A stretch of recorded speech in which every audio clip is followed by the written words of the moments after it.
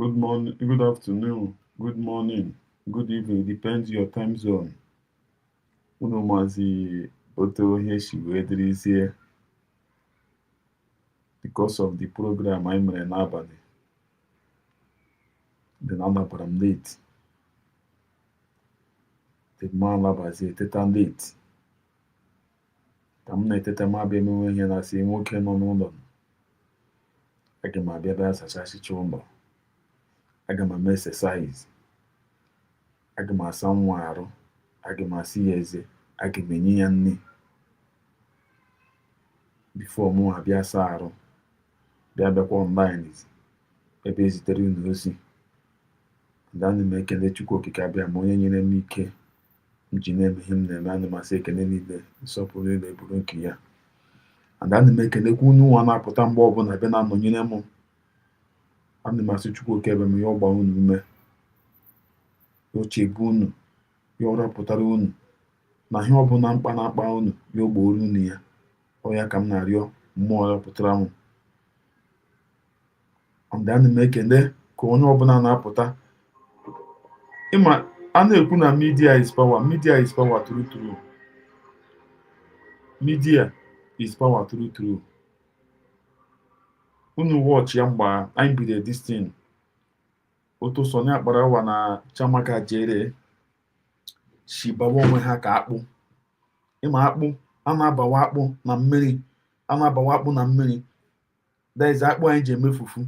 A na-abawa ya na mmiri ya ọnọ a week or weekend. Then ya oberuo before abịa yowe ya. Otu Sọnị akpara ụwa na Chamaka jere na beti ha si bawa onwe ha na social media.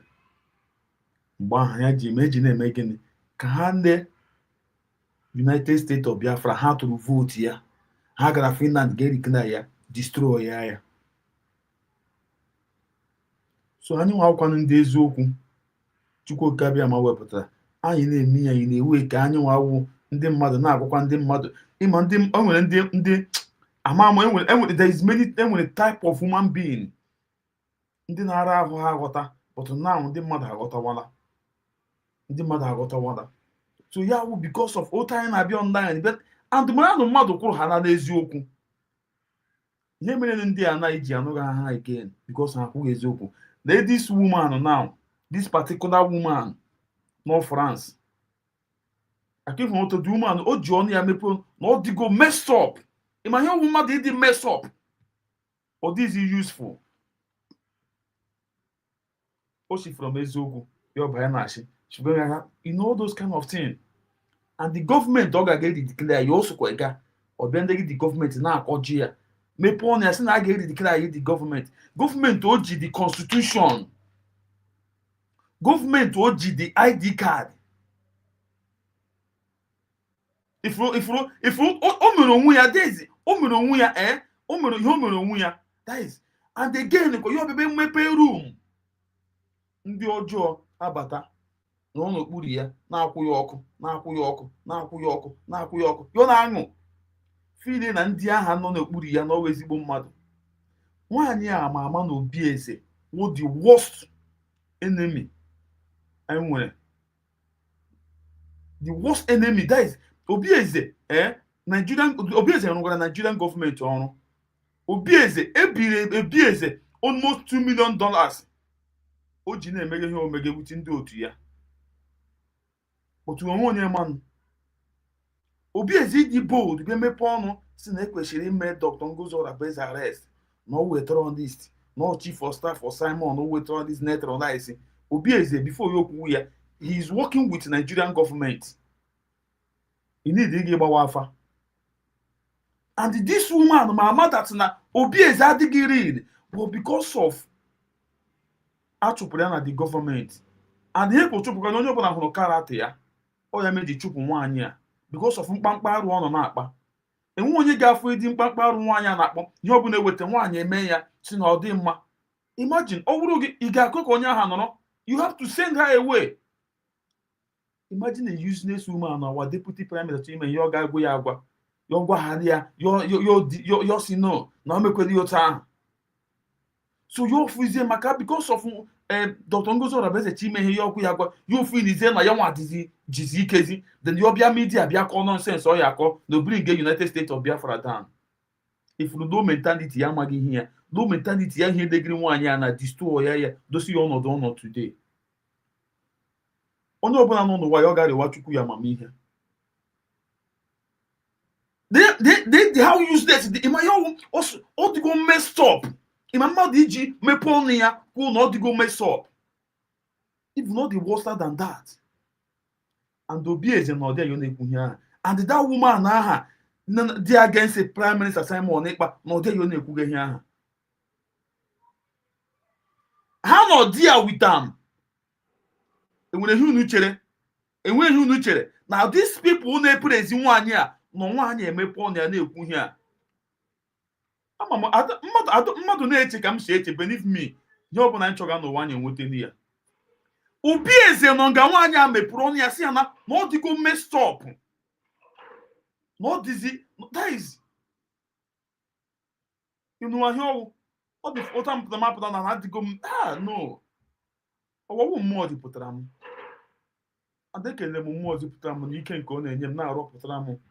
Ana m asị ekene niile nsọpụrụ niile ọchịchị mma niile bụrụ nke ya. And ana m ekenekwe ndị ọbụla na-ewepụta time ha ya mgbe ọbụla na-anọnyere m. Ana m asụ Chukwu oke abịa ma gbuo unu ume. Chukwu oke abịa ma gbuo unu ume. Uchenna Monday, good afternoon. Ikechukwu agụ ọfọ ụtụtụ ọma. Ekene dịrị Chukwu maazị ụtụtụ ọma ama m onye wụ too much. Michael Ọhama ụtụtụ ọma.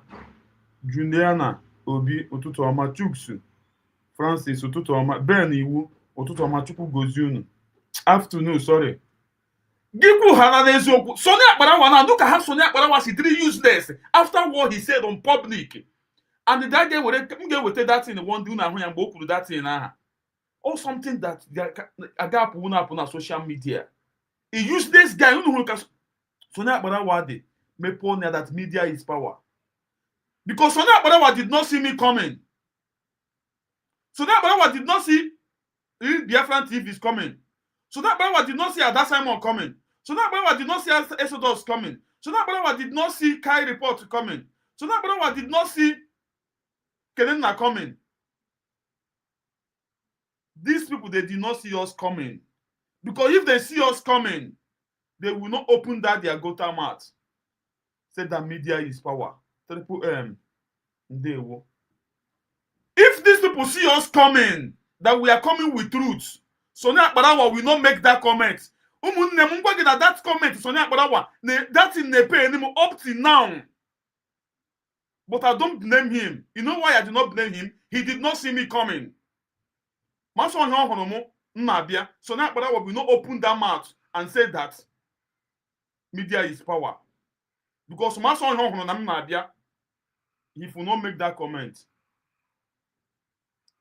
Before me chefu, very important. Chamaka Jere, that woman who biniaha Munia Afiyawu Adesuwa. That is the matcha maka de Ajere Ndoro. Afiyawu Adesuwa before me chefu. Sorry for a question me sense. Chamaka Jere, the one he bini Munia Ajere Ndoro. Borogawa one mama Afiyawu Adesuwa na Ikpobayi. So unu echefukwala. Yo so washi, yo be debunk ko ya mkwuge. Chiamaka wo a bastard, the nwa amụrụ n'ụlọ. Mme ya wo the woman ọwụkwa fault ya o. Enwere ka Chineke nna na-eche eke ụmụ nwaanyị. Chineke na-eke ụmụ nwaanyị, enwere nwaanyị Chineke na-eke ya onwe obi sarịsarị. Ịma asị nwaanyị obi ọma na-anagbu onwe ya n'ajọ di. Ndị Igbo nọ here unu ga-eme understand. Ebuka, I believe iwu onye Igbo. Emi, iwu onye Igbo, ị ga-eme understand. Asị nwaanyị obi ọma na-anagbu onwe ya n'ajọ di. The woman mụrụ Ajere, I'm sorry. The woman mụrụ sakpọrọ wụsa Rafael. Ọ nwaanyị obi sarịsarị, ọ naghị asị mba. All the whole street boys nọ n'ọnụ konji na-atagbu. Ọ na-ehepụ ha na-agba isi.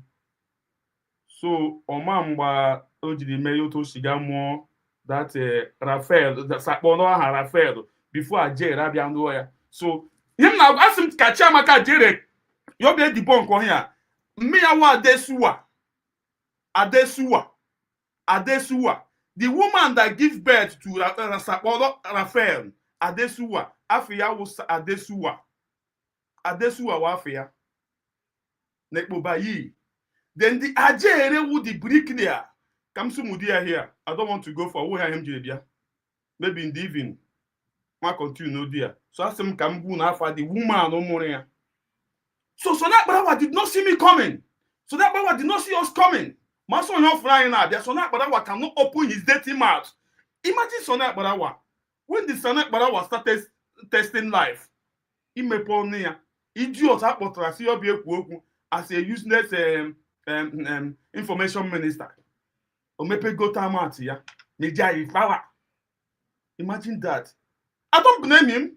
Do you know why I do not blame him? Because he did not see me coming. He did not see us coming. Because if he see us coming, he will not make such comments. That's why I don't blame him. But you see this useless woman, after everything, one you know where. Or they go messed up, maybe more than messed up. Onye ọbụla na-eme ihe ọ na-eme n'ụwa akwụwa aka ya ọtọ. Ọ na ihe nwere igwu unu. Ome ihe ejije ọfọ. And gị na-eme ihe kwụwa aka gị ọtọ. Onye ụzọ gị enweghị ihe ọbụla, enweghị mgbe ọbụla ekwensu gbara gị, mmadụ ọjọọ gbara gị ga-erute gị. Just stand with truth. And the truth will set you free. Look at this useless woman now. How useless the woman is. What she costs for herself. The woman now. Imagine a useless woman. All the too painful. Can you imagine that this woman in front of OBINNA, in front of that useless woman on that prayer, say that's not the go messiness. Some of you will not understand that word. Some of you will think that is a joke. It's not a joke. The woman have seen many things. Ofu Jonanya.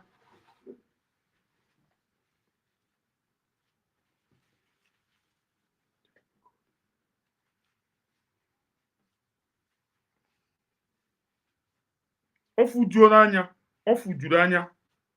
That's why she vomited. That woman is a kind of person that will just come and say something. Before you put up that thing, the thing ain't disturb Bugidendia. The thing ain't disturb Bugidendia. She has to come and voice out. To take the word how useless or they go online. To take the word how useless or they. And all her plan, whatever she her plan, nothing, no one work out. That's why you see her voice out. And the bills are not there. To show you how useless OBINNA come to render that woman useless. That woman, they are always calling her, come to render this woman useless. But the woman know that those people, they are not real. But just that because of what she's trying to do, to destroy the government, you voted. Even she herself voted. Even she herself went to Finland to declare this Biafra. She come out and come back and started castigating the government. This is more happier. She will receive shame. More than that, all on social media, just watch and see. Honest or woman, this government one is so get declare you have about the government have for job. This woman, all on online like this, and now you are getting a all on live stream like this, Honest or woman, or this maybe you turn up him very soon. Or maybe organo. In my home, government is so get declare here. Keep it at terrorist. What is too painful? You know, BAEZE no. They destroy the government. Is oga na amachagari na the pulpit. Ma he kwesi wegara nwanyi ka nwanyi. Ma hanky gi wegara ya. Ma flag gi wegara ya. Ko bu na gi na amachuro. Then you come back and started castigating the government. This na more ga happen. This na ndị nwụrụ na ihe Biafra ga-ahapụ gị. Oh gosh, you lied. There is no peace for the wicked. You, Adadi Oramma, you a wicked woman, that you will not get peace. You can give them money to power yourself. You can give them money. It got detailed in money. It got detailed in money because on his jacket cost or wrong with you. You know, make the government is so get it clear. Now look at how useless it is. Look at how useless it is. You see your life? You see how useless you are? You are gone, and you are gone forever. I don't blame Sonny Akbarawa. Why I did not blame him? Because Sonny Akbarawa did not see me coming. That's why I'm not blaming him. You can't tell me that Sonny Akbarawa know that I will come to defend my government. You may pawn on a scream and get here. Media is power. I don't blame him. Oh, no, that is, believe me, I don't blame him. I'm just not bashing and getting. I don't blame him because he did not see me coming. He did not see us coming. You can't tell me that he knows that we are coming to defend our government. Media is power. So now, that's why I don't blame him. I don't blame him. Believe me. But now, then we call it on your neck. This other woman who have that condition here. They did not see us coming. They did not see us coming. They did not.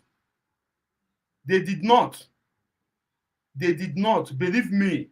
That is one thing. That's why I'm forgiving them for that. But to my son here, mama, Sonny will make that comment. I will not take it easy with him. I will just forgive him for using that word. Media is power. I will just forgive him. But I believe that in his next word, he will not try and make such mistake. Programmer achọrọ ịkọwara ikwu something very important. O nwere some of our people na-akpọ m na-asị m ada upon ihe niile merenụ akwa abajere kụwalụ ma okwu niile okwuru mgbe akụwara akwa mụnwa still na-emekọ ihe with him that no matter what na me kwesịrị imekọ ihe with him. O nwere ihe nchọrọ ime ka unu malụ dịka our brother na my sister ndị na-akpọ m na-agwa m okwu a. Ihe nchọrọ ime ka unu mara ọdachi na ndị be anyị na-ekwu na ife anyị na-emewe ihe mmụọ na ihe anyị na-eme na njem nwere ọnwa ihe niile anyị na-eme ihe mmụọ and anyị na-aga ya na-ekwu ihe mmụọ. Ọ wụ eziokwu na ihe Ajele mere bụ na ọ kụwara akwa. Yes. Afọ ya nọ ife dị dangerous. Yes. Afọ ya nọ ọgwụ ka agwọrọ. Yes. Mana okwu m gwara Ajele dịkwa ka akwa ahụ ọ kụwara. O nwekwa ihe dị iche na okwu m gwara Ajele na akwa ahụ Ajele kụwara. Ezo achọrọ m ikele ala ọnụ na something. Iwọchi ihe niile ahụ ekwuru n'ọnụ because akwa Ajele kụwara o ji akwa and okwu ka o kwuru n'ọnụ were kụwa ya wa akwa. Nke meji ma akwa mana otu okwu ahụ o kwuru otu okwu ahụ ka m nwa kwukwa. Okwu m kwuru nwere ike igbu Ajele witata akụ ha akwa. Okwu m kwuru nwere ike igbu Ajele gburi nwunye sef witata akụ ha akwa. Ife nchọrọ ka ime ka our people mara ụmụnne mmadụ eziokwu ka m gwara ọnụ. Because okwu ahụ okwu m gwagasịrị ya nwere ike ime BP o mee heart attack ọnwụọ. o nwere ike okwu ahụ gwara ya egbuo ya ọsịsọ karịa akwa ahụ ọ kụwara. Nwere ike bife akwa ọ kụwara na okwu nkwuru nwere ike igbu within one day, mana akwa ahụ ọ kụwara nwere ike inyekwa m about 10 or 20 years before ule. Ifugo ihe dị iche. Achara mụ nwa onye kara mee ile sef karịa ya nwa wajele kụwara akwa. Kuna ọrụ ọta ife m kwuru na okwu m kwuru nwere ike igbu ya within 1 second. Obi agbakwofu ọnwụọ, gbakwofu nwunye ọnwụọ. Akwa ahụ ọ kụwara nwere ike inye m 20 years elive yo m bifo akwa ya ebido lụwa ọrụ na ọnwụ na akwa ya arụ ọrụ. Na ọfụgo ihe dị iche. So onye ọrụ na-afịa afọ ya latina nọ ekwuo. Ihe anyị na-emewe ihe mmụ ya wụ nwanne. Okwu a mụ na ya na-abụkwala onwe anyị. Akarịghị m ogbugbu a na-egbu ụmụazị be anyị n'ụlọ. Ole mma bepụ ha ọnụ. Ị na-afụ nwoke nwa mmadụ ọ na-ayọ biko. Na-ayọ biko. Ka ọ na-ayọ biko ka onye ọzọ nọ ya n'azụ. Ọ na-enye onye nke nọ n'ihu bukwa ikpere na-ayọ biko onye nọ n'azụ etinye mma n'onu bee ya onu ozugbo ozugbo. Anyị necha ihe ndị a niile anya, anyị kwesịrị ịhapụ ihe niile anyị mere onwe anyị, onye okwu anyị gwara onwe anyị. And mana na ama na ihe ọ na-eme na social media enwe ebe ji ya eje. Click here to make your very own monster unadapted mind, where monsters teach you math.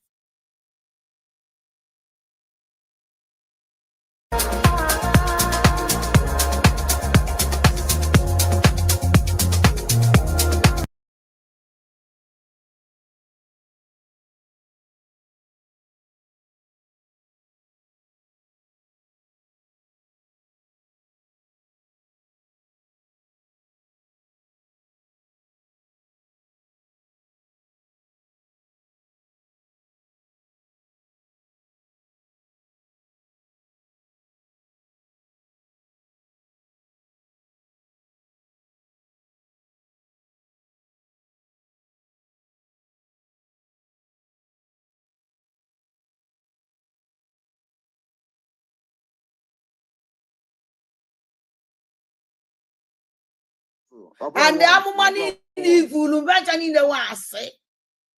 Because now money evil, but when I'm evil, man on this mess, no, Lamuma isn't 9 man on any way. And now we are one Yahweh. I'm a baby carrying or kita, but it's in my condition. Even Amumagani wasi. No one is your good diano.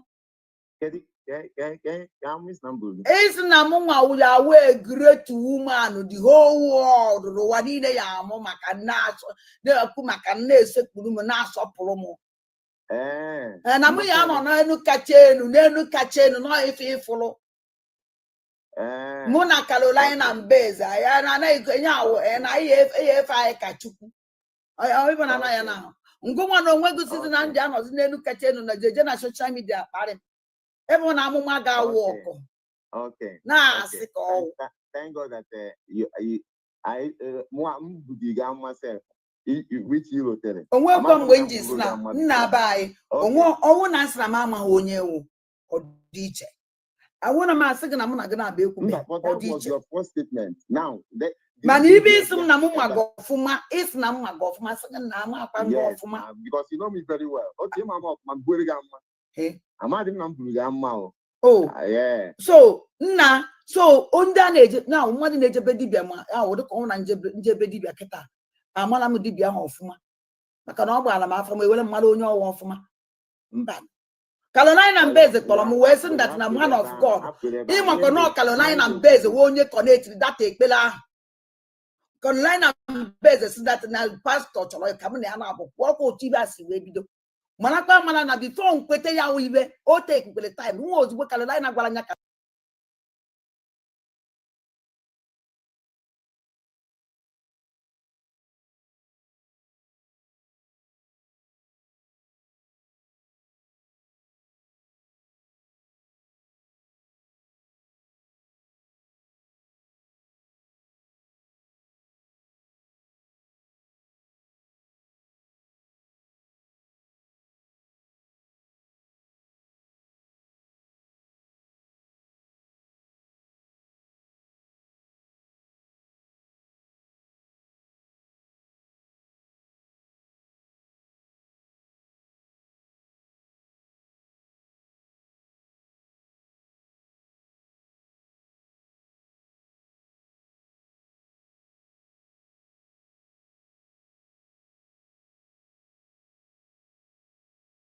Thank you, my DPM.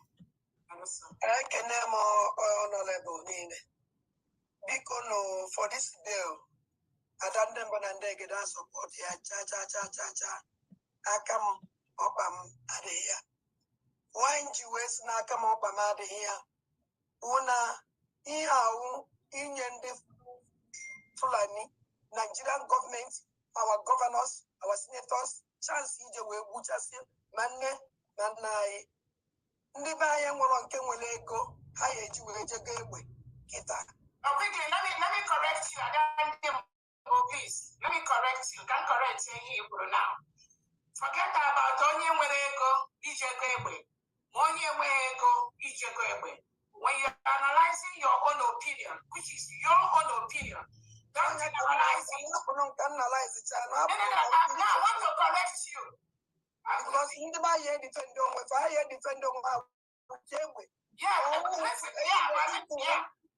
I'm saying, listen to me. What I'm saying is this. And then just say your own opinion. Okay, you have 1 minute to say that. No, sir. Okay. You want to example. You know, in 2 minutes, man. Because so just talk about even never get up on my kind of bike. I see the ten with her. Oh, yeah, never. So, my kind of here. If everyone is good at now, Ndane would have buy who way. AG, I go by AG, I defend over her. And DJ will take this bill, pass this bill. In fact, no, so much as all of them. Because if the police Nanda and investigate only have a trabie, I see our Biafran government, the government on us room to get able to defend it. And the Fulani, on us, I do want to Fulani Nabia, oh Fulani. On Daminabia and Dana, and the guy is a batable phone, is there for. The original Nayoka, Biafran government, when I case we protect our land. Our people are in the women in here, or whatever I gave with. Whenever I get a get a sky will protect which money. Here another atrocities can I now I don't know cannot even buy no one pass at this bill. Okay, next person. Because Biafran government, my own opinion, let Biafran government will protect the life of our people. Our people are not capable to protect themselves. Okay. Go ahead. Una Fulia. This woman, in way anything no one mere. I see and the something I get here, me. Ke we protect ya. Ndị ọwụ ọsụ na na-egbu isi. Eme n'elu ọ dị ya mma. Eme n'ala ọ dị ya mma. Any suggestion, any idea enweta, any brain akpụtara nwaanyị na-arọbishi gị ya. Otu mgbe ọbụla a na-egbuchasị ndị be anyị, a na-egbuchasị ndị be anyị. Eweta ihe a ga-eme, ọ ga-adị izi. Nwaanyị enegi ya na-agba ya mgba. Unu furu how evil nwaanyị adị. Eke ọbụla ewetere, nye ihe mere eji chụfuo ya. Chụfuo ya na ala Biafra, chụpụ ya na the government. Gbazi ka Chineke na-abịabazi anyị si na onye a na ọwụghị Biafran, na onye a onye Sudan. Ifuru, masị onye a weturu Biafra, eweta ihe asị dekwe ihe a ga-eme, apasị abil, nwaanyị ede ihe niile na-akụchasị gị ya. Emene ndụ ọ dị ya mma, emene na ọ dị ya mma. Ozi ka Chineke nna na-anụrụ ụmụ ya ọnụ bịazi bịa mere anyị si dekwenụ nwaanyị ya ihe mere nwaanyị ya ji ọ dịghị happy na ihe niile awụ because she's not a Biafran, she's a Sudanese woman. Owo onye Sudanese. Unu ga-asị why? Oku yes, owo onye Igbo. Okay, now were nu this Adesuwa Mama Rafael Sakporo Rafael owo onye Bini Ajere abịa ndụrụ ya kpọrọ ya lawa awọ mma ugbu a na nwaanyị aha ka ihu n'otu o siri wụrụ a Biafran because Ajere lụrụ ya kpọrọ ya lawa awọ mma omenia ya wụrụ a Biafran. So this woman now, because some people can say, how did she, and not she wụrụ a Sudanese. This woman, onduru di under the street husband. Under the street husband. And do ya ka o ji nweta akwụkwọ n'obodo ọ nọ. So, otu ọdụrụ this man now. Nwaanyị a now agwọla onye Sudanese. Mgbe ọbụla di ya kpọrọ ya lawa, ọ kpọrọ ya laga Sudanese. You will not see her in Biafran land. Were na jere, were no chamakere, were no sakpọrọ Rafael. Were as example, mme ya wo onye Bini Adesuwa. Onye Bini Adesuwa. Ajere abịa ndụrụ ya kpọrọ ya lawa awọ mama. If you not to the woman, she was a Biafran. This Rafael Cham, this guy who na vam. Mme ya wo onye Bini. Mazi ndewo. Biriko. Ndewo, Mazi. Otu man. The holy humble. Agwe BC. Adocho. Why Sudan can no live without USB, without talking of USB. I swear. You can never live. You cannot. Otu why na siwa, muke na siwa ngwe. Honey, I can't live without you. Darling, I can't live without you. So Dali of adultery is USB. Dali yeah, man I work anondo. Eligible therefore. Nde na kwodi ogwo underground na akwe ogwo ka na eme ya na eme. So USB.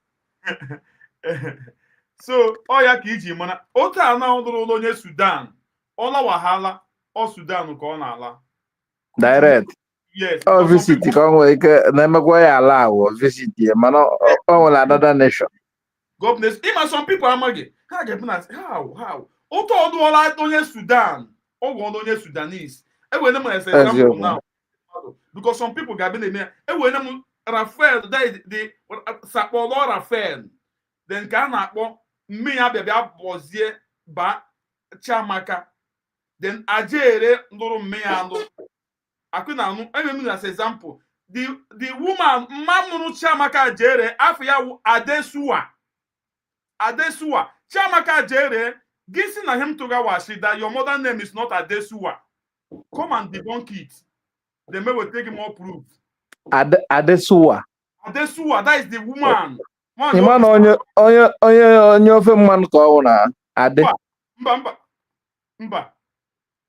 Ndị ofe mmanụ bịara titi mgbe ahụ kwa otu ọba jiri ụkwale. Ndị bi na-aza Adesuwa. Yes, ndị bi na-aza Adesuwa. Ọwụghị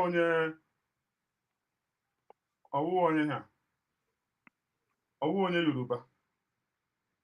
Triple M ndewo birikwo Maazị Triple M birikwe. ABC 1 of USB. Ndewo.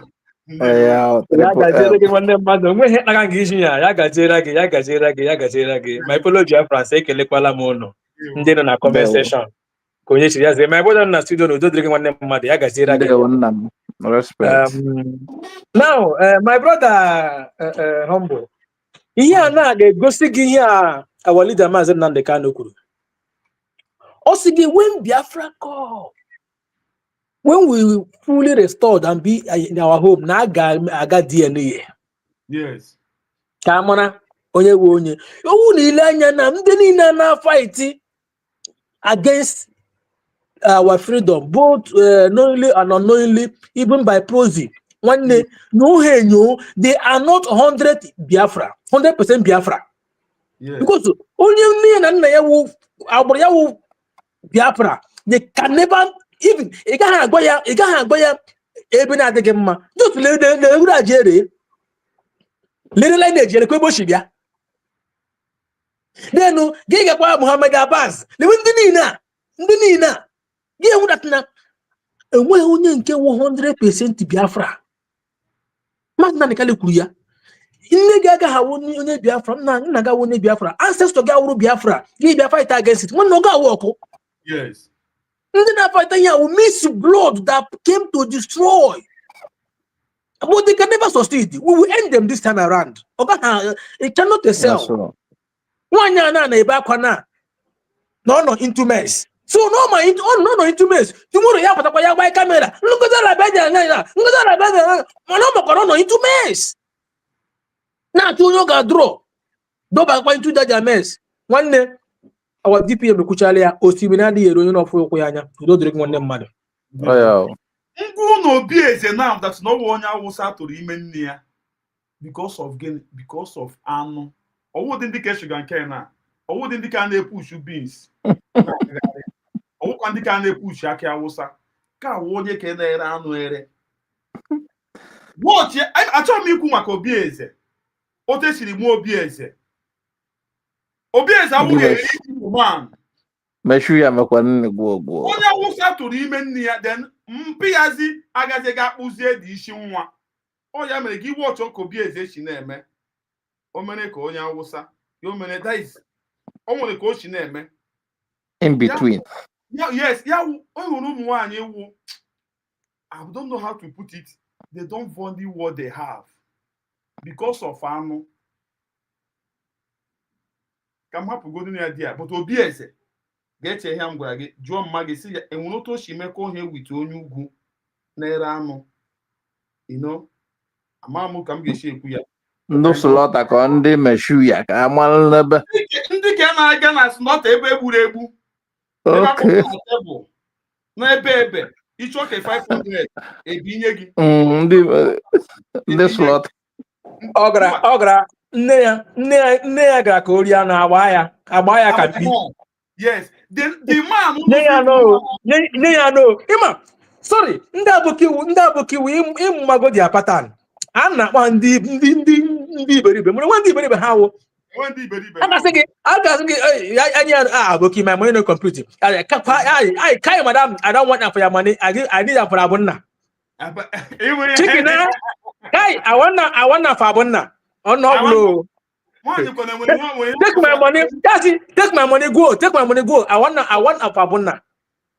That's so.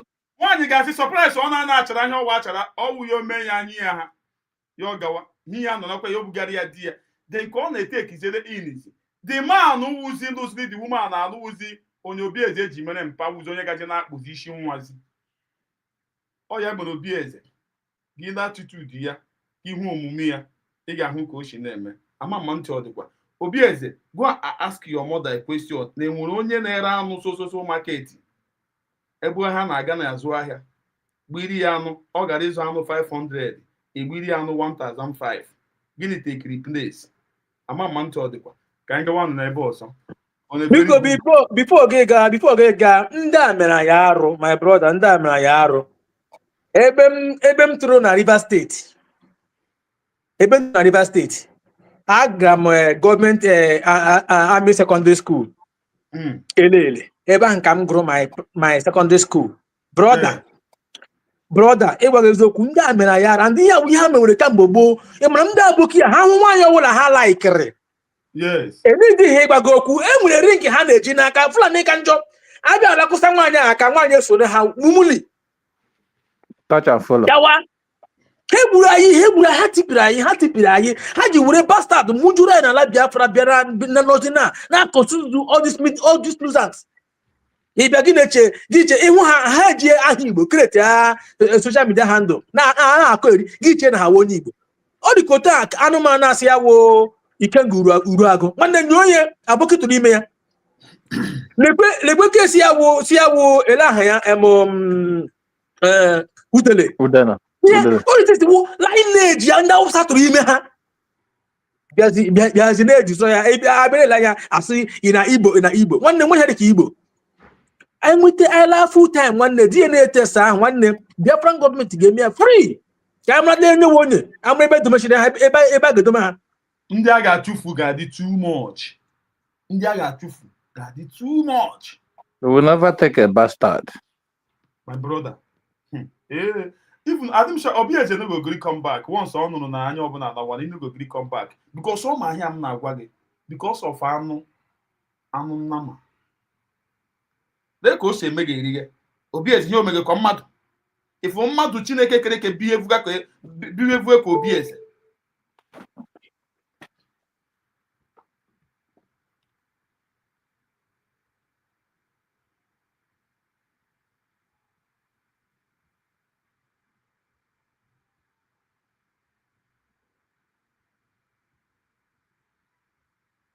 Nwaanyị si na ọ dịgo mess up.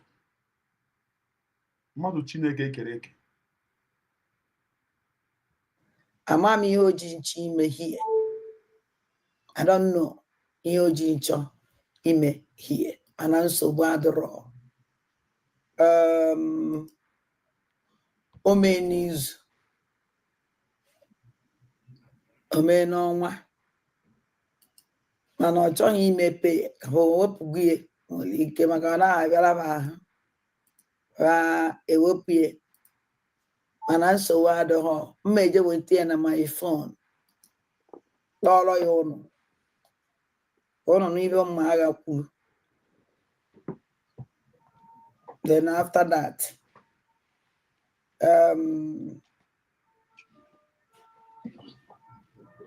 on network problem can name with you again. One network problem or and then we are okay. How can network problem and then we have okay, where are we now? Okay, where are we? At another thing where you view. Okay, what me pay back? Ụmụnne m, ama m na anụ n'ahịa mma agha kwuru maka this prophecy here. Then him ji be na-akpọ ya from this woman own. Achọrọ m ka unu nụ ihe nwaanyị a kwuru. Biko nwere m ndidi. Unu ewe n'iwe. Chukwu gozie unu ka unu na-ege.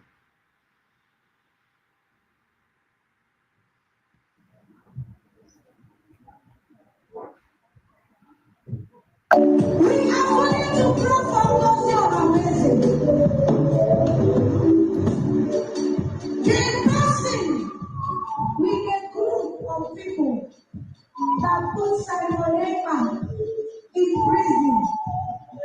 They don't want to put her in prison, but they want to poison her. And they will use somebody very close to her. And they will kill her. She will be asked of this. Hey, ma, shut up, oh. I don't even know they tap the chiano. Mara's there, and Ngozi Alabieze poison. For somebody closer to Ngozi Yenge poison. Ma, if not in their fools. Ngozi Alabieze will only have poison, no. Ngozi Alabieze will only have poison. I swear. I swear. Oh, mother Benino Galaka Biena. I swear. Oh, you can want. Afọmụrụ Biafra. Ọhụghị ya nwa. Ọhụghị ya nwa. Nye nwa ya na gwunu wee eziokwu. Eziokwu a na-akụghị mmiri. And I'm about to go for how many years? How many months of the battle about this issue? In my book, reject you. In my book, you got Coca-Cola and reject Coca-Cola. Nafa Ngozi. Everything on me Nafa Ngozi. I'm chanting other than a million Galaga. So you put all this kind of thing now, poison. I was saying that woman is mental toughness. You're too much. Doctor Gina say like hey,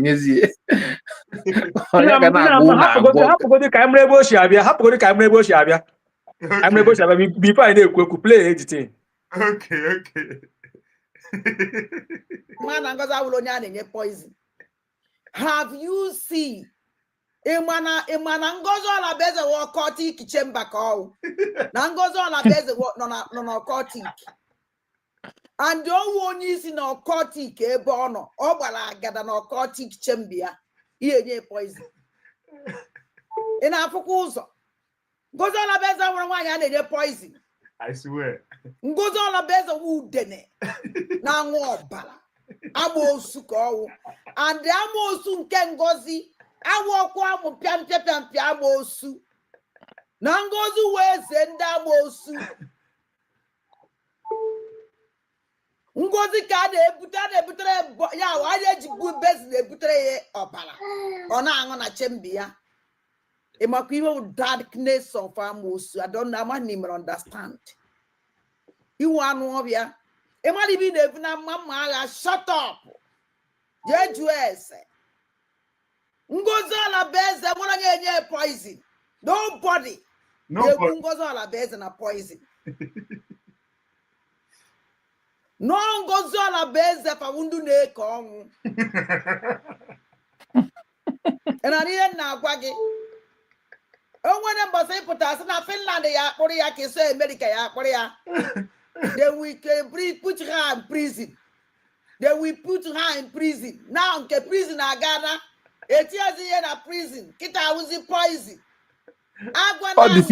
ọ defeat ha na why eji get ihe na prison ị na-akụ mmadụ na-awụ ọchị gị and therefore ndị na-awụ ọchị gị adị m very very happy mana ọnwụ na iwepụta onwe gị n'ụdị a bụ ibu amụma asị enye ngozi poison onye na-eje enye ịbụ a na-ebe enyere udene poison ọnwụọ ngozi Alabaeze wee cultic a very cultic woman ị na ihe na-agwa gị ngozi Alabaeze wee cultic o my brother humble and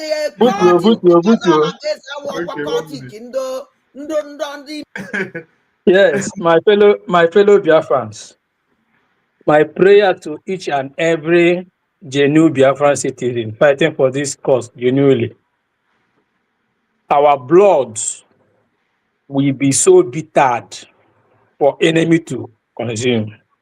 Now Hachiko Kabiama, he said, you know, it is only your enemy that have tried, fought our back, ups and downs, to bring you down, both physically, spiritually, and otherwise. Or making ya pata, ya singing na walk. I want me out of him, Sadia. I'm a mulumonapata. My people, am I being heard? Hello, my people in the house. I don't know if I'm being heard. I'm not going to comment section to hear myself anyway. Yeah. Oh, thank you. Yeah, all right. Louder, very louder. All right. Thank you. Take care of my daughter. It's all right. No problem. I just want to be sure. Now, for this thing now, it took my mind back and my memory back lane. This thing happened to my dad. My dad was a veteran in the Biafran War, yes. But when a particular land, the land empire everything, everybody but that particular land, you one of the one in my dad. One year now could that empire will the man on our dad. So also within this man and my mom were prayerful woman. Bambo defeat. We make the mala accident or walk on. We make the henile or walk on. One fateful day, we came back to the village. Yes, months.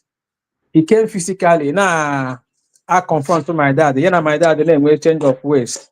So he opened his mouth. Now for my daddy, it will hurt. Now give me here. No will hurt. So at the end of it all, my mom got inquiries. What I hear with the meaning of now my dad will hurt. And I wear hurt. Bo onwegi oh something. Lega ha igi no fa le anya ya de ko mara ma e ga ndu ka ekpere ya ka iji ya ji shie ihe ekpere ya gagarie ya wụ na ọ dị mmori ọkra aka ọwụ azin ọwụ anụkpọrọ nkụ tu mgbe mmadụ ga-abịa gwa gị na onye a dị onye a na onye dị otu a ọwụ able person even onye na-agwọ ọgwụ sef ya wụ na ebe ị nọ nọchiri ike aka gị dị ọcha onye na-agwọ ọgwụ ka ogbo ga-abịa na-agwa gị dat na ị na-agwọ ọgwụ na ị na-agwọ ọgwụ na in fact ọgwụ ị na-agwọ iwu ọkọtik man ọgwụ onye ahụ atara ya la gị elu tara ya ga-ala ibi ya nọ n'ebe a na-agba izu igbu gị ọ ga-asị gị na onye ahụ ọgwụ ka ya chiri ike ya amaghị ebe ọ na-aga agwọ ọgwụ ya ahụ. That is ihe nwa ya confession nwa ya na-eme na to tell you that this woman have go deep even while ọ nọkwa there in government ọ tara ya ala nwaanyị ka nwaanyị ọ maha na ana m ekwu ya na-ekwusi ike anybody that think that he or she will stop this our freedom ya ga-agbawa ọgwụ nwanne ọgwụ ga-ahụ gị ga-agwọ ọgwụ because ọgwụ ịgwọ ọgwụ ma itiga ihe ọbara ọ naghị akpa ike even iti obere ọkụkọ ya akpaju ike ma ya fọke mmadụ onye ọbụla ga-agwọ ọgwụ ịstọpụ ihe anyị na-eme. Chekie aha Biafra isi mmadụ ole ọ tarala how many millions of people ọ tarala gị ga-agwọ ọgwụ eme at number the heads Biafra rile nwanne ị gaghị stop ya ọgwụ gị wume wuru ọkọrọ na azụ ọgwụ gị ka na-amụ amụ. That is just that. Don't know what is in this woman. Even in our leader Mazi Nnamdi Kanu lekwe the latest news now ha bịa ha na again our leader Mazi Nnamdi Kanu the leg is swollen nka na any is the emergency state. We have had it before. They can never demoralize us. If our leader Mazi Nnamdi Kanu dies in DSS dungeon there Chukwuoke Abịama I ga-amazi na Chukwuoke Abịama or who's Chukwuoke Abịama dịrị ya n'ọrụ. But if it is God that sent him to this particular cause nwanne onwe he ga-eme ikuku kuchi igu nkwụ breeze buche igu nkwụ ya hapụkwa ya ebochi ebute ya udo dịrị ọnụ. Ndewo. Maazị ekerekwe m Maazị Biafra ekerekwe m everybody. I'm so happy na this woman na-ekwu ya. Maazị ma ebe this no bujere my own mind.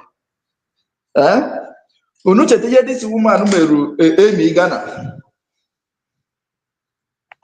Bayanwa if time ahụ trek site na emi Ghana si na Chie karịrị Chike na mara ebe ọ kpọrọ ya meeting and ya kpegburu ya ebe ahụ. Akwọtara o ji ego tra ya agụ nwaanyị asị ya n'ụzọ gara ebe ahụ ya pụtaba ishos na ojego tra ya agụ nwaanyị asị ya nne m pụtaba o n'itinye aka ebe ahụ ori isi gị ọnya nwa ka o ji gbapụta na-eti mkpu na ọ bụrụkwa ọgwanụ ka ọ bụrụ isi ịkpọgodi udele ahụ ka anyị chọrọ ka ọ bụrụ emebi na agbanwe itinye isi orie gị. So Biafras onye a na-agụpụta ọnụ mmiri anyị nọ na-agụ ebe a gịnị o ji ego nwa asị ya n'ụzọ agara maka na before mmadụ a prophecy na this or something like that ekwuru like this or that against that and onye ahụ order against that bụ enemy ye onye wepụtara as full enemy ya nwa ihe ahụ egosigo gị na onye ahụ ejego spiritually but no match. Ya nwa ka o ji site na Dr. Ngozi Olaeze our DPM bụ ya bụ onye isi ebe ahụ ya bụrụ onye isi mee anya anyị Biafra ma isi na aja nwaanyị isi ọcha gaa n'iru maazị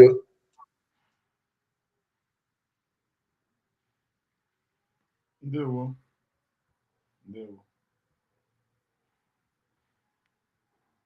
No, Ngozi Olaeze is a queen of cultic.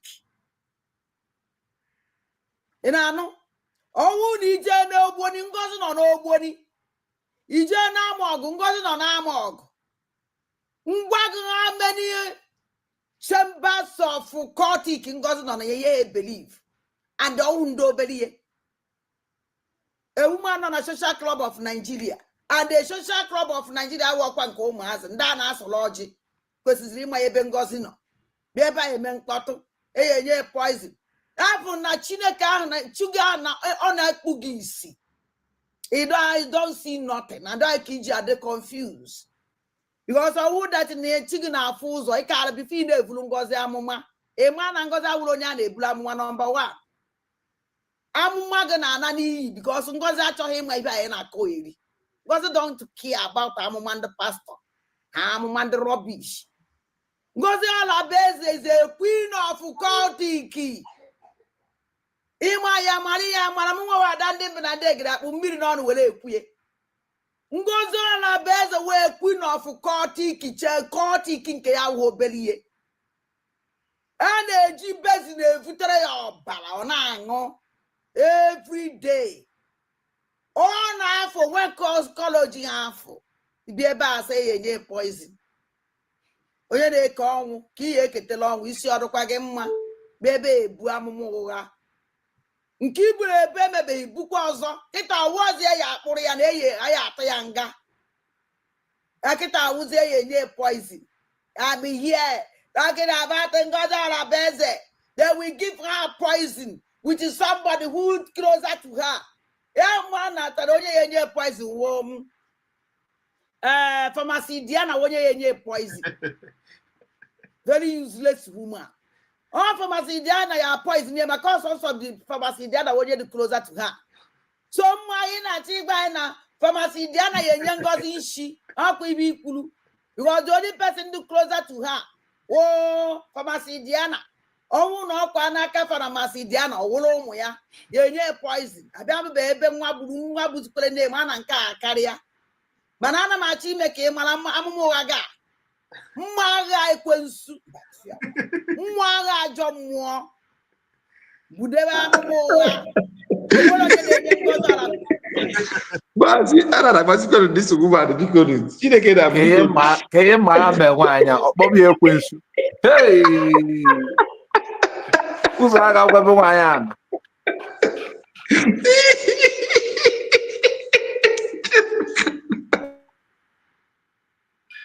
Very big problem. Very big problem.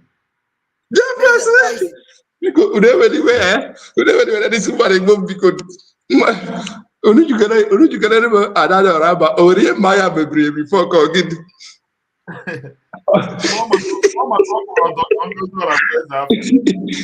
Hey, Chineke na this woman it was a comedian who imana ọ chọrọ ọ na-ekele m na mma ya gburu amụma na ya kpụrụ Ngozi Dr. Ngozi, which is true. Maka na mgbe ahụ Finland gara iji agwa America oche na that case na ọ bụrụ na America achụfuru ha na from office che na obere case ka ndị kwuru dị ụgwọ Nigeria maka na mma ya na-akwụgo dị ụgwọ na conclude ka echi wee kwuru Ngozi na-akwụgo ndị ya akpụrụ ya. So, you know what? Nigeria have paid Finland to make that move. Because often that thing will just not a make play or just a play. On never neighbor. Oh, Ziana Maya, or Brazil, Dr. Ziana Maya, and Lucy. Of who be anything. Otaka na about on social media. Of who be anything. Gadi Rumazio. Ngozi Arabeze awụrụ onye a na-enye isi. And I'm even now, Gwage. Ngozi Arabeze were a very powerful cultic woman call. And the cultic King Ngozi, I walk one can on the Queen of God. Oh, no, the Queen, or no, second or third mother inside that occultic chamber. Huh? And I'm even now, Gwage. There is nothing like a poison, they Ngozi no. Onu ya na anyezi alụbọdị nke ọbendụlụ onu were ekwu dị okwu atọzikwa m Ọ dị high.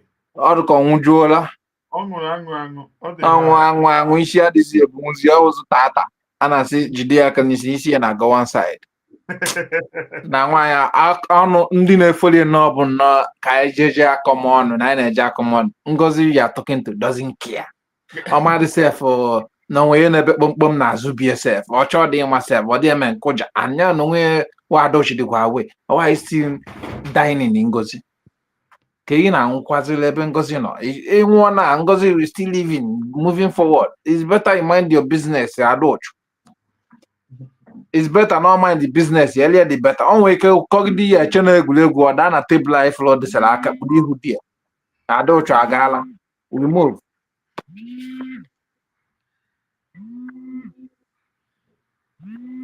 Ụmụ nonsense amụma unu ya akwụsị ya.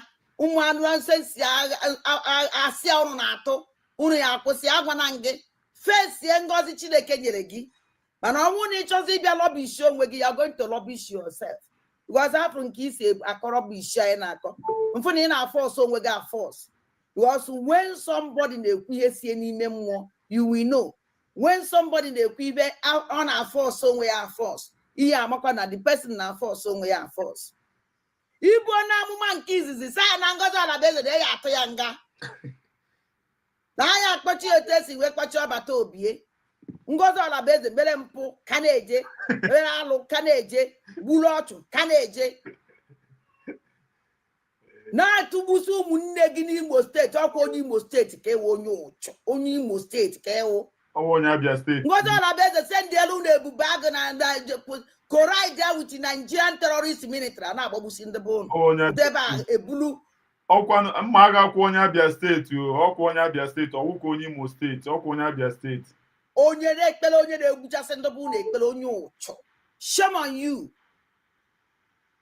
shame on you. There's somebody do closer to her ye poison imani was what and your mother so it's a reject is Ngozi Alabeze the best friends here you see how the kwagma and when you don't understand it and when you don't understand it hey Chineke God and when you don't understand ụmụ Chineke ndị eziokwu replay ya okay ebe a ebulu onye na-ekpere onye na-egbuchasị ndị bụ na-ekpere onye ụchụ shame on you shame on you. There's somebody do closer to her ye poison imani was what and your mother so it's a reject is Ngozi Alabeze the best friends here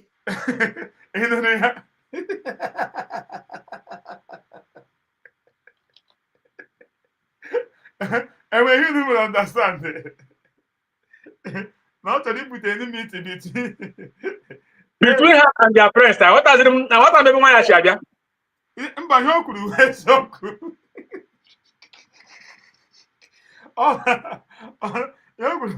ya kwuru eziokwu na ọ na-achị gị ibute limit ọ ga-abịa ebezie ya ezi ya na-ezezi friends ya ezezi you know you know that time not chọrọ ibiti ya ọgbaghara with friends ya But why is she so concerned about that? ọ nọbụrụ nwaanyị ka nwaanyị na ọ DPM ya ọ DPM ọ sị my DPM ọ sị my DPM isi ọdụkwa gị mma ijukwala ese ka ọnụ bunye ha na mgbịrịmgba ọ na-ana aka inyo agwana m this girl a na-akpọ mma agha ya jee chọọ ụmụ mụọ zaa mama na ejie na ha agafe mma agha jee chọọ ọrụ na di abịa jee tụrụ ime mụọ nwa o nwere mgbe nwaanyị na-awa oluo ọ mụọ nwa zagodu nke mama ka ha fe ịkwa ya ụzọ na-abụọ amụma ụgha anyị na-ebu ejegharị ya esevu gị budewe amụma ụgha o nwere onye na-enye Ngozi poison onye aka isi ọbamedekịta ebe 3 or 4 months inside that na Ngozi Alabeze na-eji akpọchie na eji eje prison na ya abịa kpụrụ ya Ngozi Alabeze kada pọ na-eme mpụ na-ejegharị onwebekwa onye bịa kpụrụ ya nụ amụma nke ahụ emezubeghị ivurukwa na ọzọ bịa eji enye poison taa si ebe azụzụ pụọ enye Ngozi Alabeze poison ka Ngozi Alabeze na-enye isi onye ahụ isi ejebenye ụmụ Biafra angel ka ị hụrụ tọnụzie ya ọhụrụ na Ngozi Alabeze Chineke kpọkwa aka ọkụ anụ ọbịa agwa na ngụgụ si n'aka si na this rubbish anyị na-emepụta fesie ife Ngozi Chineke nyere gị mana ọnwụ na idecide that na ihe abịa hapụ karịa Chineke Ngozi Chineke nyere gị wee na-eso ewu manụ na-akwafusi ọbara wee na-eso ewu manụ na-egbu ọchụ wee na-eso ewu manụ na-egbu ibe niile a na-egbu n'Imo steeti wee na-eso criminal sendiri gị wesụ ka e wee gbuchasị ụmụnne gị jisikwa ike o agbacha ọsọ agụọ mile abịazi na-ebu amụma ụgha ibe asụgụ bịa kwuo ka emewele Ngozi ebele enye poison nye onye poison Ngozi Alabeze ka ị na-enye poison ebe ha n'ebe enyere amoosu poison ebe ha n'ebe enyere winchi poison Ngozi Alabeze wee winchi ọ winchi ka ọwụ ịma ya mara ya amara Ngozi Olabueze winchiri ọ na-ata amosu and amosu nke ya wụkwa mbobere amosu nke a na-awela hụ ụlọ bịa dọkasị aga arụ no na a na-ebutere ya ọbara na bezin ọ na-aṅụ ebe a ka inyo si ebe azụzụ pụọ asị nka nsendele gị this message so ọnwụ na ijolo ụdatị rọbish ahụ na-afụ ọnwụ na-akpụrụ achị ya ka ọ na-awa ịṅụcha ọ na-eme gị anya like this ọdụke na afụ vision.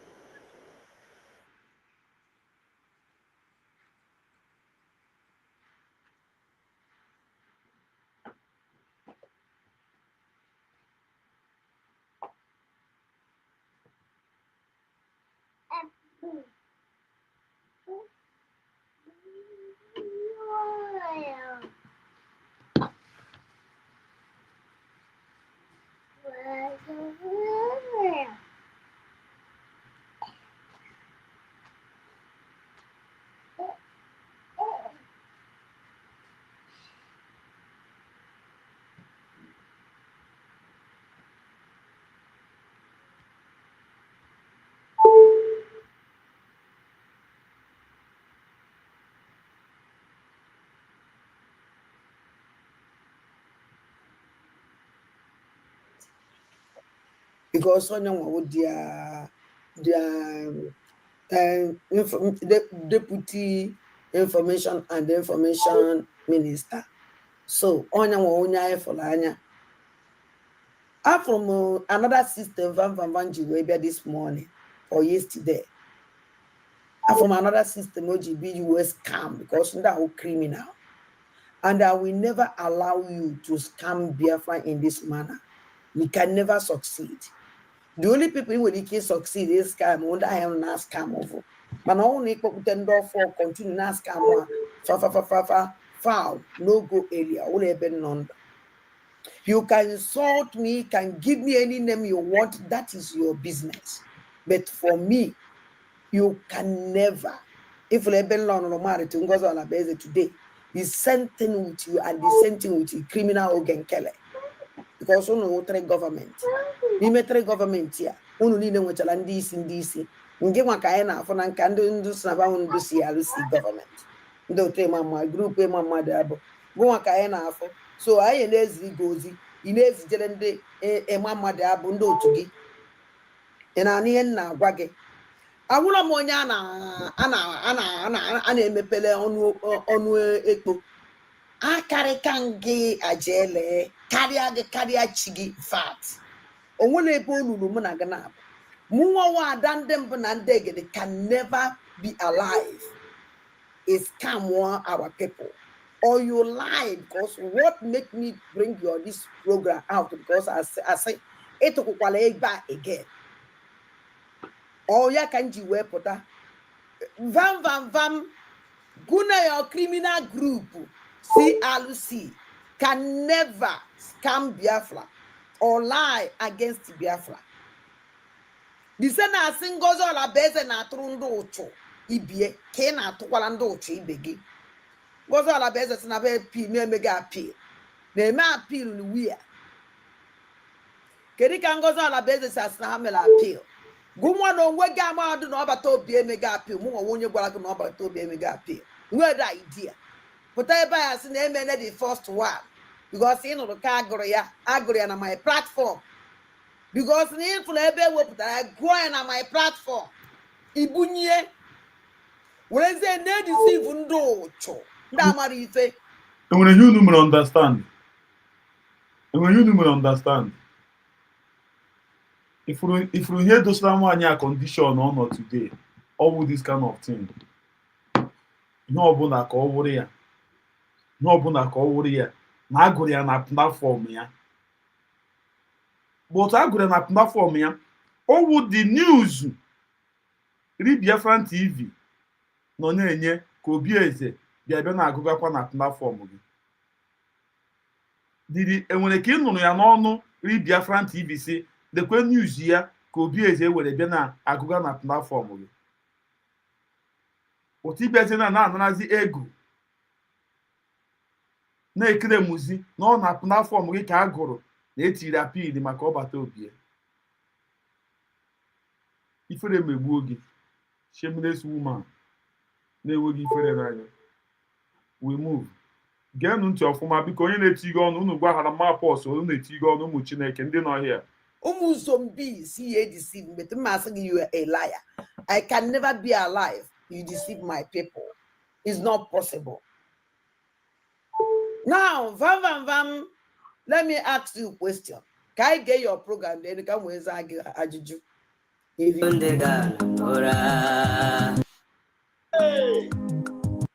Adama Niile, the acting minister of Information, Biafra Republic Government in Exile. I greet you all and I bring you good tidings.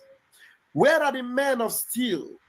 Where are those backbone of Mazi Nnamdi Kanu and Mazi Simon Ekpa? What does PM Simon Ekpa expect from you that love him at a time like this? What does Onyendu Mazi Nnamdi Kanu expect from you and me at a time like this? Mental toughness is what our Prime Minister called it. Mental toughness. This man love Robert Obi to the end. Mental toughness. Where are those? Love Robert Obi. Do you love him? Do you love Robert Obi? Will we idea that Robert Obi will a social lawyer? Go on because you have social lawyer. Vam, social lawyer. Ikuroku, a blanket. Ikuroku, a blanket. And you love Obatobie. Will a man that Obatobie request layers to come to Finland? Ogenkele refuse. You cover Ogenkele. But now why 3 wise men.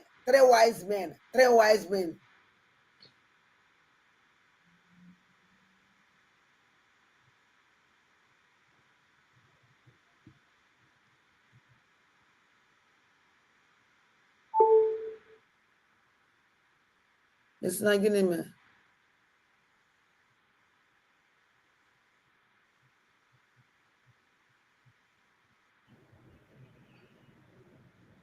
He didn't say anything. I can't get more.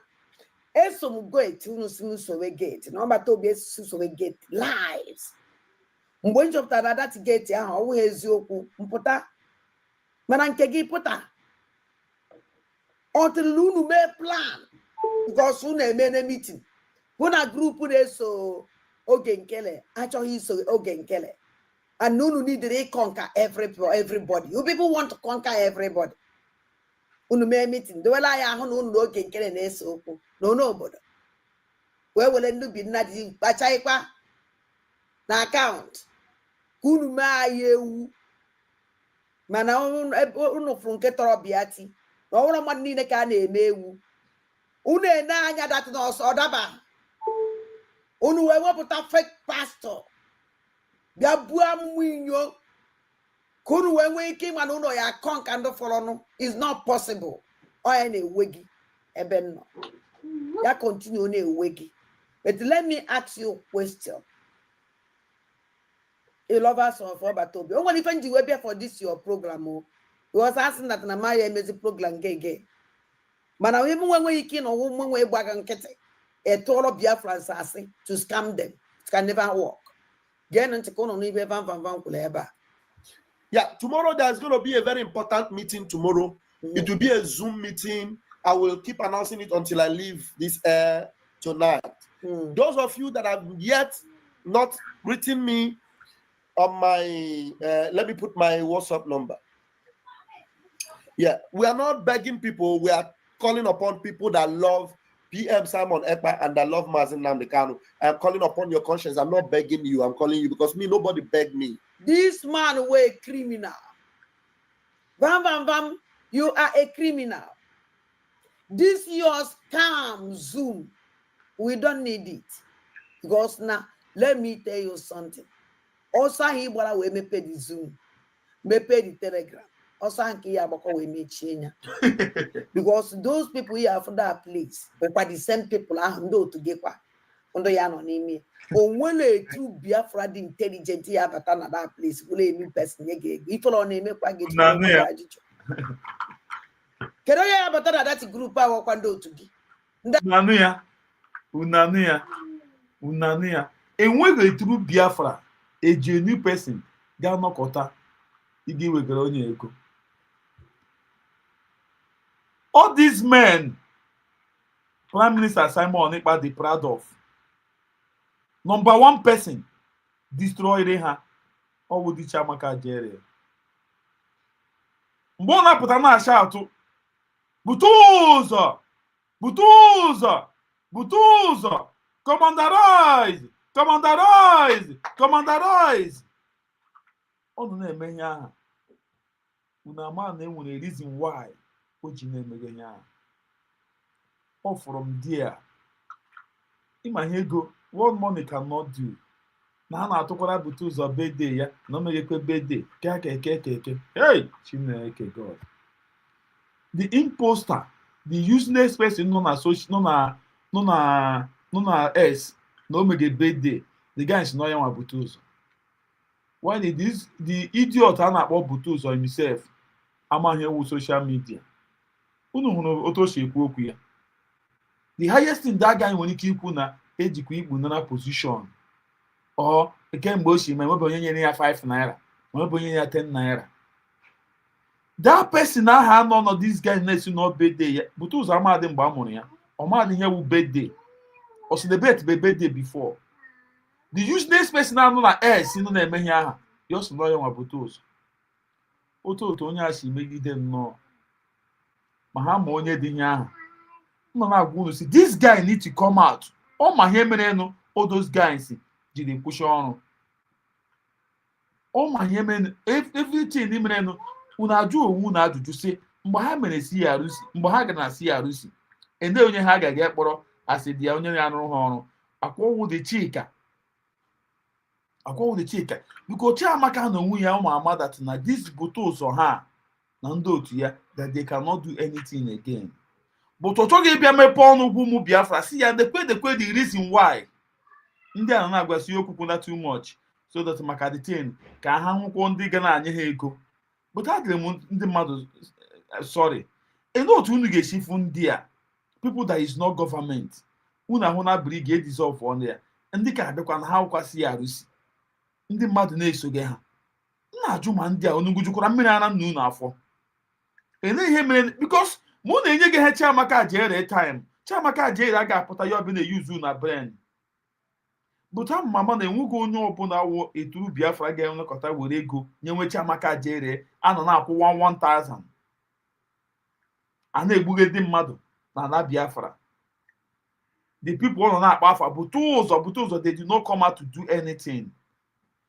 Oge kiri apụta bịa gwa unu ya if you think that these guys will work they will not do anything. They will taking the money from you people because they know that it's a Biafra money. They will find a way they will collect the money and eat it. They will not do anything. Unu chere oge kiri nọkọ na ọbịa na-ekwu ihe aha ọnọkọ ha bịa na-ekwu ya oge kiri ma that na these guys eriele amnesty and they cannot do anything. Akabute ụzọ onye ga na-ajụgasị na Tonda ga na-emeshọn afọ ya na ọ ya diri ya si ọ pụta na USB meeting mgbe a kpọrọ ha meeting akwa na-asị ya na wa o ji ga-emeshọn afọ ya na ọ chọrọ igbu ya. Chiamaka Jere have something to tell Biafrans and he's still keeping it. I don't know why that Chiamaka Jere is still keeping it. But thank God for Dr. Ngozi Orabueze, a woman that don't take nonsense from any idiot. Mgbe ọ kpọrọ ụmụ anụmanụ a ọfụna ụmụ anụmanụ a is not ready to work with him. Gịnị ka o mere recruit we ndị ọzọ? If women oji now, men of dignity, men that matters, men ndị agụrụ nwere onwe na-agụ agụrụ, ọwụ ndị anụ na na-ataga chicken akụga nonsense. Ifu ndị oji mgbe a ka ị ga-ama na nwaanyị a o were mother very soon unu ga-afụ ihe ya emenu.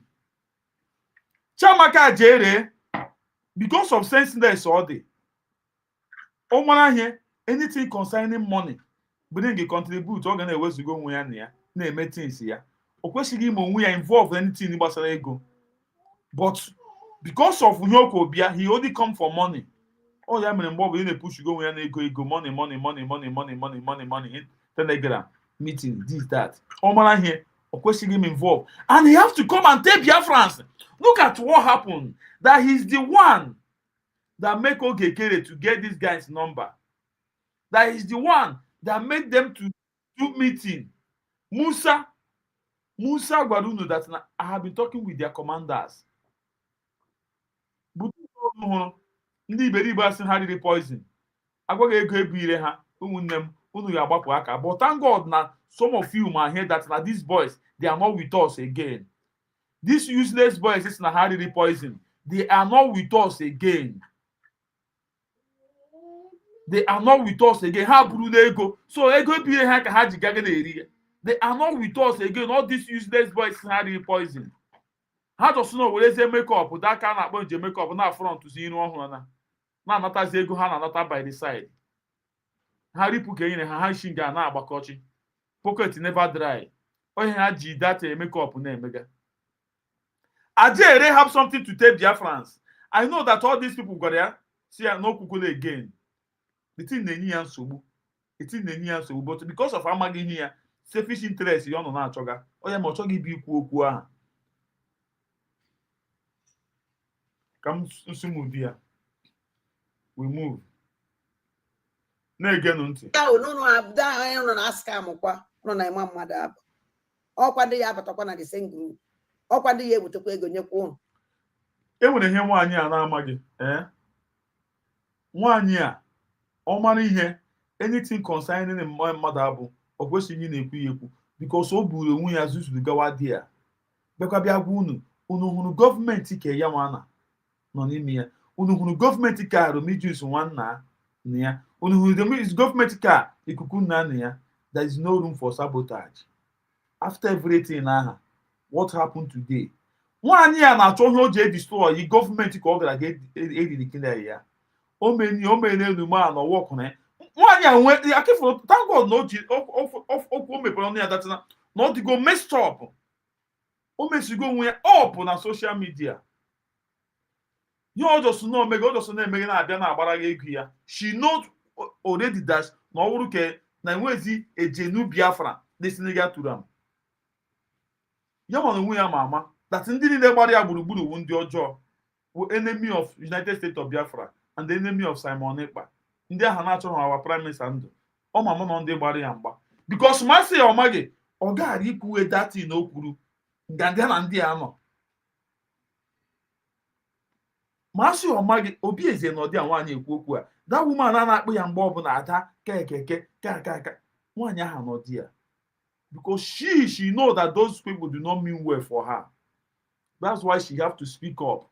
Ka ndị ahụ amarakwa data ha meghị ya na ọ makwa ama na ọgwụ ogbugbu o mepere ọnụ bịa gwa sunu hụ ka ọ na-eme ihe biko gwanụ ya because ọ dịghị mmanụ unu na ọgwụ ogbugbu ka unu na-egbu ya ya ma unu na-afụ ihe ọjọọ na-eme unu a na-agwụ ya unu agbatị nkịtị ọ na-eme ya na ọgwụ ogbugbu ka unu na-egbu ya. She said it.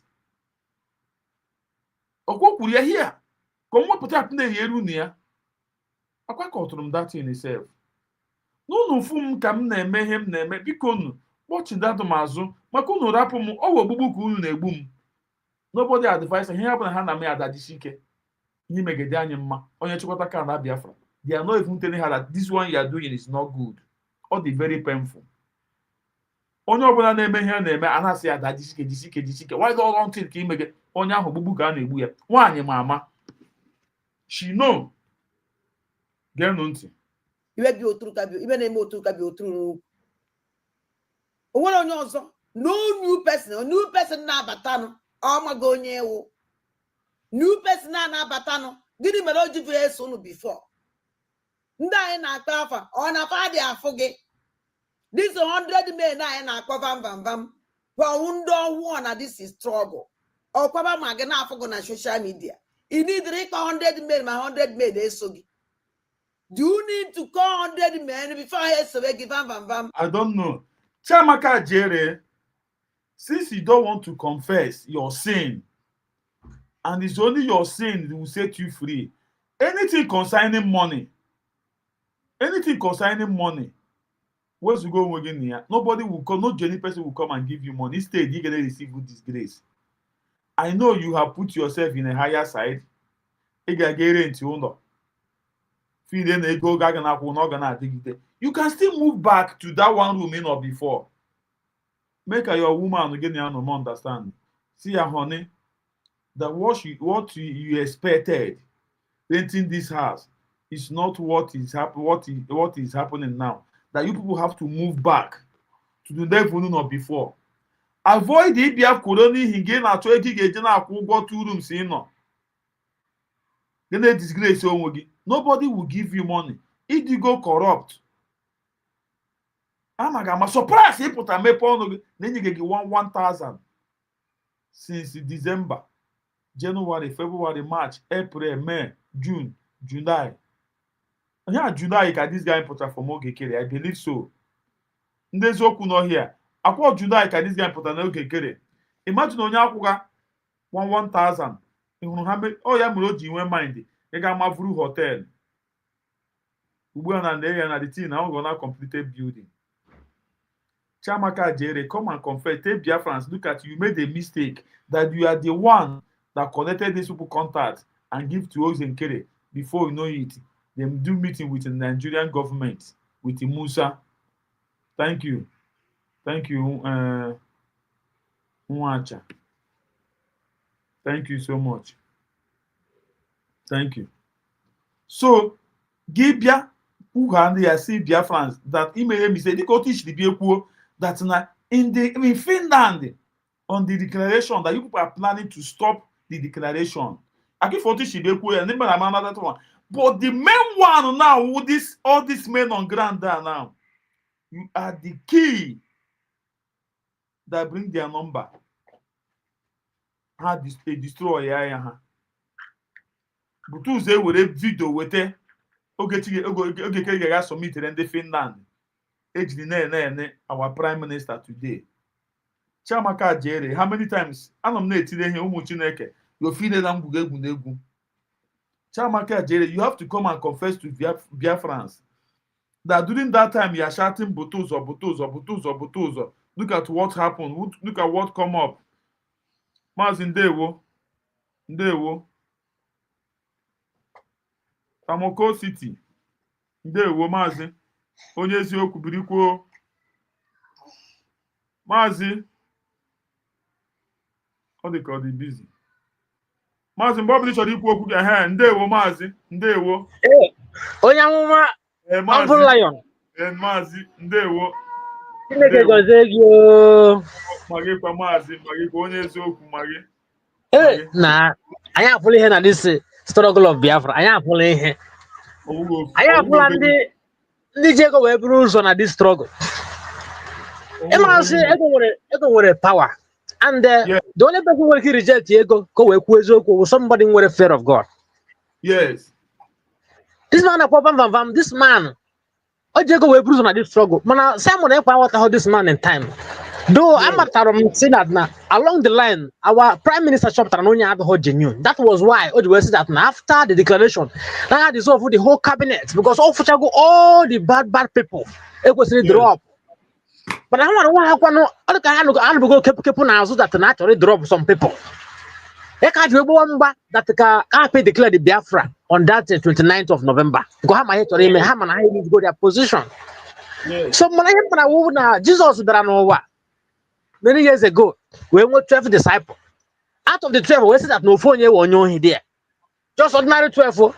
But out of Biafra cabinet, there were more than 100 people on a cabinet. So we went Judas, Judas, Judas. All those people, Major Irobi, I were more than 100 Judas. Now our former cabinet. But now so don't let them know that now. Ezioku or the follow come something. And I may adulterated. I want a mother put no right the money say what him yesterday. I want to okay how many days yesterday. I said what him and it could have thing with that because and I hate Ezoku genuine something. And I but I astro go away because I would do something very straight. But him the genuine Biafrans, let us be strong. I want Igbo according to history. That's where I want the Jew. I don't know one thing about the Jew. The Jew we betray one hand and very very easy. Because Joseph umunne betray ya we gawa Egypt umunne ya the same father the same mother. We betray Joseph. So betray ya a new thing among the Jews and that's na ndị Igbo the Jew. So one of the weakness I nwere na abide ya. But then ezigbo ndị Igbo original ndị Igbo because oge Joseph na that time mmadụ dịka Judah ọdụghị support Judah wee ezigbo mmadụ Judah one of the son of Jacob Judah adụghị support of he betray Joseph people like Simeon adụghị support of he betray Joseph that time so just few of them they support ka wee ree Joseph repụ ya gawa Egypt ọ nwere ndị si mba n'ihe adịghị mma so ọ bịa n'ala Igbo anyị nwere ndị ezigbo mmadụ anyị nwere ndị si nwere onwe na-agụ agụrụ people like Humble Lion, people like Elena TV, people like Rose, people like Dr. Zoraveze, people like our finance minister presently, that woman. So when they hear one from the genuity of their hearts, this kind of people, even have $200 million. I gotta say, go to hell with your millions of dollars. Biafra. Because now they only understanding. Ndị wọtara ihe na-akpọ independence because I want ndị Igbo na Nigeria I nwezi any place in Nigeria ekwela last time that na onye ụlọ ya na-agba ọkụ anaghị achụ oke mana ọ dị so funny n'ụlọ anyị gbago ọkụ people like Ajere Aduchu wee na-achụ oke ebe ụlọ anyị gbago ọkụ ebe mana ndị Igbo adịgo rejected na Nigeria system onwe ihe eji anyị wee kpọrọ agara last time je gbache shop ndị Igbo na Ladipo market more than how many months ụmụnna anyị azụ ha ahịa dị aga Alaba International demolition shop ndị Igbo one of my auntie abịara demolition shop ya ọ nọ around oge ọ batara wee fụ demolition shop ya this woman wee faint here from faint here ahụ onwe stroke from stroke ahụ onye this woman nwụrụ last 2 weeks ago ya ihe ndị Igbo na-afụ na Nigeria mana na-ekwu maka Biafra oziri ịgba saga na love of money ka ji wee meziri the as in forefront something is so disappointing. My name na one day more they say, well, how I came on offer? Because after this whole thing, history is going to be read. I am history. I am Kyle Cop Biafra. I am Kumaka Hemrenu on 29th of November 2024. I am Kuka Dr. Sorabese she will declare Biafra. I am Kuka somebody like Ogekerej Webawayamba. People like Ajeri will collide here with our men on ground on Mba. Butuzo Abayana history. People like all these people can if I somebody in Ghana gentle Yahoo. All the drama Hamagasri all by in history. And it will not be good.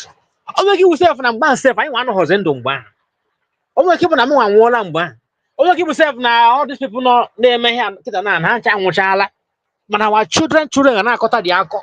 It is women the 10. So are we further that nobody could make some certain people. As an India on the so boomaka Biafra. Nandi and this betray okay now logo Biafra. All a very shameful something.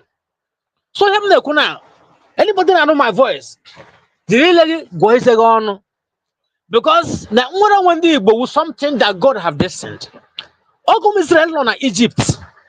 Chineke appear to Moses will say that now this is the time my people have to be set free. Oh, when Moses and Bamba because people like Ajere they existed in the time of Moses. People like Adadio Ramma, they existed in the time of Moses. People like Go 247, they existed in the time of Moses. People like Emmanuel, Emmanuel Remigius, people like them existed in the time of Moses.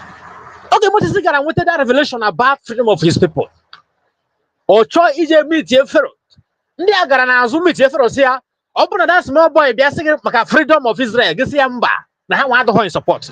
Moses but Moses was the backing of the Almighty God, the Yahweh. And that was why, despite how many people that were in support of the freedom of Israel, because God was the one that was speaking. God said, I don't care how many people that support you in this push for freedom, that Israel's freedom is unnegotiable. And that was what came to pass. So all these saboteur that we don't care how many you are. I had to hockey among 200 people. Dr. I had to hockey because I don't even care when other media warriors against Biafra restoration. Maneba Brian with people like Humble Lion. Ordinary Humble Lion can be able to dispense a truthful broadcast that will bring about the Biafra restoration. So now the here, people that are corrupt, I with the people that are still saying the truth. Oh, Bible says that thanks be to God, for God have not left us without remnant in Israel. So I can men that stand with the truth and say, no matter what happened, we cannot compromise. Look at our leader Nnamdi Kanu. On the DSS dungeon. And I'll be every day meeting us here. Oga, upon it ready, compromise. Guy go, Nagana must go. Kiwela wabe, Kiwe dogu. I'd ready Nnamdi Kanu 2 billion naira. Always stop waiting a Kumaka Biafra. Man, because of the genuity of this prophet, Owesamba, now the freedom of Biafra is unnegotiable. The freedom of Biafra is not something that anybody have to negotiate. Man, I go to now. Ordinary 150 million naira. Kenya somebody. When I go waiting up, when I cause a jambele, when I cause another 10. Because of Nandi understanding. No matter buying yourself. Nigeria system, just watch you go to every election last time. President Muslim, Vice President Muslim. When you born or there, Christian no heba. Open a hammer meeting kitana say that natural okay me 1 or 2 things against the Naga church because in the church we are Christians. That is it. Open when you go Muslim, I never 100 people because even I might start when you go state. If you go state and buy before 4 months, gonna take time. All these things we require because after Nandi Bondi Umuchuku Kayo. So Hana I quite different thing. We wait for the opportunity. Wait for somebody to genuine like Simon Ekpa, like Dr. Ngosho Rabeze Putano, we bring her and a married woman for that matter. Somebody with a family. We take care all the risk. We defile all the threats. We go Finland. We declare Biafra. If we mind with that mind. We say about this woman number. Let me tell you something. I am Igbo. I am very wise and intelligent. I am at everything. Upon the genuine, I am. Last year, I loved this man and I used to love him. Up the Haraku, not happy. And I am very intelligent. Once you compromise, we know. And once you compromise, we withdraw from you. And that love I already before. Or turn say to opposite, or we say rejection. And you reject immediately, once and for all. So I'm talking one day, don't you learn about and okay? I didn't see any position in Nigeria. The only thing I saw I get a walk up Biafra with their independence. So go on, I know my voice. Get a bubble in Marakwa that na Magawa governor of whatever, more governor of Imo State, the hopes of them, more former governor of Ebonyi State, and that time actually president of Nigeria at that time. Therefore, my I'm not when you were governor of Ebonyi State. But I'm now me were politician in Ibo land, me were senator, me were House of Assembly member, me whatever deputy governor, Marakwa Marak. That's an underful in use your head. Don't let it happen in Bokitawo freedom of Biafra. I had to save the Nigeria. They go down brother Peter Obi. Last time was national president. So men I support Biafra restoration where deviate where sekita now. Kajemeze obedient. I will deviate here. Where you obedient. We were obedient for many months. After that obedience, amateur. At the end of the day, normally obedient to win the election. Man, because Nandi Benwo any position in Nigeria. And when deny Obi the mandate here. Anyway, one that all this sin abo high need the Biafra canyon. No one I want that door and Mayaku low down. Because Abatakwanso Akayago mile. Abachonso Akayago mile. Because I'm at the truth. We know the truth. You are very happy now when somebody like Humble Lion, somebody like Kelena TV, because a lot of media people have compromised. But now one thing about God, Chineke cannot have like happy when they are at a particular time. So at this moment, because in those days, I'm not gonna put every time na program that you're I'm very popular that time. The owner of that platform listen, Biafra Holy Nation. No, I went Biafra Holy Nation. No, then I put that time. Every time I program this woman. And that time on in the right track, partially. I ain't happy with her. I not contribute. Manakita, I don't afford to go out of faith. So if I know the kita na platform Humble Lion. Humble Lion, I got one and Kelena TV. Man, I even say, because na humble lion na compromise ya tomorrow. I have a way. Oh, one thing about Ndi Igbo, man, God forbid, humble lion will never compromise. Humble lion, and I am not tell you the other. So keep on pushing, because I am not going to. Okay, for Rabeze, any job Rabeze make it no. Bido him in the moment he compromise. I have push away by the side. One thing about Ndi Igbo, I don't have work. Once you compromise, because Ndi Igbo has, because I want too much respect for anybody. Once you fuck up, I say you na sheba po. Oh, what about Ndi Igbo? I have no patience with anybody that made the wrong thing. Man, I as much as they made the right thing, will love you. So I am not distracted by anybody. Man, I'm that a lot of prayer warriors among the Biafrans. We are praying. Now, I'm a man of prayer. Now, 4 months ago, I mean, before that Biafra declaration, I don't know, or the Biafra army, we are going down. I was very worried. It's this kind of dream, no audio. And I met him because I'm not this shy on a Biafra army, betray. But now we are picking up again. So I'm from here, okay, for you, I told me because if we had just on record, I'm here with the reality. And we compromise within Biafra defense that time. So mana yeah the back. Now this Biafra something here we prophecy. Mazin Namde Kanu a major a prophet. A major prophet.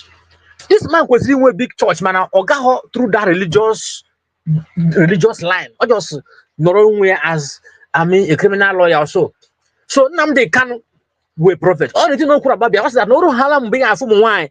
I been runner at the front line of Biafra struggle. Marana Zomtani Biafra they gone so yeah we prophecy. And this prophecy have come to pass. Because from nowhere, goes on Rabbi appear. Okay, carry that now. Maybe three go Biafra everything. Because on Rabbi appear from nowhere. And then you were from Nandi Bowu Chineke. Was woman appeared. Our spirit immediately captured that this woman is genuine. Because I address, I with the people that see. We are seers, I will see us. And when they are fools. So I check what this woman in more way for that now this woman who a genuine woman. Once so this woman compromise like Ama. Because he watch you touch me love this man Ajere. I love this man so much. Because now we pass now we encourage genuine. I will love her. Man, along the line, I will feel that now this man is not as genuine as we thought. Immediately, I withdraw that support, that love, and that appreciation I didn't hear before. So why have a man in my one day? Mara that Nandi we are people of God. I don't care how many enemies I'm with. Because someone wanted greatness brings enmity.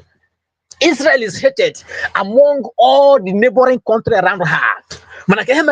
Israel can exist up to now. You cannot overcome Israel because these are people that God have spoken concerning them. We are people of God. We are so when he man, nobody can overcome the Biafrans because we are the people of God and we forever exist. Yes, I will exist forever. Nobody will clear us. You cannot convert us to Islam by force. I will Christian. We worship God. We worship Yahweh. We worship Jehovah forever. So because the plot of Nigeria, we are people of God. You cannot wipe us out. We will always exist. One thing about Christianity that now we believe in forgiveness. Bible says, "Open our slap, we're gonna this the other side, turn the other side." So because of that preaching of Jesus, that is why we are somehow like we are infidel, like we are quiet.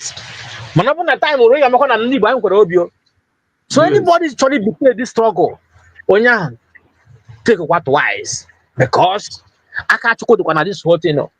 Because man, about this woman and because of Rabbi and Abu and Bokuro, and I try their best. Because this woman and other thing, can squad that now when you can call a problem. You cannot block a fiery flood. Open a million move. Now with power. You have block away with Aja. If block away with Aja, before you know it, Aja Hametwa, so Biafra is like a moving flood. You can't block this. I mean, if you have even in the ten before you know it from nowhere, somebody might appear from the backyard. You know, just because you can't remember. Because I can't carry. Even because of arrest now, or even say maybe the home can break and I saw here for some time before you know it now from nowhere. We just have to talk about Biafra. Because yeah, we had to go and because I am good at now. So I have to go here and go. Oh, this is not nobody is pushing anybody to talk about Biafra. This is what we deserve. Honestly, can you check out this woman? Yes, always spiritual. So because no, ndị Igbo ibe m na-anụ olu m kịta biko no abụghị politician mana m nwere interested in this whole thing. I'm interested. Egwu ka m na-akụ, I'm a musician. Mana ihe dị mmadụ m mma awụ onye egwu m abụ Timo Kosi. Yes, awụ onye Enugu State. So mana ha na-ekwu ihe m na-afụ maka Biafra all very interesting. Ọ bụ na anyị nọrọ onwe anyị as a country ọ ga-help kwa because he watch ya terrorism is taking over Nigeria. The only country that will be established to fight against terrorism from their neighboring country is Nigeria or Biafra. Because now, just imagine now, well, agrum news, as na akpọrọ meeting, no one bandit like that, akpọrọ ha meeting, ka me ya na akpọ yourself amnesty. Akpọ ha meeting. In akpọ ha meeting, negotiate for what? They will never negotiate well with you because they must give you condition that will not be conducive for the country. And when anybody from Nigeria, from Biafra, can negotiate anything about Biafra. I put Namdi Kanu can negotiate about Biafra. Then I party too much. This sort is too much. I got this man called Vika. See Vika. Every day Kumaka Biafra, Nangonia camera, when you come and call. See that in the first place, open Nigeria and the 3 times of Namdi Kanu will never exist. Open the guy here right in Nigeria. Namdi Kanu will not have any need to go and form IPOB. All because of the ill-treatment of Ndibo. So in there, that what is now the main problem? So treat matter from the root. You go to see this agitation for Biafra in the first place. Open na onye Yoruba chicha, onye Igbo chicha, onye Yoruba. Any need for us to be an Igbo flag? They have Biafra because I can enjoy as one nation. But I watch the national federal government of Nigeria. But I watch out sometimes. Okay, Buhari. Onye Shindami, onye Fulani, onye Navy, onye Fulani, onye Air Force, onye Fulani, onye Custom, onye Fulani, IG of Police, onye Fulani. Nah, akwa Tinubu say onye metro say we tie onye Enugu State na onye Shindi Navy. So because all this why the federal character no there. All this thing afucha ihe ekwu maka this one. Now as Jovika, in afucha all this thing na ekwu maka original criticize onye nka di we menka. Iwala Nigeria government say ha ka ha treat ndị Igbo ofuma. Let them treat us well. But not the go late already. Because in the only we for to that na we keep in Igbo from Nigeria. Hana put as a scapegoat. Upon anyone with the wisest in the country. You need to treat as if I have anything. So when they wave everybody. So because anybody know my voice, anybody go na azuki we sabotage this struggle. Withdraw your step. Because your children will not forgive you. Can't you cook with your phone? Because see enough Nigeria at home. And open I button kitty here KML. They go to Benue State. Echo me last time. No feel like I go Benue State. And they claim the ancestry in that land. Has no way but to have a higher journey how their land. So can happen equal can Benue State. Make Enugu State because Enugu not very close to Benue. Because danger not around. And our governor of Enugu State, Ghana, Peter Mba. All these governors in our here. Now businessmen can have where your condition and in a gabiga here that they are 80 years actually governor for 80 years. And I told anybody at the strat they are tenor.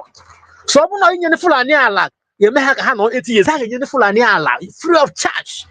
So now our savior, we don't know them, they don't have us in their hearts. So I trust for my governor. I want you to state. I trust some governor because my mother and her body. Here na body I want to see we got caliphate na Sokoto. Come we please here. The man no eba because before every governor here got caliphate, he got Sokoto. We nwa he na so no Fulani. Before he make allow kill every governor. Or he make hope of them ma. Before got caliphate na Sokoto. We nwa that he na dance to the tune of Fulani. That is why sometimes na for ana chegari nama na over town. Because my governor this man was just a puppet. I have what I make on him. So all those are governors, I trust on how. So many can I teach and I be governor sign on Igbo land, you are wasting your time. Because in that whole businessmen, they are trading with our destiny. They are trading with our future. They don't have us in the hearts. But when I have so many have good offer. He made business with the destiny of Nibo. Open a flag like you have more than 200. When that now coming election, when you go back to that seat. Seats are the more important to them because when they lack wisdom, they don't have anything on their head. How many years will they live on it that they want to trade with the destiny and the future of Ndibo? You don't know how many years. Most of the governor go 60 years. Somebody will go 60 years. You can't know how many years no. Highest again no more 40 years again. You poor. You should know why poor. It will say history. It was symmetry for you. And I say back the governor last time. So because no matter what this life, the Bible said that in the book of Psalm 90 verse 12, it said, teach us to number our days that we may apply our heart unto wisdom. When you want to work, and I'm mad that don't have much time on earth. You don't have much time. One Nigeria, one Nigeria will tear in a problem. Nigeria every time. It does not favor Igbo. One Nigeria. We make it one Nigeria we work it. We tear in a permanent problem. And I want Nigeria on a woman. In a problem that we are not trying to come out of it. But people like Soludo can shout quite the same thing. One Nigeria. In a shout to one Nigeria, yeah, they can shout to one Nigeria. What is your benefit? Because of your allowance as a governor, because of your salary, because of what you want as a governor. That's why you can come at one Nigeria. Because in one Nigeria now, we're going to can benefit in Igbo as a nation. International. It is more than about their shop. It is more than I destroyed their shop. You know, have about our governors because that's our mandate. Yeah. Okay, hala Abuja hana eriko. They are from Wike. Everyone is in one place and the Fulani. One is shin ana amore. Now you say we can go to a chef. We can shin other people are around. One is shin test the oven. Nah, they go to Wike. A lion have turned to a chicken. Somebody on our before obey like this. Now everybody. We can have. I can't say we get to a chef. We can when they show off in the Fulani away question we keep on a show. They go. I don't go my brother to ordinary chef. It took less bulldog. So this away from here. I don't have Abuja. Brain Hannah turn upside down. Once her rabbit a chef phone how woman how undibo. They had a kuzi. They make a way to pass on this seat next election. How on there? They don't have us in the hearts. And that's why we're not here. They are businessmen. Every time I say next election. And yet, what that's the same election. Open the time I here for that now. You have only any better position. Don't let anyone here give governor state, give governor. And the governor here would say, oh, I cannot control the remote. I want to say network. As a governor. Governor that does not have rights to decide something in his state. Only have a puppet. So here now. I'm more organic be life coward. I am a coward. We are warriors. Man, our politicians be amazing as if now a coward. Open Haga Abuja and they make they with a feeble mind. People that have a low self-esteem. Because I myself and we put on Abuja. Fulani Yoruba. I say you one kind of nonsense position. They go to Jukuna. Gigeba. After Jugu fight for Biafra liberation 1967. Tunube our one Yoruba where Bia no a portfolio for you. Whoever where Abuja and when you minister, of foreign affairs, it was not the position. And the first assignment in this man who called this man, our brother, black man in Finland. You will not that kind of position. Where Jamie Samonepa black men in Finland, and through her black men, Finland they don't answer against Samonepa. Imagine, and this woman I told her, over Nigeria they treat the wolf, Samonepa can even exist. Oh, because I hate the of man in Nigeria. Over the treat like people on a federal government, Nigeria federal. Nobody will have the mind. And besides, okay, because this Biafra agitation, all flag, and flag, and I make protest. Yet what? This president, before Buhari sent Randami about everybody thought or there. Okay, well, they will regard for us. That is why me like this, I will never believe Igbo politicians. I will never, because they don't have us in the hearts. Therefore, I know they have not be with their allowance, their salary, and they have a motor in Abuja. I'm telling you. Okay, therefore, mine on whichever. I remember. Mahana was that no fully, but I already about vice president. When I this one also the Mahanja when I struck the next Igbo president or vice president. It make the whole thing hand and make APC. You man APC have part in Igbo. Yeah, part in the Yoruba and the Fulani. I bring APC but Igbo land. Igbo only PDP right from that. I bring APC have but Igbo land. With the hope that now join the Hall APC and I hope I go faster. Now join Hall APC and now we was the president. I brought that their fake hope where but remember I APC Manenugu, Manimo, my everywhere. Who's the Mauny APC in before you know it, election, a major election. I will find out quite the same. Here can a back and a back. Yoruba we pass here to Fulani. Now they are all midfielders. They are all political midfielders. Onyenka ball or pass here onyenka. And I have pass ball to Onyibo. Onyibo will defender. Onyibo not defend the economy. Onyibo not defend the many things in Nigeria. Mananda all these midfielders from Fulani and Yoruba. I pass a ball. For Yoruba pass about to Fulani. And I have pass ball to Onyibo. Onyibo will defend the economy. Because Manu Nigeria is in our place. I want to defend the economy. How another Bruna score goal. Then what the praise. Man, I gonna in a normal Guyana for all this award na football na FIFA. And I hear Ballon d'Or to a defender. And then Ballon d'Or to win a goal. I see Ronaldo now in the 20-something goal. Now Messi in the 30 goal. I hear I come a chef was here. Now without defender na a defend. Now Messi a goal. Oh, here in Nigeria. Sunday Bowu defender. I want to defend the Nigeria economy. Now business, I know I brought first. Everywhere I know first. Manager having something benefit and then other people. Presidency, Yoruba, presidency. I mean, Fulani. I want no. So the thing they want me with. I'm not like this. I'm I don't happy. I don't happy at all. So they with them. And they come at this freedom. Somebody that is open economy when you maybe see here. Now, what everybody name is saga this particular struggle has stopped good. I need to hold that saga, but you go down case you watch ya. I ain't woman. Okay, kuma kamietiala. Now they can say that kamietiala a criminal organization. Oh, be any day onye outside put Fulani put away now. No, is yoku to condemn more mietiala. Only put away kwaya. Because how man even say when we want one man put away that now a fight against Boko Haram is a fight against the North. That means Hatchhawker can't destroy Boko Haram because I'm with agenda with that sect. That a fight against Boko Haram is a fight against the North. All the ways we go see that Nandu Guna is a unity. Can I do united though? How man Boko Haram the man do him man have better stand there by just okay. If I told Boko Haram now, Boko Haram man, I had to reach where me one down with a mission with that Boko Haram. I can't even protect ya at all you need to the Boko Haram. Someone has support the battle, but him the cook I support to Biafra government, USB government. This woman now Bali goes over busy. Over Aquana Finland. Now watch the other day. She was too emotional. She broke out in tears. Because someone didn't boy and back not in a house before. All of a sudden had deviated. I watched them the video. People like Mama Diabo, you watch their face. People are hugging. You watch their face that day. They were not happy because we have plan carry me on 2nd January. Because actually, how January 2nd, their plan would have come to pass, and Biafra wouldn't have been declared.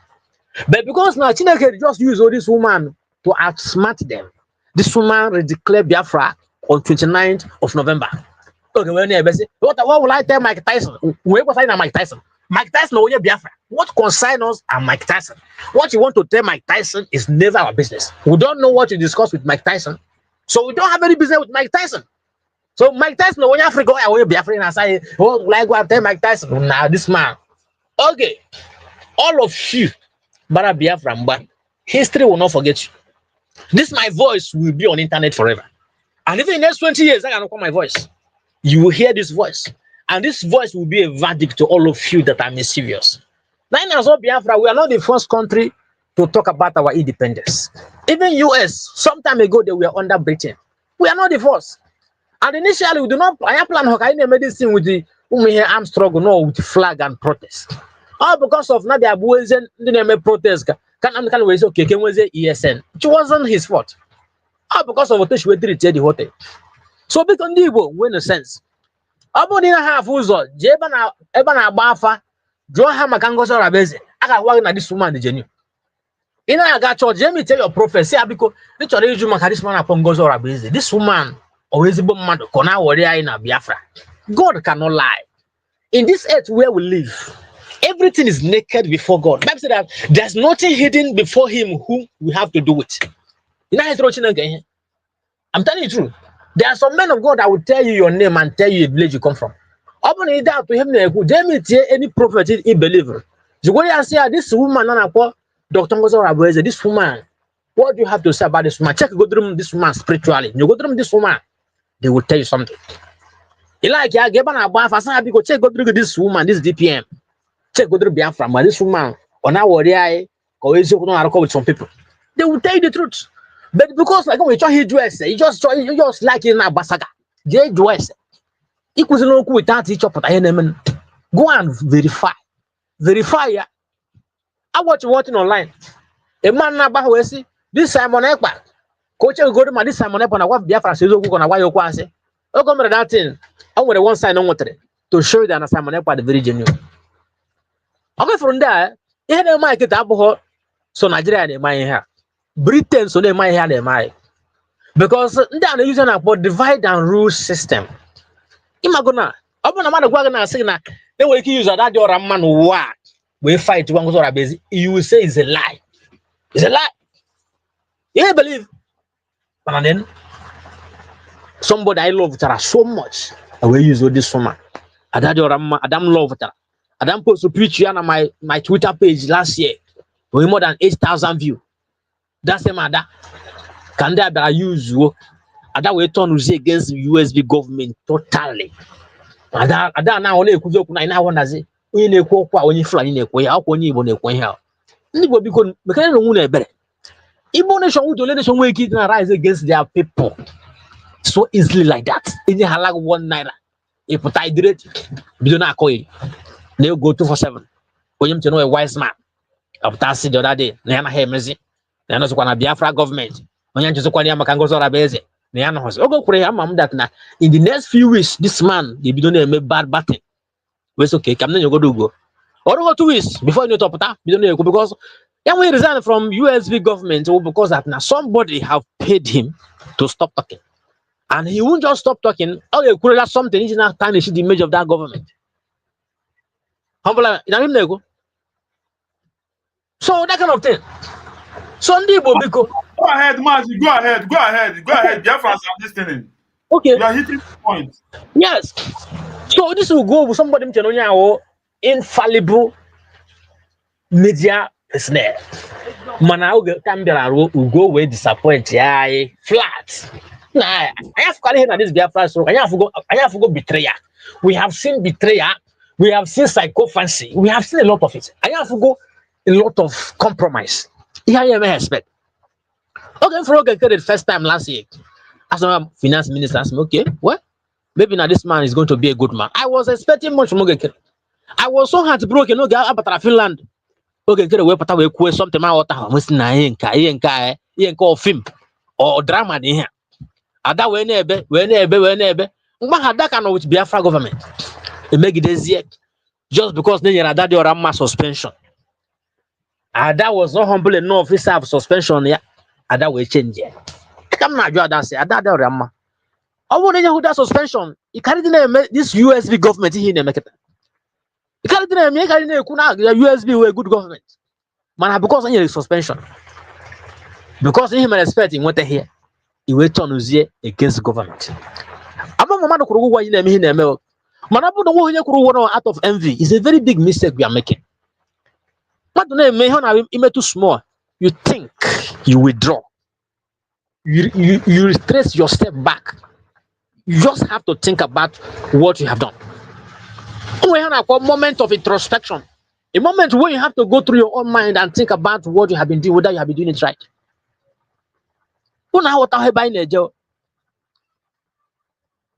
Moses, no can kumaka Israel's liberation. Oh, when the Moses and Bao.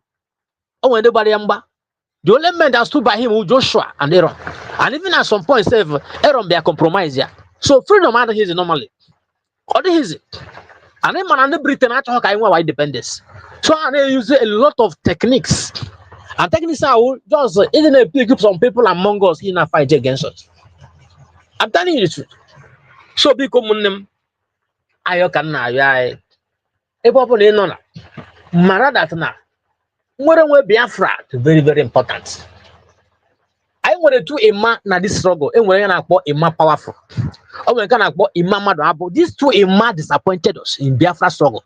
The two Ima I nwere na Biafra struggle had disappointed I starting from Ima powerful seconded by Ima madu abo. In fact had it Ima na remujuice ya nwa Ima I want the three Ima na this struggle. The three Ima disappointed Biafra. Ima powerful, Ima Madoabo, and the Marimigus, can appoint money or Remigus. These three Ima disappointed Biafra flats. It is so unfortunate. Omagehan water, Omagehan Keta, Omakego, Omakagane. How many years can we know why not? How many years do you want to spend on this earth? EAG because of ego. We have Prezoku Okwansi because of ego and water. Because of millions of naira. Are you in a country? I say, your village give rule. A road estate everywhere. You now buy the most expensive car. My Noreba, he now news that na Fulani but I good state when they bond mother hamufu. Let me tell you something. Bible said that this world is vanity upon vanity. How the wise man just die like a fool. I'm telling you, you don't have much time on earth. This time around, man, don't have 8 years on ya. I never expect on ya working in what any time. Madana Han was going to like that. Kiaju when make all this upon our because of ego. How many years? Many years ago, men were living 600 years. Men were living 800 years. Man, I was in our own time. God have shortened our time because of wickedness. They got our politician. A politician who goes 65 years, and yet he doesn't want to do the right thing for his citizen. Okay, ego, Abuja, this one. Ego ka priority. Ego number one. Ochefo, that any moment from now, so all they say lack of wisdom. Human beings think that they are wise. The Bible said when they are professing themselves to be wise, they became fools. You think you know something? Each and every the smart. Now they go then I call it right on social media. You go 247, prove me wrong. If nobody paid you to be talking this rubbish you are talking, then stop talking. You cannot stop because somebody paid you to rubbish Biafra government. And that if nobody paid you to be talking the rubbish you are talking against MBAEZE, then stop talking. But you will never stop talking because you were paid to do that job. So you have to do that job even against your own wish. It's a bad assignment. They gave you an evil assignment and you are performing it because of love of money. That is why the Bible said in the book of Timothy that the love of money is the root of all evil. But they didn't 1 year because of ego. All very easy. And only about first, neither 1 year in Nigeria. Only about first, but God will deliver us. No man Manandi Bobara first na ere their brother. Abara first. I don't want to have a business now or smile as na yen ka business. Or business. Every one day we take on agba. Use your doguna. It was all everywhere. A business. Who now what a if you don't understand the value of blood, people have died in this struggle. I know then unity. I want a Biafra without shedding any blood. No, I need to Biafra. Governors of Igbo land, I need to the coming election. Hold that. Because they have love right or because of their own personal gain. Because I have governor now, and they want a lot of benefits. I want benefits, I want allowances. They will make their money within their 8 years tenure. So because of that, their selfish interest in a Biafra, I just want in order to tell you, they will put confusion in our midst. And I want something to make you hate you and then I fight for your freedom. But he that hate his freedom fighter is a foolish person. Yes. If you don't believe in USB government, you believe in the governor of the Southeast, you don't know what you are doing. Because these people don't have anything good to tell us. They are not seeing what we are seeing. And at some point, I think they are seeing what we are seeing, but the thing they are seeing, they don't want to believe it because of their own personal gain. How am I danger on Igbo land? How am I continue it one day if I about Enugu state? Because Eba would the only place we can see better. Because Enugu would the only state close to the middle belt. So because Igbo, because I don't know what I hear because Kaije for deliverance. Kachineke deliver because betrayal had to go too much, saga had to go too much. Also, I was the only tribe in Nigeria. So the hope that they come Yoruba nation. After Yoruba man put on social media. Everybody blanket. Also, Nigeria government will not buy amba. After how many now Yoruba put on so they bohomba and they go to Biafra. If that in against somebody manonya the genuine. Opo how the man on one yard the genuine. But in a boy amba because of na go work we mayor. Because ọbụna akwụkwọ ụgwọ ebe na-edunye gị ọrụ ị ga-arụ ọrụ ahụ edunye gị mmadụ nyere gị ọrụ ji erụ ọrụ gọvanọs anyị wee na-eme ka ị mara na ndị ahụ criminals mana ha wawo gọvanọs wee ezigbo mmadụ ha wawo ezigbo mmadụ from gọvanọs onye hapụta na gọvanọship banye na senator from senator ya eme ya minista chọka a na-eme changing of baton until onye ahụ aka nka people like oge Jonathan nwe ụmụana na-akpọ Anyim Pius Anyim adịmanụzi maka demand na because onye ahụ onye PDP ọ bụ na onye ya APC ya ka dị na-enye position until now so ya ha chọrọ aga na-aga from governor to senate from senate to minister ya ka ga na-eme ya ka ga na-eme until onye ahụ aka nka onye ahụ anwụọ then ọkụ nke onye ahụ anyụọ ejiri life ndị Biafra na-atụ mgbere I'm telling you ebe ka ha nọ oge enwere Muslim tickets na election nwe ha kwuru ndị all these the Southeast governors nwe ha kwuru ekwu anything Southeast governors and Southeast politicians ha na-emezi ka coward amaghị m na-enyezi ha nsogbu ndị Igbo amụghị anya azụ ndị na-atụ ụjọ it's like their self-esteem has gone down enwezi any self-esteem ọkụ ha anyụọla ejizi eme yeye aga Abuja ha wụrụ iridical onye Igbo kwuo okwu asị shut up na Senate House onye Igbo kwuo okwu ndị bụkọ na ndị ugwu ka nkụ asị nee asaghala nee onye Igbo na-asị yes that nay as a nay have it once nay is more than high it is over. How many states can we in Igbo land? How many states can we in southeast and south? How many states no not? Hajiri because na hang with a lot of people on a house of assembly. They might intimidate. Some time ago, this man about the people na house of assembly, na Senate house. Because of Nandi side, I had how much.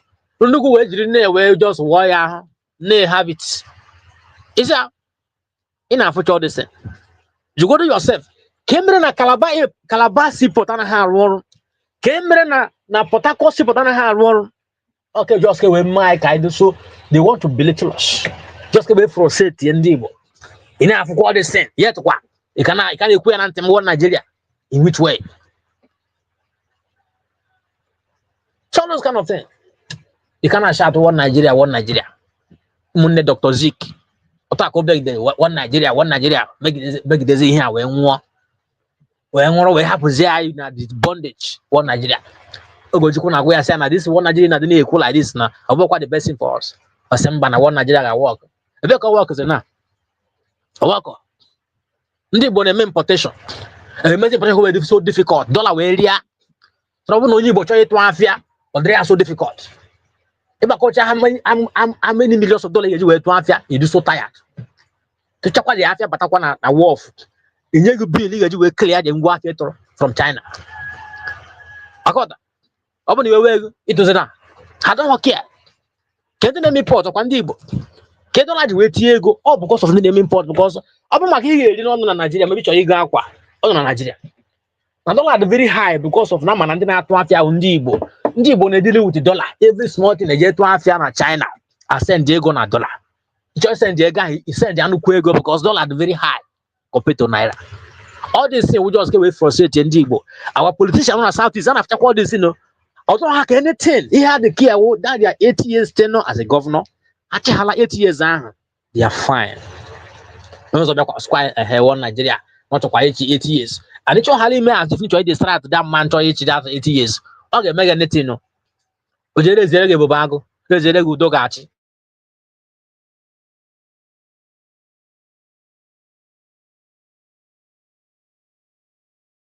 What's your network again? On network. Business. They are into business. Go ahead. How they can network in your answer? How they can network in your answer? Chai. You know why you go to Korea, Madaka?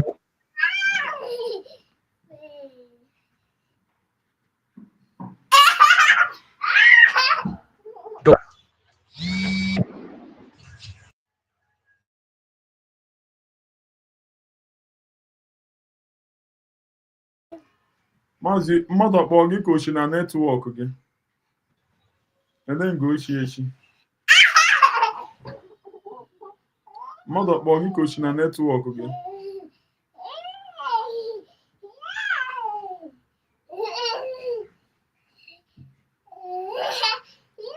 Ibia come give Mike back. You don't need to call 100 billion. No, you need the equal half yourself. Now your fundraising.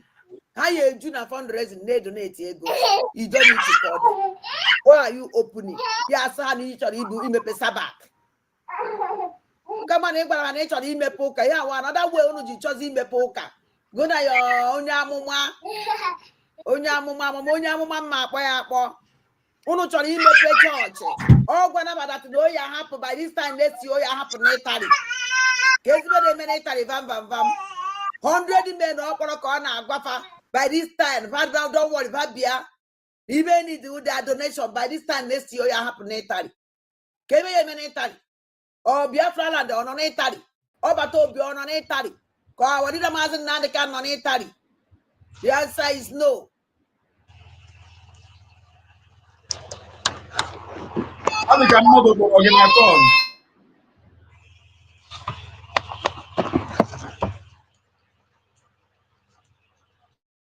Mazi, go ahead. So one of them, I wasn't more to say, and what them call. So man, I'm not one day will be because Kajira's I will go on. Kajira, I mean, will go on because I need the Biafra. Anybody that make it here, think also about the enemy. When you don't call, I talk here, you is up with because now, as now, I want to buy bunketa. I'm not going to use sense. That's what I will say. I will hold your problem. No, your problem won't die. Na achọ ka declare Biafra no ga Finland anyị macha ha ncha ọ bụ na nwere uche ikwesịrị ịma ndị na-achọ ka declare Biafra ndị nara ego n'azụ wee feel that but because you man one thing about blackmailers ọ bụ na achọ blackmail mmadụ a blackmail onye ahụ na-ewe that ọ bụ na inwe sense ihe eji ezi ụka na-ekwe ya ya ka o ji wedi mmadụ inwe designing spirit ọ bụ na asị gị onye ahụ ajọ mmadụ come go down first because there is one law in Jew in Israel as that you don't give somebody verdict when the two people that have that case are not together. No, I know from Onya, I know from Onya. You just put out one day, you know somebody who goes all away, you know what about Fulani. You may hold investigate. You check or they check, you do what they say. You may hold the research, just Rohaneko. Centrally, why would that anybody against USB government and goes all away? That will pay the agents that we are paid to distract what we are doing. So if people are just from nowhere, get join offer. Take that na ni believe in hane ku eziokwu yeah in fact this is game ka na agba ya anaghị agba saga for nothing ndị na apụta asị m go 247 ọ bụ na nwa onye kwuru ụgwọ ka ihe na-ekwu ihe na-ekwu na ịpụta asị na because it's na naghị emezi ya end ya like that because naghị emezi you know what's na USB fine lapuo okay esi eme ọ bụ na ị nwere good intention about Biafra lapuo kuzile nete nọrọ onwe watch wa anyị na Ngozi Orabaeze watch why na USB government watch ya everything you will end there up no end hofuma at the end put akwo say any kuriyeku but for now it is right as an I am go from you Biafra how your father's inheritance see how we nation you are not too intelligent or too educated if you now put any feel that no open up your opinion no way I need your opinion but you go don't get opening with respect for yourself respect your way lapuo watch what okay, gentleman say, man. Opening with gentleman go 247. Equals relaxed by now. Opening one evil agenda. Open one in a tea walk. Now, I'm a walk naked. Siggy, you may be safe. Then batching it. Manaboni are batching it. That means that now we're in a tea walk. Now, Siggy, you may be saying. So, in a good yoke, out of pressure. Manaboni here put wrong now. Opening a prove wrong now. No ye go work you any queen on social media, then batting kitty for 2 months. If it doesn't, upon I carry the chat go 247. Equals anything about USB. Happy USB. The level watch one. Upon I carry the chat. The same thing now what Ada or Ada. Upon I carry the chat. Upon one year could work you with the sort of way. Upon a way doing online this again about. Then Vatican and Kitty for just 1 month or 2 months. But you go down get the labo. At least in our world, you know jobless in France. Since you go do your work, you go down kind of Biafra, open a carry daughter. Because he in a kuna when add na Biafra restoration in the maybe Sirani. Open is not going to always have heard you knew. When you was a joke, I would you. Let us watch. ndị Biafra ahụ ndị iberibe anyị na-afụ ụzọ anyị dị intelligent anyị ma ihe anyị abụghị fools ndị na-eme donation ndị na-eweta ego na fundraising ndị abụghị ndị na-amaghị their left and their right ọ ndị ma ha na-arụ ndị nọcha abroad ndị nọ Germany ndị nọ US somebody nwere mind gbara visa gawa US gawa Germany gawa France gawa Spain gawa Canada onye ọdụkwa onye iberibe so ndị Igbo abụghị stupid people so ọ bụrụ na ifiri anyị naghị emezi naghị arụkọzi with the USB government ọ bụrụ that ifiri that na nweghị any evil in your mind just stop godo for now because of the love of ụmụnne anyị ụmụnne gbagodo break gbakele break because of the love of the love of Biafra I want to worry that now I want to Biafra and I believe in Ngozi Orabueze mana ọ bụrụ na isi that nwere different opinion and motive and if that na ị na-ekwu based on na need to show ihe na-ekwu na nke dị omenga just nyegodo Biafra government space for like 2 months watch it put online kwuo another thing because it just now you're just instigating saga and propaganda up and down. I need to do all this thing in a time like this. Open is not going to have here. You go to gap because it's not bringing you the best. Just imagine he may your followers. Then they follow now. Just assuming that no one didn't follow them back now. They follow go guy on USB. And they follow getting like this. This is not breaking. Now I jump war with you. So look go breaking. I know with you na breaking because it's not breaking. Use the banner. And not quite with you na breaking.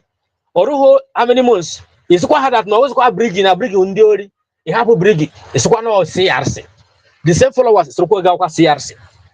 You know how that CRC up to how many months? It's quite bad. So now it's quite CRC. And quite the same. It does from CRC. So no one's Venus. Nah, Ian cards on too much at that diorama. Oh, this is not gonna confuse your followers.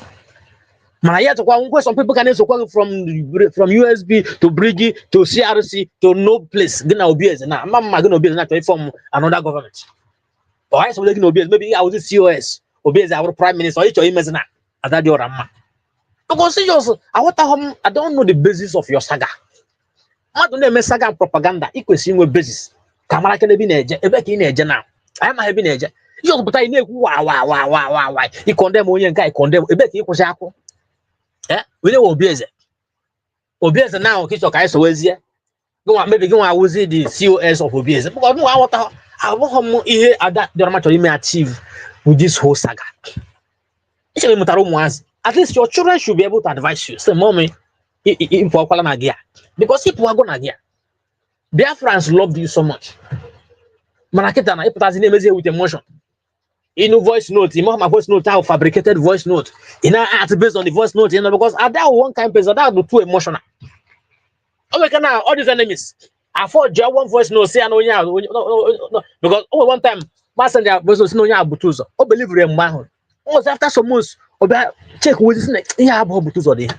But initially, I believe no ya Butuzo that time. So when I do too emotional, and I have a freedom fighter.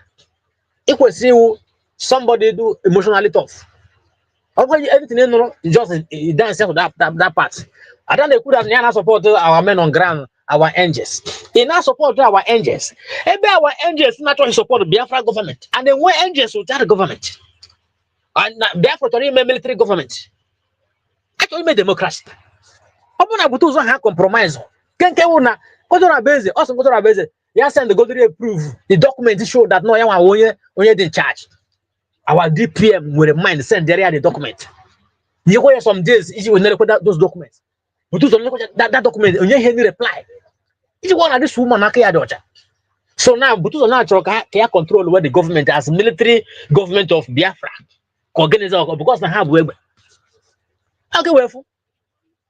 So now because we know who our men on ground without government is just terrorism. Government have to. That is why this man now gentle. Because government of Biafra as far as able mad and everything diplomatically and legally. So now, and that way now support angels. Can do angels. Angels on them exist without the government.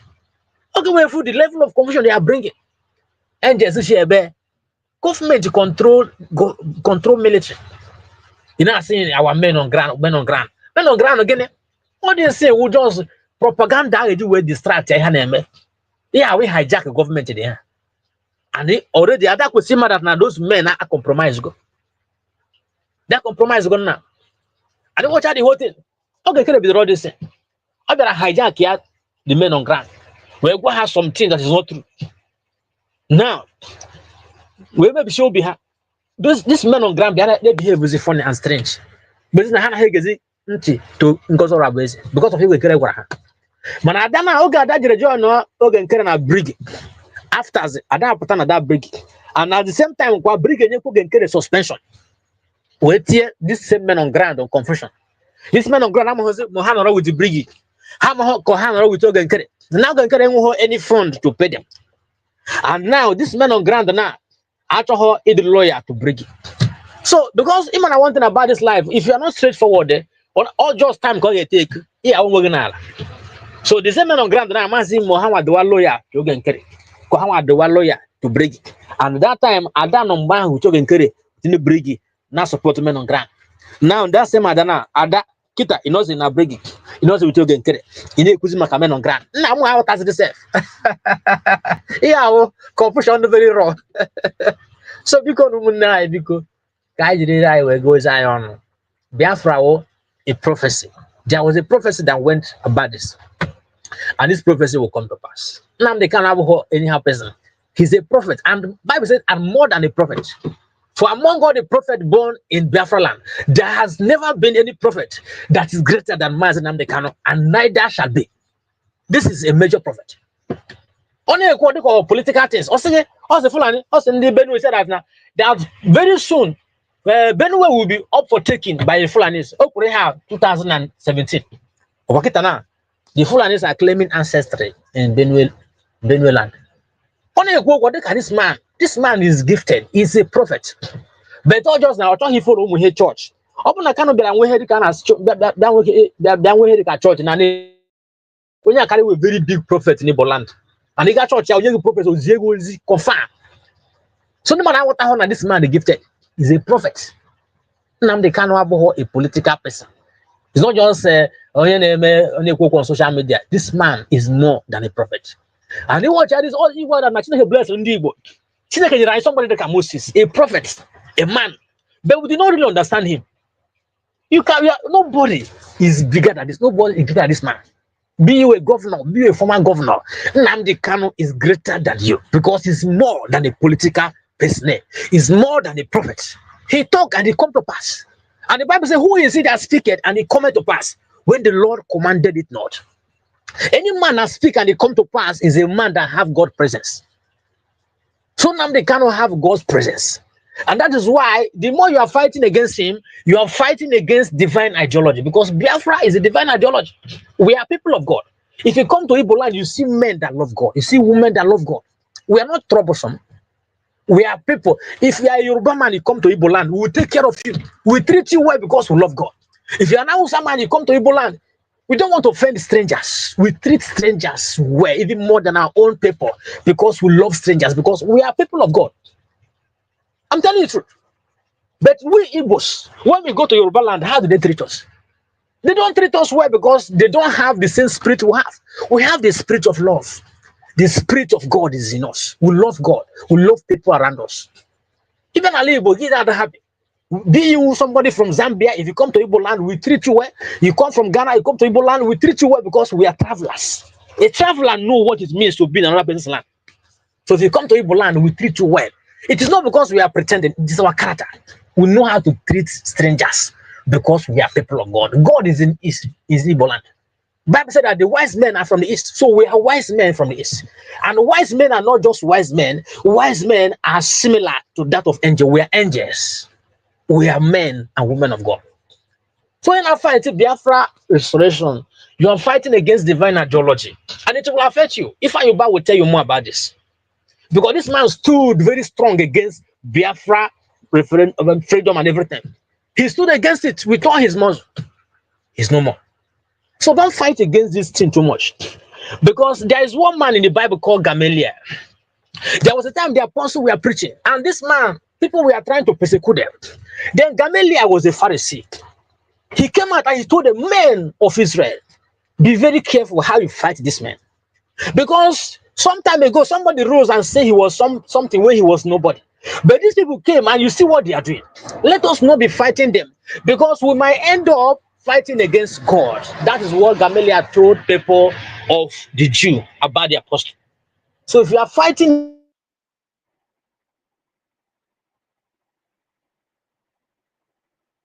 netwọk ya ọ mmadụ kpọgị ya onye eziokwu chai ọgbọn ya a very strange problem against this move of power, because God is doing something and God is saying something.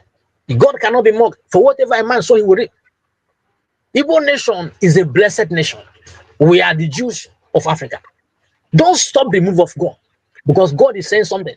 And what God, look at this man upon Maya Jehovah. There was a prophecy he gave that Nnamdi Kanu, that Simon Ekpa might be arrested. But when he will be arrested, a woman is going to rise, and that woman will take up the mantle. I'm telling you, true. There are more than 1 million Nnamdi Kanu in Biafra land. So if nobody, the more in a man arrest, in a detain, you are wasting your time, because ideology cannot die. So I'm keep go there, Eba, all hey Biafra. This is Kimoko City. Chukwu gozie gị onye eziokwu. Ozi gị gara far. Biafrans really appreciate. Thanks so much, Mazi. Chukwu gozie gị. Asa, good afternoon, nne m. Hello, otu ị mere? Nne Ije, good afternoon. Chukwu gozie unu. Ezi nwanyị. Good afternoon. Ndewo nne m. Hello, otu ị mere taa? Hi, Demma. They are all shining. Okwa. Ndewo nụ. Asa, ama m ugbu a ka ị na-eteta n'ụra.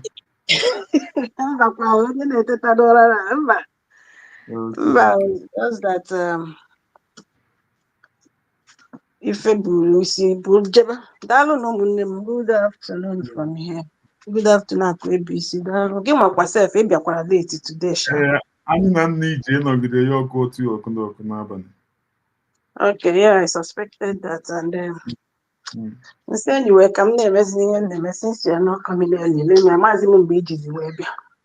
Okay. And this is carried away by the Canada. So, Biafrans, good morning, good afternoon from here, and good morning, good afternoon, good evening from your own end. Comment section. I watch you go through. I got going through the program for today. The first, second, and the third video. I've gone through them, listening to them. Honestly, I don't. Ara madness, yeah. Organ overboard. You need this now. You got your bed in one corner psychiatric hospital. Your bed, yeah. Tigani near sleeping tablet. Because no matter you in the sense that the second video, that video of that one gave me clue. It made me to think deep concerning the things I don't in public today. You know, I just try connect here to that amuma obinna fake amuma obinna. You know, she cried out bitterly in regret. If you watch that thing closely, very closely, that now yeah, as reality. Yes. Meroji push ya out from Ebo Kwesereno, that which she once believed in, USB government. So now with those things, my praises and Ashawaya, my people, Biando to Obieze Hanando to Iko to Onye. All those praises and Ashawaya couple with onye amụma ụgha Obinna ma gburu ya na ọ ga-awe great woman na Biafra. Also Biafra si ga-efe ya efe. Hey, na ha ga-ahụ ya na ọ ga-awe nnukwu nwaanyị, ọ ga-awụ nnukwu mmadụ, ọ ga-emekwe nke ọ ga-control the whole universe. Nwaanyị ekorozie hanga ya kopu wee na-artizi in the sense that number one, ole n'anya ọchị followers, then as a then ole n'anya o ji followers as a then amụma aha na-aga na-efegharị ya n'isi ka akupe mgbe ahụ. Then praises ụmụnne anyị ndị nzuzu nọ na over shower ha na platform ya. Then everything come all together to make her go gaga. That thing we here push ya out, and from her statement na Obinna na kwa ọ gwara ya na ọ ga-awụ nnukwu mmadụ na ugbu a na ya lee mesi ọ nọ na ya na amụma ogboro ya na ọwụ ashị na okwughị eziokwu na amụma ogbo. She was looking towards amụma ahụ na ọ ga-awụ eziokwu by ọ bụrụ na ọ pụọ kwuwe nke ya, ask her for people to be with her, na ọ ga-work duto ọhụ n'otu ndị mmadụ si ashawa ya praises na platform ya. And again looking towards the amụma Obinna gburu ya na ọ ga-awụ a great woman na everybody ga-efe ya efe, couple with ihe mere na Finland, otu people si jaa ya ego, nwere onye ọzọ ajara ego na Finland ahụ, nne ọkwanụ mmadụ ka iwu. All those things na-agagharị ya n'isi, nwaanyị afụtazi onwe ya as eze the next after our PM. Now ihe o kwuru na that video, na that clip ahụ ikpọrọ ebe ahụ about ebe ahụ ọ sị na Obinna nakwa amụma o gboro ya na ya lenu na ọwa asị na ọ sị na ọ ga-awụ nnukwu mmadụ, but ugbu a na ọhụ na mess ọ nọ na ya. That thing to me sounds just like, or would it not like ihe ahụ a regret, words of regret, no many mistake. That thing shows that this woman knows that no made a very big mistake. But the biggest problem now, she don't even know how to come back to USB, because having listened to many of us here, nobody is ready to forgive her. I must use that word, forgive. Nobody is ready to forgive her, because say happy doesn't mean that we have forgotten and we will forgive. No, I thought you can never come to this thing. That is the stage, and that is the position people they were in this our struggle now. So many people are rejected. What can you turn now? Ndị mmadụ enwewe dị mind ịbịa sị okay ka hapụ ya aga na gafe ọ ga na dị over, not anymore, and the young dịkwa na aware. That's why she can't even make that U-turn, even though that deep down in her ọ nọzi in regret for her to know that she is in a mess. She said it with her mouth na elenu na mess o tiri onwe na ọpọ na amụma ahụ iburu ya. Then she used the word mess on there. Now she knows that she is in a mess. She's regretting.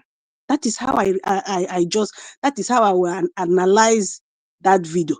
She is in a great mess, and she have already confessed bitterly, and that's about that short clip Basara prophecy Obinna. Then next one video about that bill, the bill of self-defense. Self-defense is talk of the day, up to date.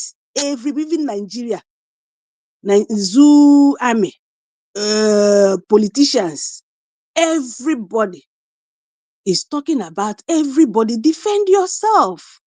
If you know how you can do it, do it. Do not. No government is coming to help you. Everybody is saying it. But when you listen to that video, what happened that time mere nwaanyị a ji wee pụọ na kolupu wee pụọ na ihe a na-eme out of disrespect. You see what happened there. So put Mazi Simon Ekpa in that position of Ngozi Orabeze na that meeting, that outing that happened, that is openly in the public, everybody na watch. This is a supposed leader. Just now, wepuzie Ngozi Orabeze in that picture, were Mazi Simon Ekpa tinyegodu in that picture. Will Ada Ndocho behave like that? That's my question. That is my question. Let alone, forget to go to New York, describe Romero Ojiwe vote or no, which is absolutely nonsense. For any sense, you think like that. You are waiting for government to come and buy Egbe to give you. Eh? Nage gotere ha egbe nye ha. Does that onye ahụ self defense a na-ekwu okwu ya? Onye nwụjuru mmiri ara afọ ekwesịghị ka agwa dị ga-agwa na ị self defend yourself. Ma enwee anything bịara ịtagbu gị na ụmụ gị or anything in your own abode. Ị na-eche ka mgbe gọọmenti bịa bịa gị egbe gị wee mara na ị ga-defend onwe gị. You know? But here you are. ITIBORIBO in our midst.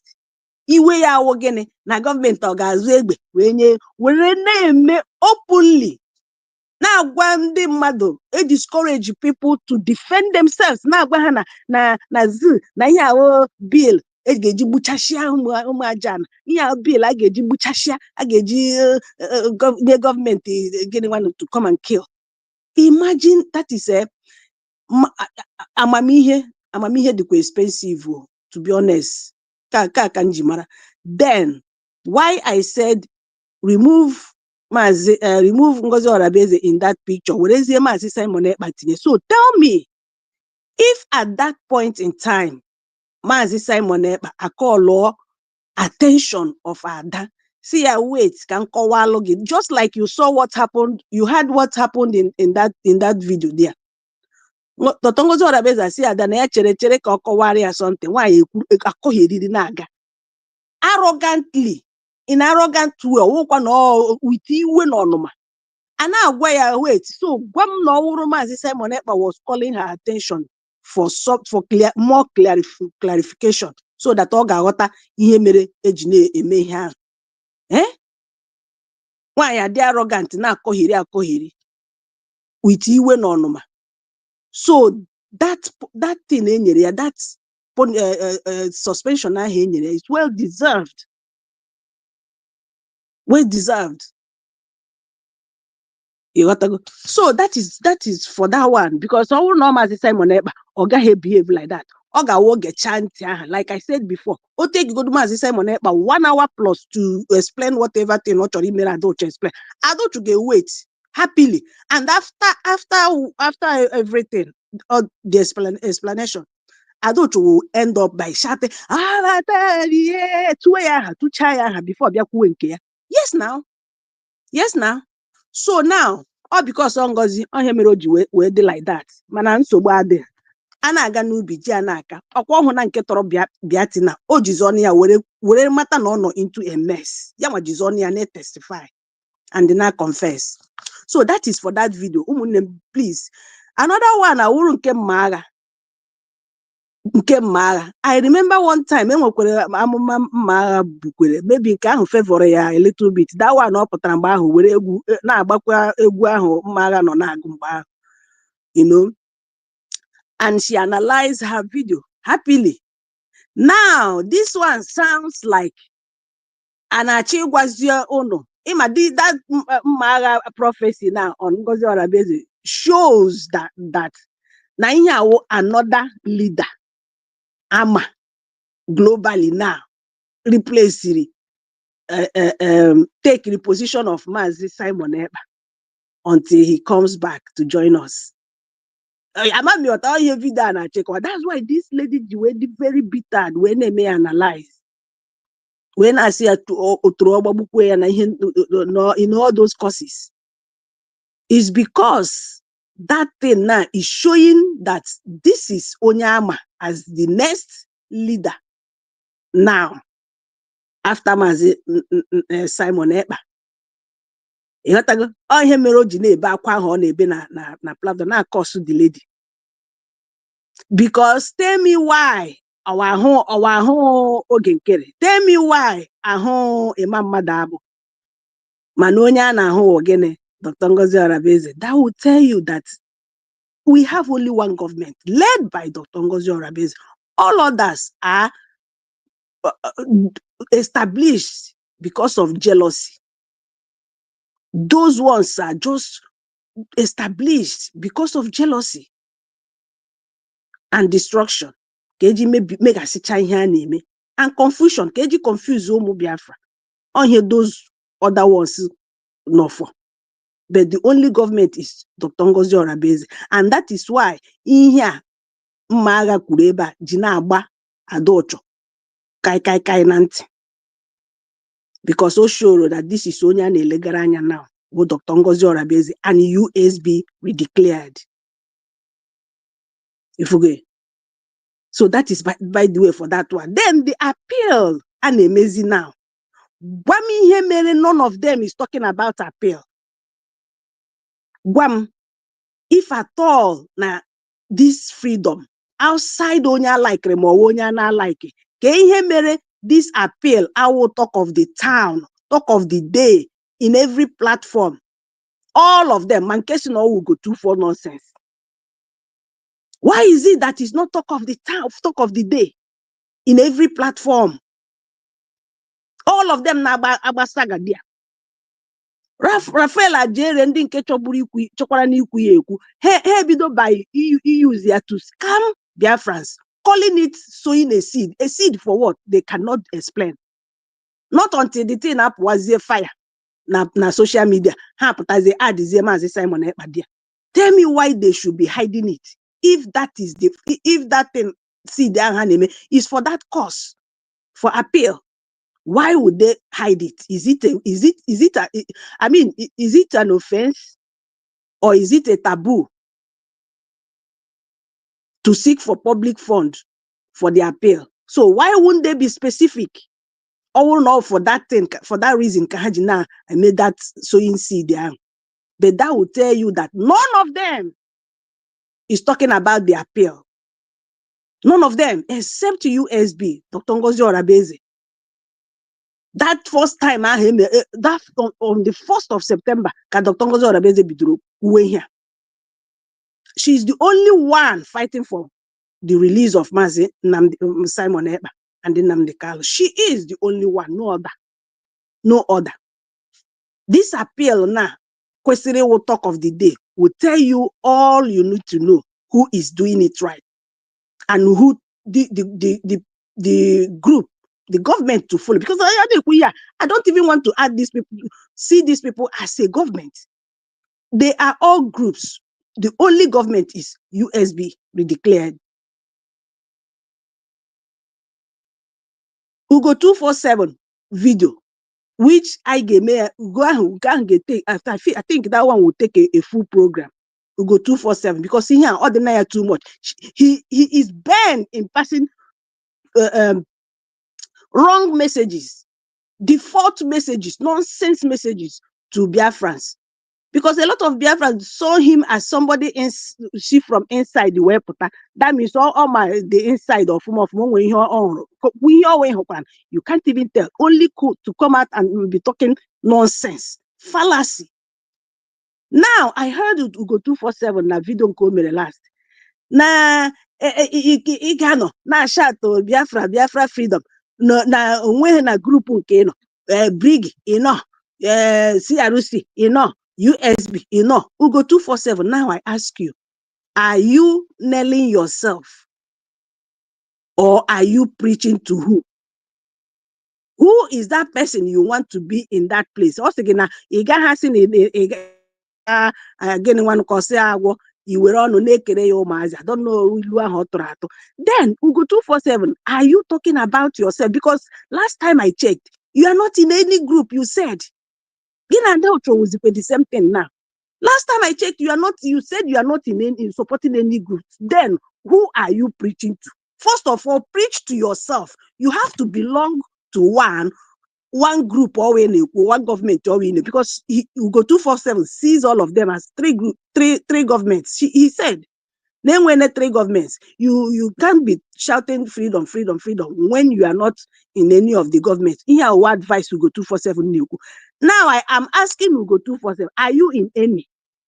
And when on there, in your mouth, support. That's what you said. Then who are you to come and advise people to be in one? When you, the preacher, is not even in any of them, you are not found in any of the government or in the eh? How can you be in this Sorokwonomesonome? That is what you are displaying. That's exactly where you are keep putting yourself to belong. Okara yemana amabugi na a preach freedom before now champion as one of the people not in front. Than here na who's you. It sounds so ridiculous to see such character coming from you, Go 247. Eh? What is all this? As in on a Biafra land, as in no voodoo or from Anonde Kakao de Fulani.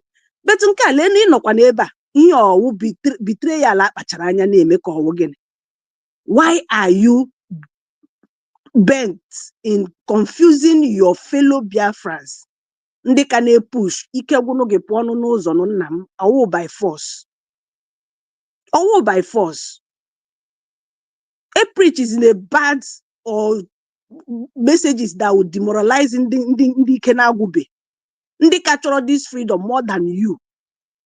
And when ndị capture this freedom more than you, ebe ike agwụna gị pụọ n'ụzọ a na-ekwu okwu appeal. Ebe ma nọọsụ ọsọ Maazị Simon Ekpa onye ga-enweta this thing. Why are you not finding a place near push for appeal? Support them with your money, not with the church or church. Support them with your money so that the appeal again we see. Then find a way to support mpotaya opotazie ko wike gawazie ihe ahụ. Ihe na-achọ onye ga-akwụrụ na command no election so that Nigeria will start crying. Why don't you be that one person that will do it? Or Osogenso Simon Ekpa kwa nwoke iwu ka ọwụ. Of course it on by age. Why are you like this? Why everybody? Sometimes una na-eme ka ndị agbara ọgwụ anwụnta n'isi. Onye nọkọta n'okwu kata nke ọma ya nọkọta afụzikwa ya ebe ọ na-akọgheri. And nwekwe ile anya onye ahụ mebi onwekwa ego ọ nara. Nna ajụzi ọwụ gịnị agara unu ije na dibia for this thing to be happening to you. Agakata ihu agawa azụ. Who are you advising to join any government to make sure that they join even one government when you are not you are neutral, telling people to go and join. Can you go to Hagesi join when they are looking up to you? Some of them, some people are looking up to you and you are nowhere, asking them to go and belong somewhere. Mazi humble. I think I have to stop here. I didn't join earlier on to do this analysis one after the other. That's why I'm Jibuko on. But then, all good. If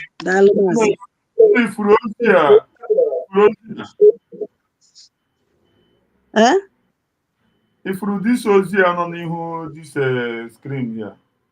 Report has that the Yahoo has been arrested by army and DSS in Okigwe. No, the thing you do on Facebook, how does no post the thing?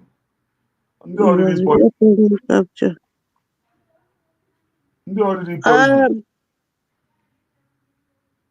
Anyway, the page Bugodi Eba when MG page him so happen on this thing. Thank you, my sister. Kai wa fa aka na kai lewa hananya nda unde anya tuchano. Kai lewa hananya biko. Kai lewa hananya. Nke ha ga live bino. We are not gonna talk about it. I have to go there for now. Focus on the most important. So the most important now, dear friends, ndị na-ekwu okwu appeal ekwusi ike USB. Unu chọọ ka Maazị Simon Ekpa win na this trial. using the appeal and on air now. Support the only people na-ekwu okwu ekwusi ike. Ọwụ ndị ji aghụghọ anara unu ego. The only people na-ekwu ekwusi ike now. USB led by Dr. Ngozi Orabaeze. Bikonu. Everybody should rally around there. Whether you hate or you hate Ngozi, ihe needri now. One thing ahụ onye ọwụna needri now. Inye goal ahụ na appeal ahụ.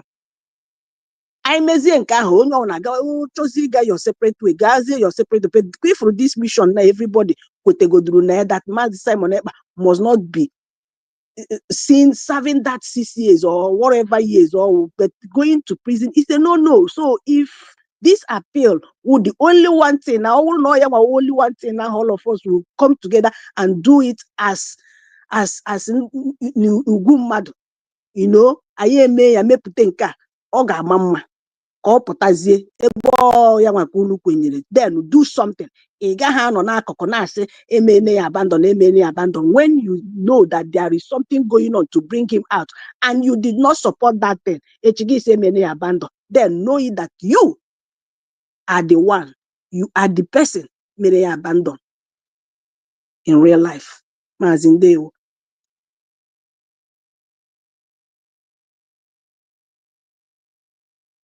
Mommy J, go ahead and talk to Biafra. Okay, thank you. Good afternoon, good afternoon, Biafrans. Good afternoon, Mazi Humble.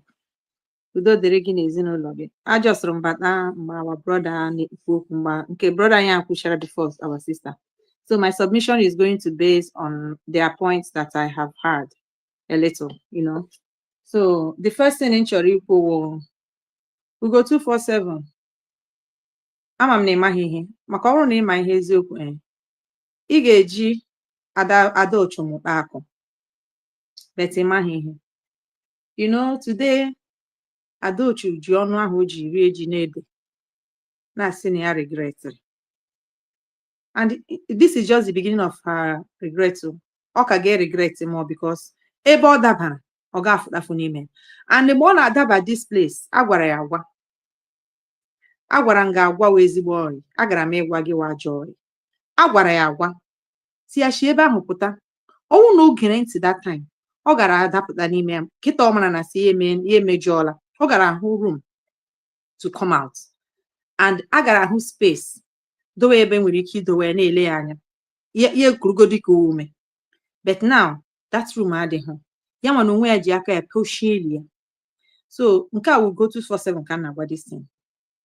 Akpọrọ ọmara akpọrọ ofeke ya fere ishiti n'ọhịa ndị Fulani ya etikwara ya n'ọhịa ndị Biafra ya ti ya n'ọhịa ndị Fulani. You know, we go 247. Go show me n'ọnụ gị ka m nọrọ sị. You go show me too. N'ọnụ gị ka m nọrọ sị. Which one of you make a show you?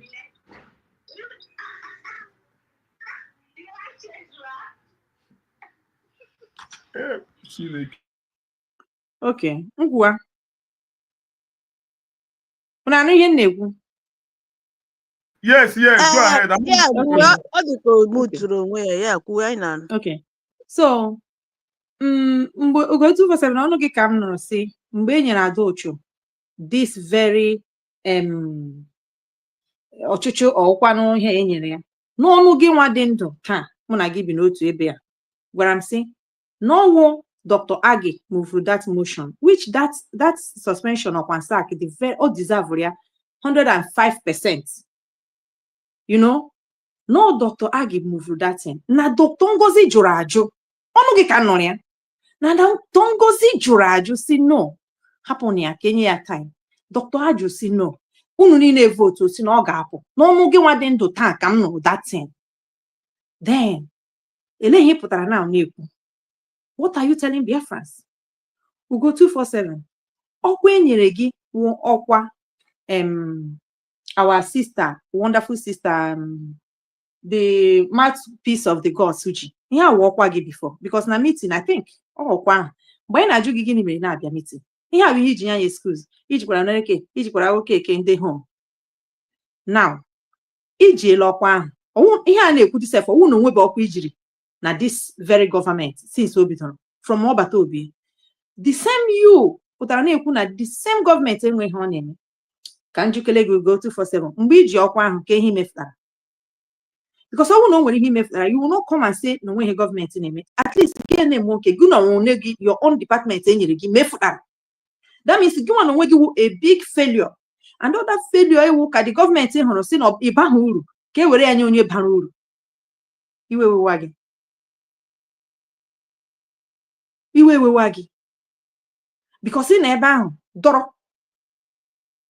Ị bịa na meeting gagwa isi ya not after position.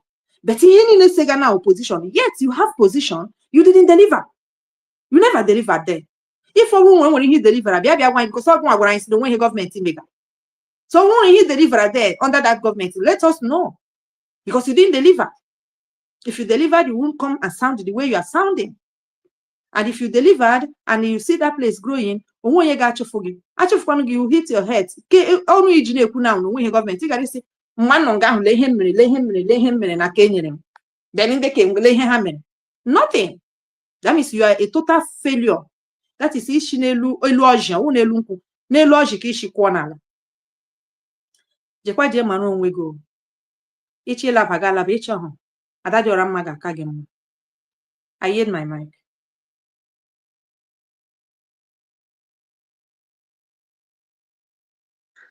They are fault finders without any solution. Fault finders without any solution. Oh yeah, mediocre accident good at. That is what they are good at. Because you know na government ka, no na government ka. Onwe ihe mefra before ga bịakwu na government ka anụ na isokwa n'ime ya ijekwara declare. Andu niile ịba ihe na-afụ m ụfụ n'ihe niile. Ego anyị eji ego anyị gbara niile tiketi. Ndị ochu. Eji ego anyị gbara niile tiketi. Unu jije ihe a unu jere. Mana na owu ihe unu ama ihe unu na-achọ. Yes, imagine. Mana na unu ama ihe unu na-achọ. Ada ochusi anyị na ya ji ego ya gba tiketi. Onye ji ego ya gba tiketi, ọ chọghị ịgwa anyị na di ya mbụ gbara ya tiketi oge nkere ya na ya ji nwee otu akpa na otu room hotel. Ara gbachiri onye ọbụla ime n'anya. Unu achọghị ikwuru ga that side. Unu chedi na iwe ewu self. Unu che na anyị dị stupid like you people because unu adịghị stupid. Unu decide if unu ga-afụ quietly, reserve a little respect unu nwere nke ahụrụ anya. But because unu nzuzu ka unu onweghị atụ. Ọ ya mere unu ji ree onwe unu pụtakwa na-ekwu na gwa m ihe imefura na gọọmenti. Gịwa na onwe gị nọ ịnọ na this gọọmenti. Gwa m ihe imefura go 247. Gwa m ihe imefura. Ị na-akpakọ onye ka eme. O jikwa egwu. Ọ device ya nna onwe ya na host brother isi ọ na-eji anyị imi n'isi. Anya na-edi ya. Hey, ugo ihe mere onwe gị tụọ akwa memekwala onwe m o. Go and rest o. Jeje zuo ike. Ya were opportunity to take care of himself. Ya na wapụta kata ya na bamba baga. Kata onye na-anụ ihe ha na-akọ. I were opportunity to take care of themselves because na-enye ha ọnụ. Kama ha ga-agaga baa uru garụ bụrụ onwe uru this time. Did you chi ganya na ndụ ha dịka ndụ dofe adefu. Be happy with their family. Watch ya kwanu ndị ọzọ. Onwe onye mere ihe a, onye ọbụla ga-eru n'isi ya. Imerụ ebe ị nwere ike imeruru oge gị ga-eji ubi ọmalite wish ndị na ebe ahụ good journey. Enweghị ka ị mere ga-adọrọ doshi ụzọ ka akpa chọrọ ịya ayọ. Then ejikwana ike nwee dị mkpa bịara ji chike pafu gị n'akụkụ sị ka ndị mmadụ gafere. Iwe a na-ewekwa gị tu. Ahụbeghị m ihe dị otu a before. Midoka oke unu anụnwa ọ bịakwara ịka ka ndị Fulani o.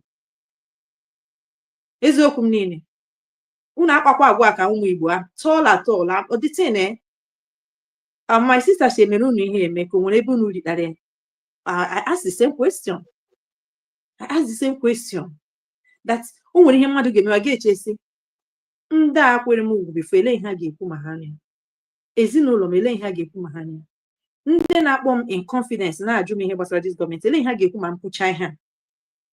Give root or jụọ onwe gị ajụjụ. Before God bịa pafuru onwe gị tizie onwe gị na the mess that you cannot even come out of. Ị ga-asafu ajụjụ na enime like I'm asking you now. We nọ na this government is onwe ihe emega because all give part of ndị enwe ihe ha mere. Ele ihe mefutara. Government is defended before everything all overnight. Gagwa in we him then go and we get jela woman. Ihe na na kweka Biafra simra no we no kwan di jiri then. And the last one is we came our sister mouthpiece of the Gosuji. Ele him efra then. Meeting na abia. Ge wurobi arura no gido onwe gi. Dota gi na adogi. Gina ya. Here me unu. You know not to ship after I am not why I have because I do this thing. Of course. Every rail over again.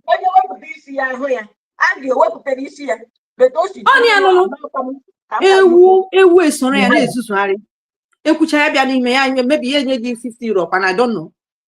Ga putakwa again because mama ihe ga mi geji rugu gi ire hu ya with any price. Because I see madure here ya toro ke ga nwe price they attached to it. Ahube mu ihe dị otu a. And you don't even waste time to sell that job. You waste the time biawa the auction sell onye na again. Pakwa ni mulo. Bani mulo jeje were do gi mere ihe. Bani mulo. Onwe nke ọbaga ọpụta na wa ọpụta na anyị ga na ọsị ọla abaziri mgbe esi aba okwe aba ugbo ọtụ ọpụta n'okwu. No, I am not aware about money no to family. Other one day na one there. Udo because whatever blanket udo we. Now, but you that's right.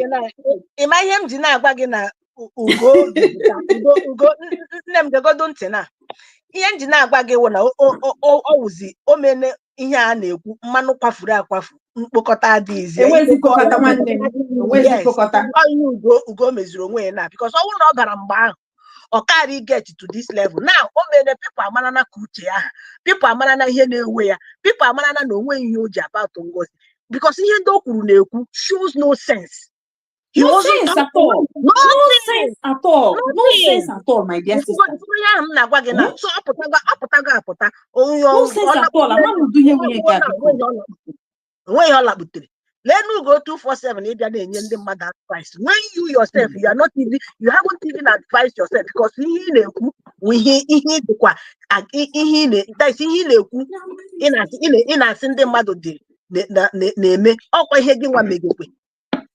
Ihe gị nwa na-eme ọ pụtara na-asị na ada dị ọra mma lee na ada dị ọra mma ka ọ na-agịnyezi na ada dị ọra mma Rafa jere this person na ha wawuzi freedom anyị na fight. Can you imagine ugo 247 ọhịa ọ dịghị egwu ọhịa njiri asị ojukwara onwe ya ajụjụ before ya emeghe ọnụ na ọ zọrọ na nsha boki ahụ so anyị ga-eti ya ọnụ ọsọkwa ya laba ugbo aga na o mebie na mmanụ aha akwafuole ikpokọtago dị aja akwafu obeti ọlabụ ugbo ọkara maka ekwuwera nke ọ kwafuru akwafu ka ọ ghara iwu ocean aka m na-ekwu ihe m na-ekwu ugbo ọlaba ka ekwuwera nke ịkwafu because ịkwafuru ya akwafu be ka ọ ghara iwu ocean ya nọgo n'ime ya na lake ka ị nọ na o lake ka ọ ghara ịbara iba na ocean o ọ na-akọdo ugobere n'izizi ka ihe Kelenna mekwere Adaochu. I don't know why ya na Adaochu just na-eto the same length. Kelenna force nye ya advice nna nwoke mmadụ agbapụtakwa na-asị Kelenna ya nyekwana ya advice ege ya advice onwe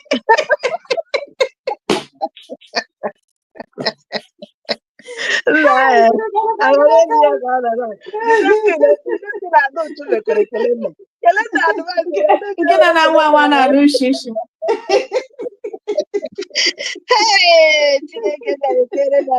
what is good? I'm telling you, I see you move. Hey. Oh, dear. Chineke biko gozera ya our DPM na our government. Mmeri wu nke anyị because onye gị na ya kwụ na anaghị emeri. Onwe mgbe iwu chi na-eluzi ya win all the time. Ọ bata obi ga-eji after because all this nonsense, especially we go 247 ha che no ije ga-eta aka but God will surprise all of them. God will surprise all of them. Because ọ ihe ya lere anya mmefu ishi ha wefutazie the true clothes ha yi. So Chineke ga surprise ha niile. That's my Ima ihe ugo na walk towards now ọdịda ka ọhụ ọdịda ọ ihe mere onwe ike exactly all of them ka ọhụ ọdịda mmadụ ọ ihe ka ọ pụtazie si aka gwara ọ na-agwa just like Adaochu na-eme na onye ugo na-eme Otherwise, All of tell them. me why. Tell me why we go 247 just support at this critical time now on there. Now support division more. Or say, oh no, I want to support again, support again, support. When you have used your mouth, where's na USB, Ngozi Orabeze, wo people, ebe people trust, ebe people believe. Why don't you focus on that place people believe? Give Bezie Ubu and keep us we're in direct way, now support, no division. Say now support again, follow again, support. Who does that? We go 247. Because you have a coward now. That is a coward. Even a Nigeria politics or Chida Haja, because some way party on email. Even Nigeria politics or Chida Haja. You know, you have a coward. At least that bokia him when Hagagis has Mietiala. Well, care when so they have done one in a was only the Anthony herself. Ndaho issue may be Kuhan we have all here Chorewa. Because when I see this Sorono, yes, he gets Sorebeas. Exactly. Okay, because ihe ahụ ka o ji hụ a reason ọ ga-eji pụtasị ụnụ akwa ọ gwara ụnụ agwa. Ọ na-achọ failure, ọ na-achọ people, ihe ọ na-design na. My dear sister, ọ nọ na-agwa anyị agwa ya bịa gwasị anyị nke o mere na nke enyere enye o ji agwa na anyị nwanne m. Ya ugo pụta bịa gwa anyị ihe mere na nene homeland enye. Bịa gwa anyị ihe mere. Ugbu a slangs ugo wo abandon nke a dị ụtọ buchashi a na-egbuchashi nke ugo wo abandon onye ọchọ. Kemgbe asị ndị ụmụ angel ya gbara ihe buchashi afụkpọla ya n'ọnụ sef we notice be ya buchashi afụkpọla ya n'ọnụ kemgbe asị ụmụ angel ya sile azụ onye o ji were agịrịma ma ọ wụrụ maazị ka ịsọwa agịrịma onye o ji were agịrịma ba onye kpọrọ onwe ya pastọ Obinna. That's true. Biafrans ha nwere anya ime mmụọ. It's true. Yeah. Ịwọchị ojizi ike kwuo ụmụaja na ụmụaja. Onye jikwere na true na ụmụ angel ewufuola ya na dustbin ebe o belong. Nne ihe ị ga-eji ama na eziokwu mgbe ahụ nwere that little opportunity of power. Onye ọ gara aga chọwa to work with wo Chika. My sister. Even no onye aka nụrụ aha na-akpọ Chika. Amadị m ụdị ihe ahụ na-eme exist. Ya chọwa Chika. Gaa ime Chika investigate to work with Chika. When o nwere ụmụ aja na. O nwere ụmụ angel. O nwere ụmụ angel. Ndị o ji si ndị Biafra bịa kpọwa egwu. That will tell you na ndị ahụ emelezene ndị ahụ block na destiny ya ma way ya ma ha block everything. Yes. Otherwise, all ya na ha kara ịrụkọ. Ọ dịkwa egwu. Exactly. So it's true. Asa nwanyị ọma udo dịrị gị o. Nna m daalụ. Ndewo na ụmụ Biafra. Ndewo. Biko. Onye ahụ Triple M. Ọ na nwanne m nwoke. Awụ m onye ababa nna. Ị bịaruola. Abịadala nwanne nna m ụyọ ma gị. Uya magi rere. Uya magi ba ama. Onye ha chọkwa ndị dị mma. Ọ bụ ojiriri o. Ọ bụ ojiriri. Nwaanyị a na-atiga mkpuchi ebu nna ya mma. Biko jekwanụ Pastor Obinna bịa buhuru ya mma egeno. Amake mgbu felere efe. Ya bịa buhuru ya amụma ahụ biko. Anwaghị nọ in mess. A condition ya ri ma ha maka uwulaka. So biko a ga-enwe ike ebuere ya amụma aha ka ebuere ya ịma ọ bụ onye polisi. Onye detela akwụkwọ na ga-eme polisi ya ga-bido na the market square kpa uniform ga na-enwe onye ọbụla arrest na-emebe ya polisi eme.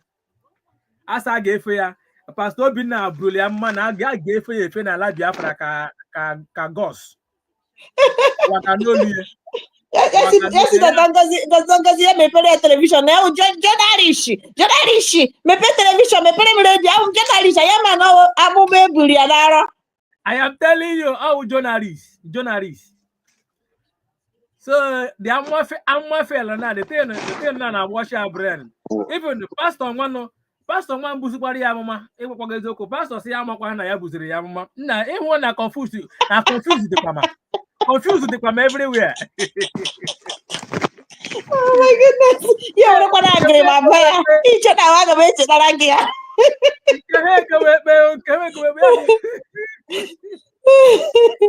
Chineke.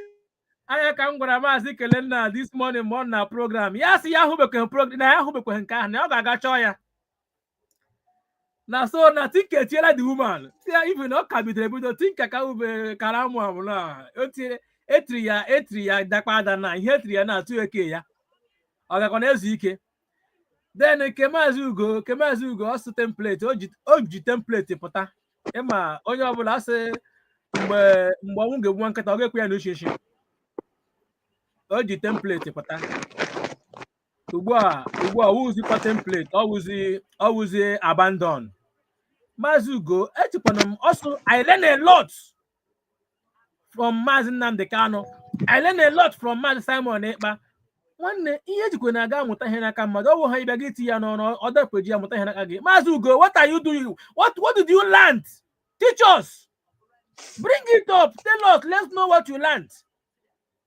Is it by bragging you learn a lot? Onye ọbụla mere ọ gị na even Ado Chadla mbụ kwuo ya sị na ihe nwụ na woso ewu ha n'elu ewu ha n'ala even ya ka gị mma.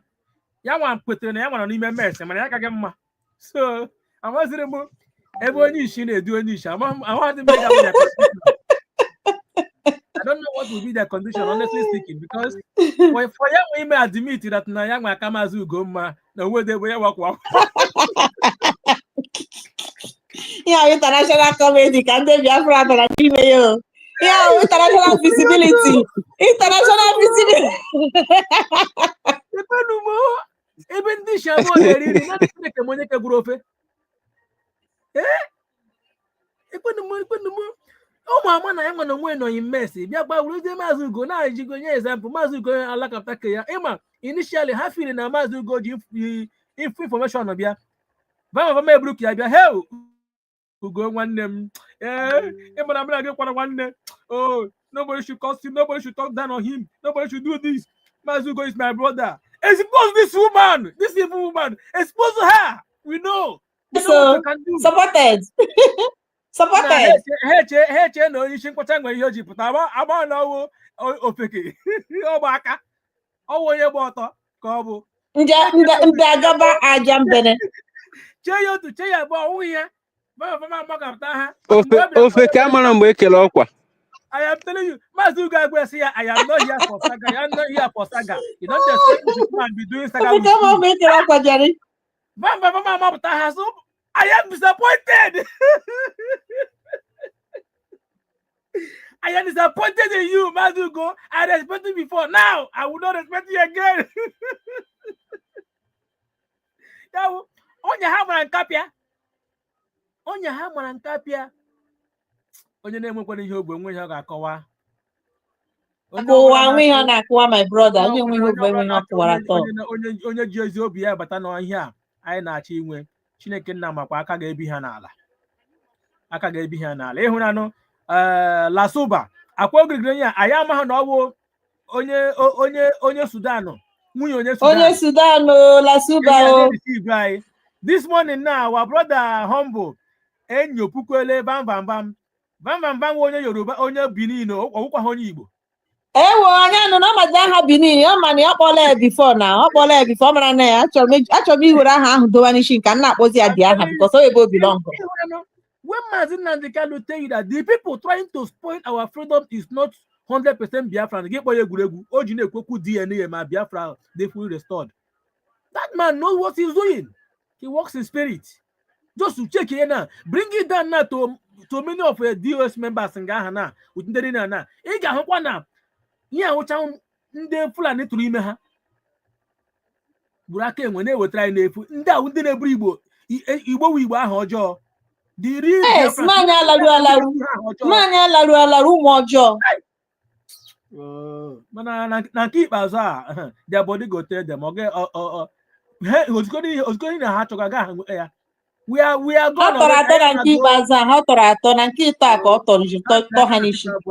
Ha tiri aka na tipa abụ aja agba akpara wara na media is power. O kwuru na ọ ga-atọ na against him. Media is power is when you stand on the truth. Stand on the truth. Our people are not gullible. Our people knows what is good and what is not good. They know what is right. And they know what is working for them. Let's assume now that, okay, another way around, these gangsters, we are able to hijack this government. Where is Ogenkere now? By now, hear me underground now. All in the Ghana social media now confuse our people. We are not even now. Corona gauge themselves. We are not even. One mikwa na wa hand the government to Nigeria government to do DOS in hand that my dear brother, say it again. Ndara baburu. Che, nwanye ka nwanye Chineke ga-agọzi ego.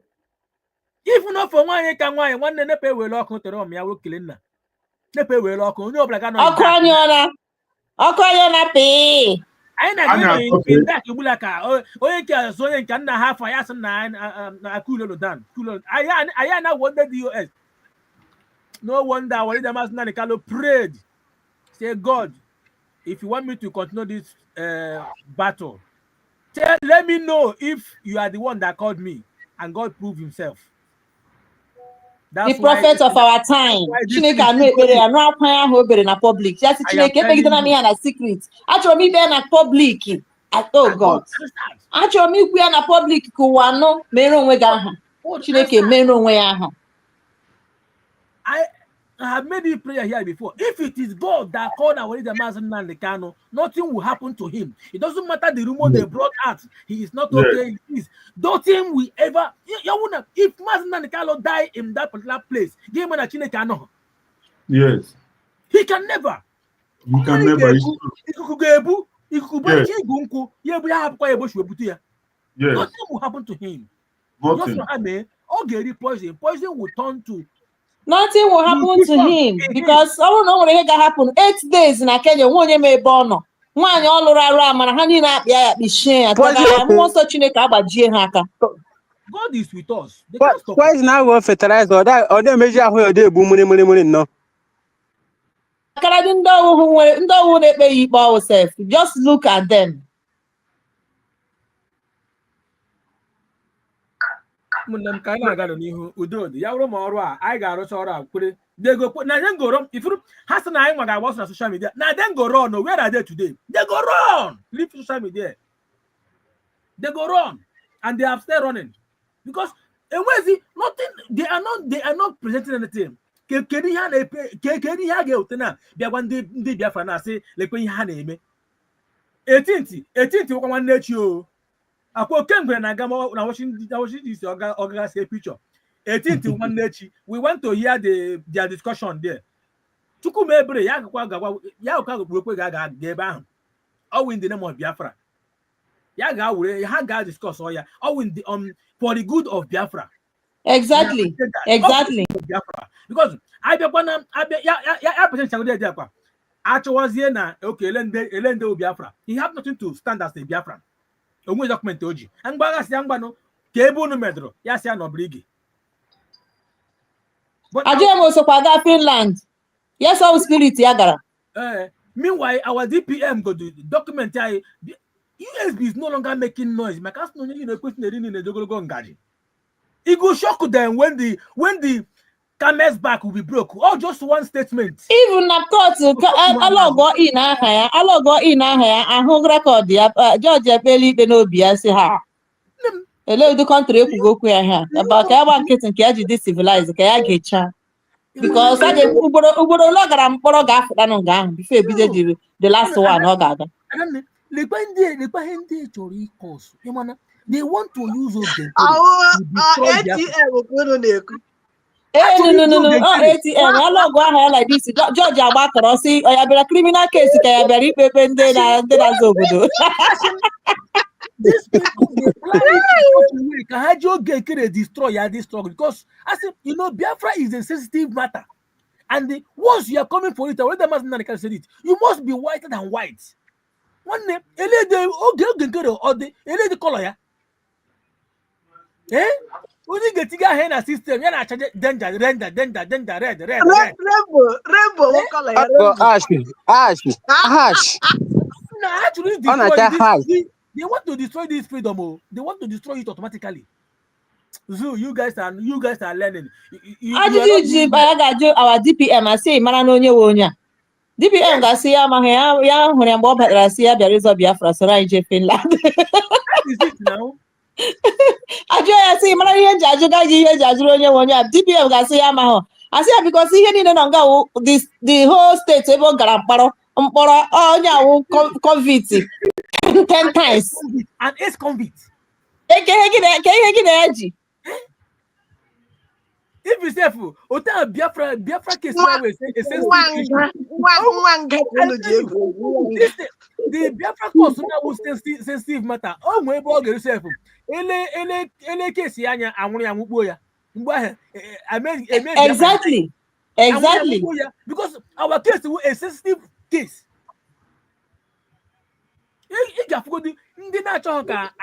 That's okay. You that have a criminal offense. You want to so your criminality have gotten to this extent. When I want at home, I can about what you fucker. Ndocha self gashing over that 3 million people Google. Naka no those people able. That is happy how they are The extent the zoo that can hardly destroy the freedom. And that there's no change in the document. I see no, I can't have a deal because all criminal before. No need DJ me, how he me.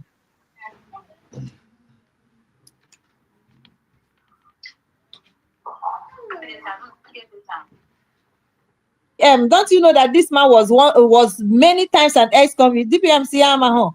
I said because he's not supposed to do anything with the person. I said, who are you? Where have you lived? How many prisons address do you have?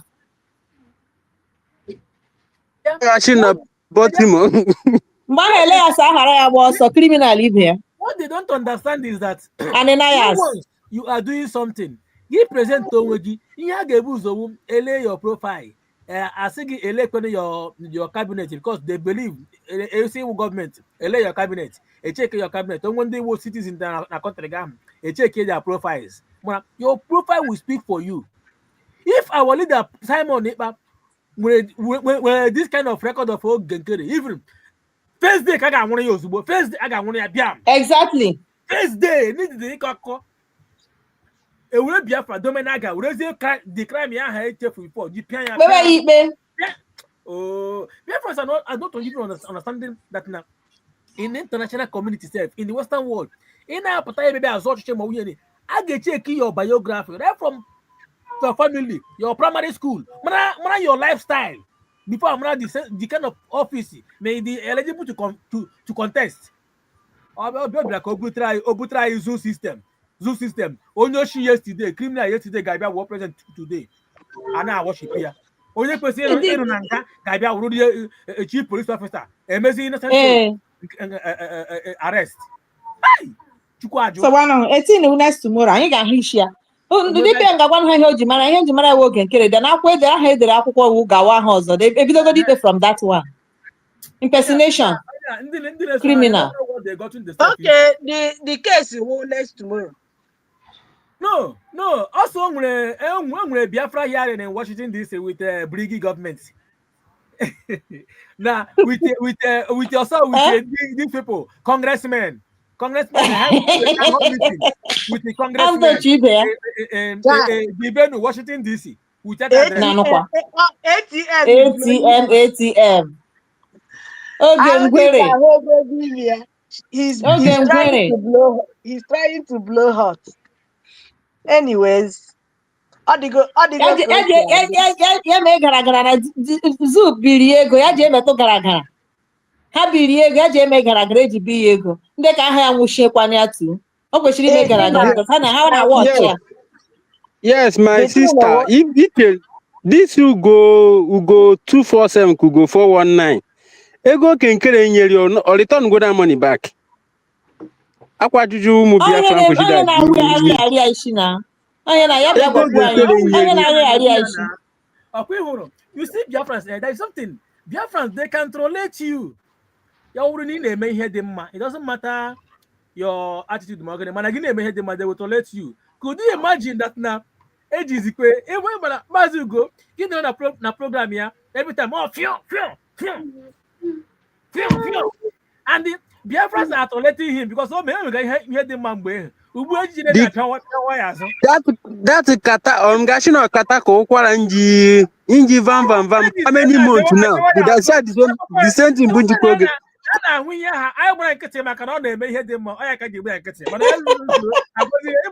I see I don't say no I go you share ya go you share you do ya.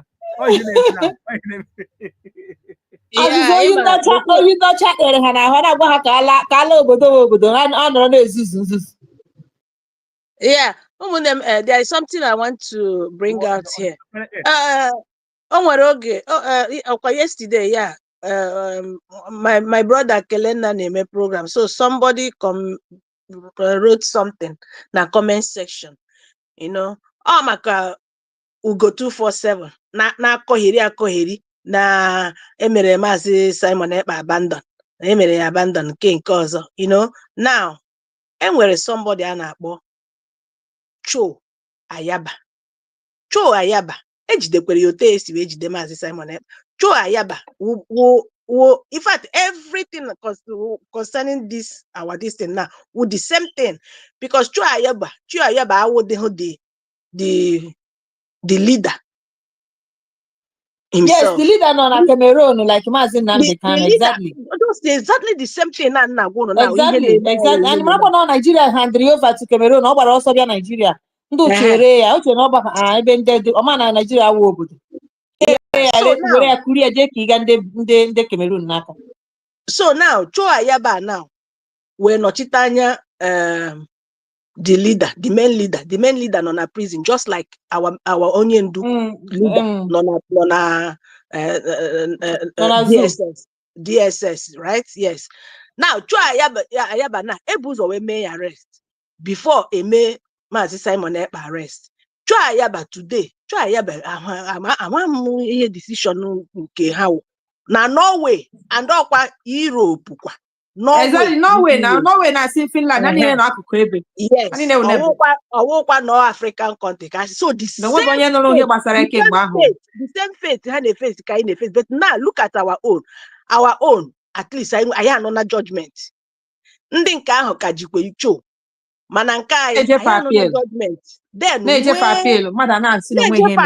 opportunity for appeal. Can't you see that all these people the goal of Nigeria government Simon Ekpa, if not for USB which Ugo himself know this. Ugo amana this thing. Ọ na-atọ ndị Nigeria ụtọ. O nwere one interview among ndị TVC ndị mere that interview. You know, the man ọ na-atọ ha ụtọ na Maazị Simon Ekpa na-enyere ya chance for appeal. And don't watch ya, Ugo 247 is sounding like them now. Adocho is sounding like them. Ha chọrọ this appeal. Otherwise, tell me why ha ji bịa na-ekike against it, just like Nigeria na-ekike against this appeal. Adocho the very first person kicking against this appeal. Like when you hope for him because that everything has ended. Then make appeal that is how can you this man na US. Ụzọ gbachi egwu o wee nụ na ndụ mmadụ ekwu okwu gbasa egwu o je delete ebe ọgba anyị ji ya na channel anyị ọ dị too late. Anyị ji dị egwu na channel anyị rekọdụrụ ya kwa anyị ji ya mee program here. O delete ya. Wow. Ada LASUBA o delete na. Ndị criminals so unu asị na ha ama ihe ha na-eme. Then delete channel ya nwoke abịa gwa ya si na ihe kwere na wa DPM na wa PM wo terrorist. Ebe akọ no conclude. Onokwa na platform again. Shina Mazi Simon Ekpa bụ terrorist. terrorist. And no one, this woman, onye she no marry you alụ, ọ marry you alụ 100%. Because o kwuru okwu nnọkọ ezinụlọ na mgbe Mazi Simon Ekpa chọrọ ịbata, mgbe ọ chọrọ ịbata nnọkọ ezinụlọ, not through our DPM, ị ga-esi wee gakwuru Mazi Simon Ekpa. Who is now fooling who? In about. They are actually not the same. Not the same as DPM, but I help Mazi Simon Ekpa. They made that the same terrorists here in Akwa. What are you telling Uma Jane in Guna Hana Bono this year? This stupid man in Kenshin free man Nico Tonyana Obieze Koshno Obien Kono Binkota Kono Binkota. No quality about Oshinko na US. Ndo chunda oshi. Ota hani nenshuwe nonde na that Europe. Mandu nke no outside do. Hama mmeto ọkwa na Biafra land. Ozu ha ka ga-ebu nata na Biafra land. Go and mark that word. Ozu ha ga Biafra land. Anya Africa of where burial ground. Never again. Never again.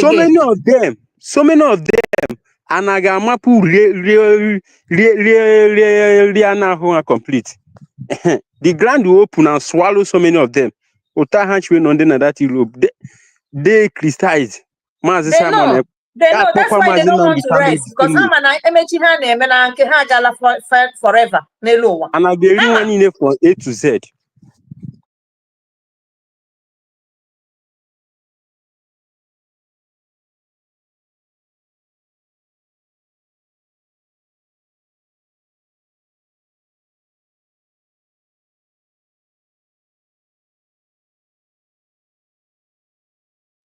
Humble lion, are you there? Or opposite stage. Anyway, my brothers and sisters, even this program, I thought was this conversation program.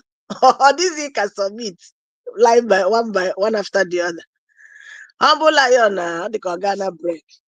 Oh no, so here. So honestly, what is going on is so appalling. But then they my here.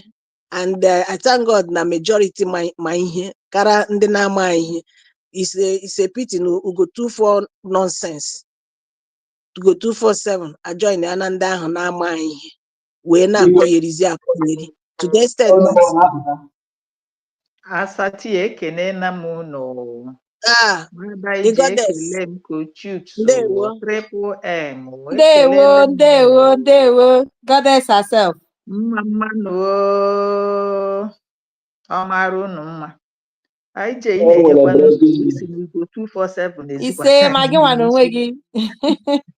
Thank you. Ugo 419. Ofugo na 247. Ono mo na pata. Ai Chineke unu ụmụ Biafra onwe ihe dịka my people, hang on, please. Humble, control only here. Nyewe mmadụ mic. Mazi Kevin, because the news, as I talk you put the news here, because no, as I talk you put the news here, I'm at the news here, because anywhere, as I talk you put the news here. Yeah, not now, please. As I talk you put the news. Not to you maka gentle. Mommy, goddess, go ahead. Nwanne m nsogbu adịghị asị m ka m kene unu na unu na-eme ọfụma, you know, concerning everything that is happening at this moment. They are all happening for our own good. Yes. And this is a critical moment agwara anyị. So before ofe nkupu ka anyị na-eme now ka anyị bataziri na the main thing a na-eme. Like my sister said, Nwada Tina and IJ, you people did justice to what is happening. Concerning mma agha, at times people they use what is on the ground, what is there already. My boy analysis, You understand? Then they now combine it together. So if I na akọzeketa about prophecy nke OBINNA, prophecy nke mma agha. Well, anyway, mgbe mma agha na-ekwu sị a ga-ejide Ngozi Orabaeze and everything, thank God, nothing is in the hidden. Ọkpụkwa ma ndị iro try, ọkwa ha try, ndị na-akpọ ọfịs Dr. Ngozi Orabaeze na ndị na-agwa ndị FBI ma ndị nọ n'Amerịka nke anụnwa bụrụ nnọọ amagha m the kind of group of people nọ n'Amerịka. Amerịka bụ enweghị ebe na-abụghị place of intelligence, but ndị nke nọ n'ebe anụnwa I don't know ụdị ndị mmadụ ha bụ. So ha nọrọ there be plotting evil against their fellow human being. Echiche ha na-eche n'ebe Ngozi Orabaeze nọ o mezuhuru ha. Ije ọbụla ha gara o mezuhuru ha. Ọnọdụ ọbụla ha nọkọtara o mezuhuru ha. Ihe niile a na-eme na internet. So we thank God for everything. Prayers, whatever prophecy is not for onye is meant to edify the church, a true prophecy. Onye ọbụla na-ekpe n'ụdị nke kaira wee mara. Osisi anyị alụ anyị n'anya ugboro na-abụ ma ugboro ịtọ. Ihe anyị nọzi bụ good news, good testimonies, good prophecies. That's what we want. So to God be the glory. And to people, ma ọ bụkwara kedu mafia, I don't know how to put it, sakpolo Chiamaka Ajere. Ịma na ọ ya nwa bụ pastor, bụkwara dibia, bụrụ everything. I thank God na sakpolo knows, and I thank God na ndị jenu ndị aja na the people like now a gwara anyị sị na Ngozi Orabaeze na ọ gbasiri mgbara ọgwụ ike, ọ bụghị onye a na-epush around. I thank God that the enemies, amen, we pray, and when we speak in tongues, the enemies are confused. I am so happy that the enemies know the other part of this game, that na Chukwu keputere Ngozi kwadoro ya ọfụma for this journey. To God alone be all the glory. Ugo, ụmụ Biafra yọrọ gị sị gị were nwayọọ jee nọdụ. There is never a time you were moving anybody in your program. Your program na-ajụ oyi. Your program na-ada ajụ oyi ka ime nkịta. You understand?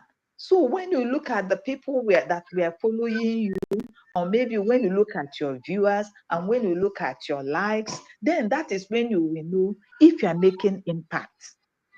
And nobody is ready. Biafrans are ready. Biafrans are hot. Biafrans are pained. Imagine onye ndu ka anọ ịnọrọ ebe ahụ na-asị you abandon Maazị Nnamdi Kanu. What are you not a man? Movement anụwa, can't you move it on? Kedu ihe dị iche n'ebe Maazị Ugo ebe gị na Simon Ekpa ọrụ nwoke ịbụ ka ọ bụ? What is the difference? Even ịtọrọ ya atọ. So who are you pushing or dangling? Who do you want to take responsibility? You don't want to take responsibility. You just want to be there, trying to apportion blame to recalcitrant like you. God has given we women the grace. We are standing gidigba. God bless you all for your time, for your energy. Anything you put in shall not be in vain. We ask you to bring it on. Whatever you people bring on the internet, I ga-ahaziri you na ma, I ga-ahazi ya ahazi, I ga-ahazi machaya, that even the people feel that their brain are they go dead. I ga push you the narrative very well that they will understand what is happening. My dear, I rest my mic.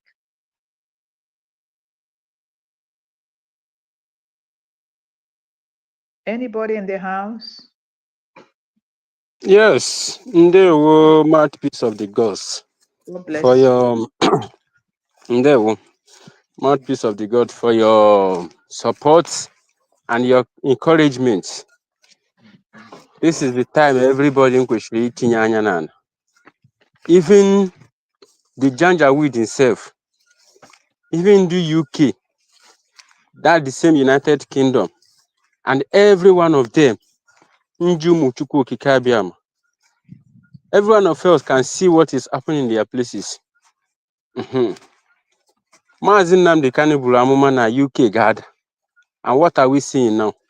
All over the world entirely, onwere peace ndụ. Ndị ekwesịrị ịjụ onwe ha ajụjụ, what is the secret? Ha ka nọkwara ebe ahụ, they criticize, they akpọkwa ụmụnne ha, terrorist. Onye ya na Anambra nsoro ajọ nta, gaa na nta, ọtọ na ọba si na ụkwụ anyị dị ka ụkwụ anụ. Na egbaji ya egbe bụ mfọjụ.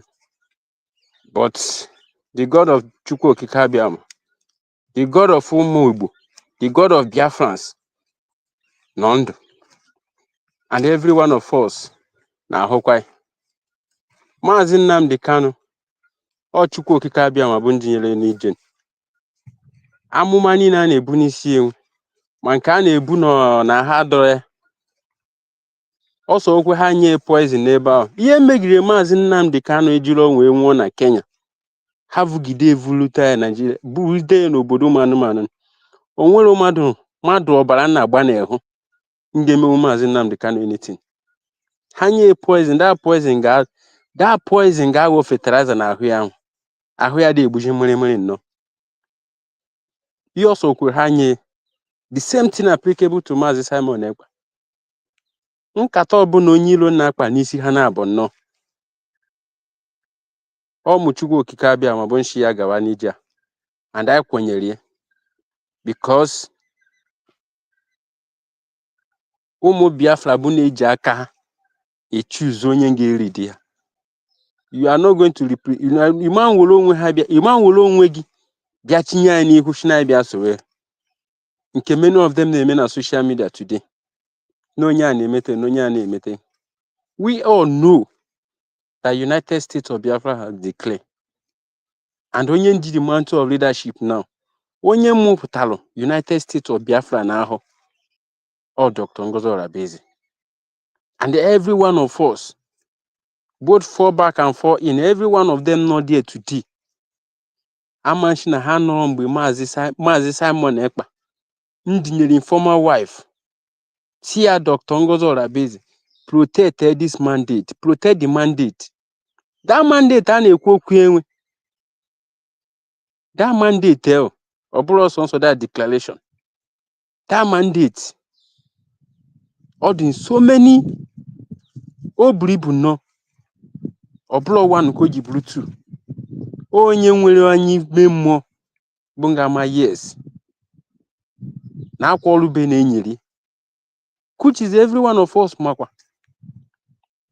Mgbe Dr. Ngozi Orabieze m kwuru na ọ bụ na ọ ma na omedo expect na a ga-abịa ekpunye ya okpune ekpunyere na nke ikpeazụ. Ọtọ Chukwu Okike bụ nshi ya, Adam nwanyị gawa ọja atụ na gị. Adam nwanyị na ya gawa. That's the reason why o ji wee Ghana, that the same Finland. So many of them mbụ nshi na ha bụ nwoke. Did the same Maazị Ugo 247 ka Ugo 2419. All no there that very day. Every one of them can testify on that. Mgbe this woman ba labor room, mụpụta United States of Biafra. Ha niile pụta nke ikpeazụ na. Shina ha niile merụ Maazị Simon Ekpa abandon. Ijukwara onwe gị ajụjụ, a na-eme ya abandon ịbụrụ nwoke. That the same Maazị Simon Ekpa na-ekwu okwu enwe. Ọbara na-agba gị n'ahụ bụ na-agbakwa n'onwe nke ị na-ehụ. Maka na ị nwejiri isi nkwọcha, iche no na o nwere onye mwepụtelu. No, this particular person bụ ga-eweta this Biafra na-ekwu okwu enwe. Lotekwa elote na Maazị Nnamdi Kanu sikwa ihe ọ bụla ị mara ị ga-eme ka Biafra na-ekwu okwu enwe ka ọ bịa na mmezu. Jee mewe. You dey crucify your own. Ask yourself, jugodo onwe gị ajụjụ, What is your gain? Gain actually gain good na this woman in a criticize. What is your gain? Unu bịakwa sef na gbake camera. Dey kuna Biafra na obi ye mo. But within you, n'ime mkpụrụ obi gị sef, obi ga adịrọ ọcha. Ịgbake camera, ishino ye mo. Ịgbanyo camera. Ị nọ n'azụ na ọ dị ma brakata. Chenu ụmụ Chukwu okike abịa ma amara ihe na-eme. Jụọ wepụtewe n'isi. Wepụtewe n'isi, anyị na-ahụ churu niile complete. Wepụtewe ni. We Biafrans, we are equal to the tax. Even the zoo no win ourselves. All these terrorists in uniform, they are confirming it. Onwere onye nkwu isi na-abụ. Onwere onye nkwu isi na-abụ nke ikpeazụ. Ozugbo ị na-ewepụta isi gị, ewuru mmadụ egbubie complete. Adadolama can testify. Or not testify every day by day na platform ya. Because on her regret is the reason why Ojiwe choose this sign o choose nke ikpeazụ. Because Ochi na mgbe Ochi na ọ ga-create history. Na ọ ga-create history. Ochi na this line ọ na-eso. Ọ ga-eji create that history a na-ekwu okwu enwe. But nke ikpeazụ na that major.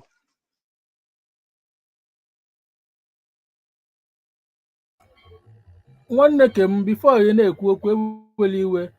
Ikwu nke history. Nwanne o createkwara history o. Maka na history na-abịa both times. Either you create a good history or bad history. That is that. Continue nwanne. Yes. That line and that demand we have chosen. And don't want to choose that line. That history in a create, I get create ego. By ekpoge, uta okpogi na akpocha ge woro okwu gi na abo chinye n'enu, wori shi gi chinye na. So that mgbe emechalụ, am I the kind role he play na this nwere onwe na na-ekwu okwu ya. That history na-ekwu okwu ya, I get create ego. But before then, he get go down as zero mmiri first. Before that time I did. Ụmụ Chukwu okike abịa, Maazị Nnamdi Kanu, Maazị Simon Ekpa, and every one of them nkwete n'ije nwere onwe na nọ n'ime enwe. Every one of us ga-apụta. That's 78 years. Maazị Nnamdi Kanu shi na ga-eji wee build Biafra land morning and night. 78 good years. A ga-eji wee build Biafra land. Every one of us. Don't allow yourself to be used so that you will not be in partaker on that building of Biafra land. Ha che na ihe na-ekwu okwu enwe self. No ịbata na social media gbara ego nke na-rie. Na-enyewe ego. You will rie ego do first. Rie nri with ụmụnne gị, with your family. Chefuo na ego ọbara ke di ya ị na-eri. Ichefuo. There is so many people dying every day by day na Biafra land. There are so many of them. Because when every day is in Jihuru Bo a man no story. And that story is going on every day by day. Then got stop on this story. Then make the disappearance of your brothers and sisters. Don't stop. Maazị Nnamdi Kanu withdraw alternatives. You know, United States of Biafra. No Biafra won't stop that disappearance of your brothers and sisters. Maka ijegwu je tinye aka onye ikwesịrị itinye aka. Maka na irigwu ihe ikwesịrị iri. Ọnụ niile adụchagwo wide. Lekwenu drunk. Why I would not drunk himself? A drunk. Yeah, Because so many of you will aka tinye ikwesịrị itinye aka. Because of the innocent blood. Irigboro ego ekwesịrị iji wee save their life. Irigwo dị ego. That is the reason why we need NGO putana and keep as that about the only government of United States of Biafra. What is going to be your gain at end? This trumpet and equipment and with trumpet in our sound. Inte big on the trumpet sound goku mobunu namalo. The trumpet sound on 29th of November 2024. That is the day the trumpet in sound. Because ibu ofiki, yemano mbe ekele okwa. Because ibu that ofika na ekwu Imagine the meaning of that in na Finland, that on 29th of November. You did not know the meaning at all. That is why you when the mind, when the audacity, that about the United States of Biafra. Because he who know why but not the. No why am I the mind. We go give the man not the order from a woman. Chief Queen order the same woman in a queen. Now a woman. Boom blue now for complete 9 months. Iga one on ayamu putano now. That the same woman boom blue United States of Biafra now. Won't put every one of you now told you. After safe and done. The putana and keep as that by what is going to be your gain? What is going to be your gain? Gain can actually achieve. That is the question. You could say that John Wigan Nanki person. What do you want to achieve? Ego je bunye richer now. Tomorrow, ajo that money now. You cannot make account of it again.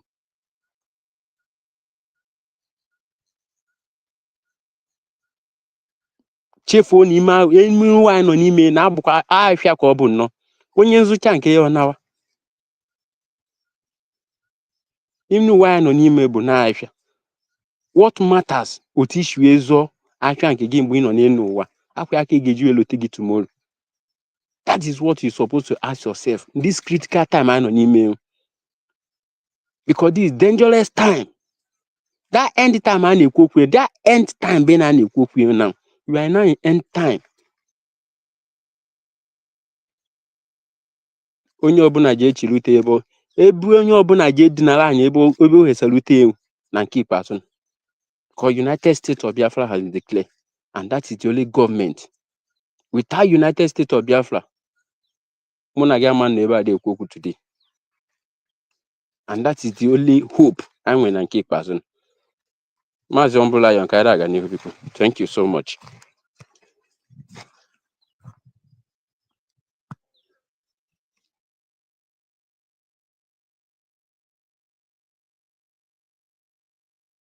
Ndewo Maazị, ndewo Chukwu gozie gị. Ana m ewere ohere a na-ewekọm Ọjị Ugo ndewo. Ọjị Ugo ndewo. Ọnọdụ a ndewo. Ọjị Ugo, your voice a na-apụta. Ọjị Ugo ndewo. Your voice a na-apụta.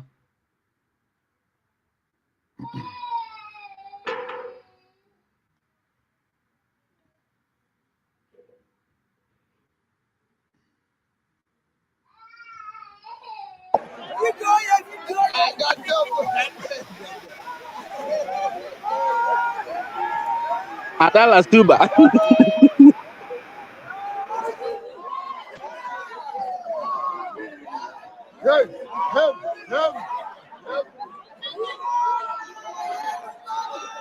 This woman agba mkpụrụ mmiri o. This woman agba mkpụrụ mmiri. We have Honorable Anyanwu Bennett Mianacho.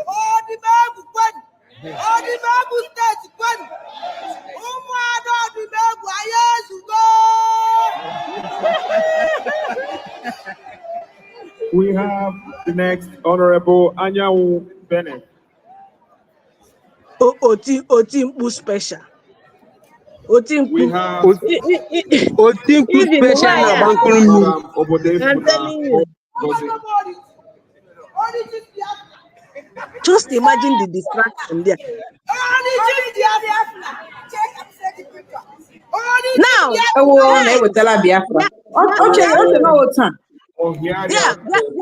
Biafrans gagodo no ntị na ị hụrụ that thing Maazị Simon Ekpa na complain na that video ahụ. Adocho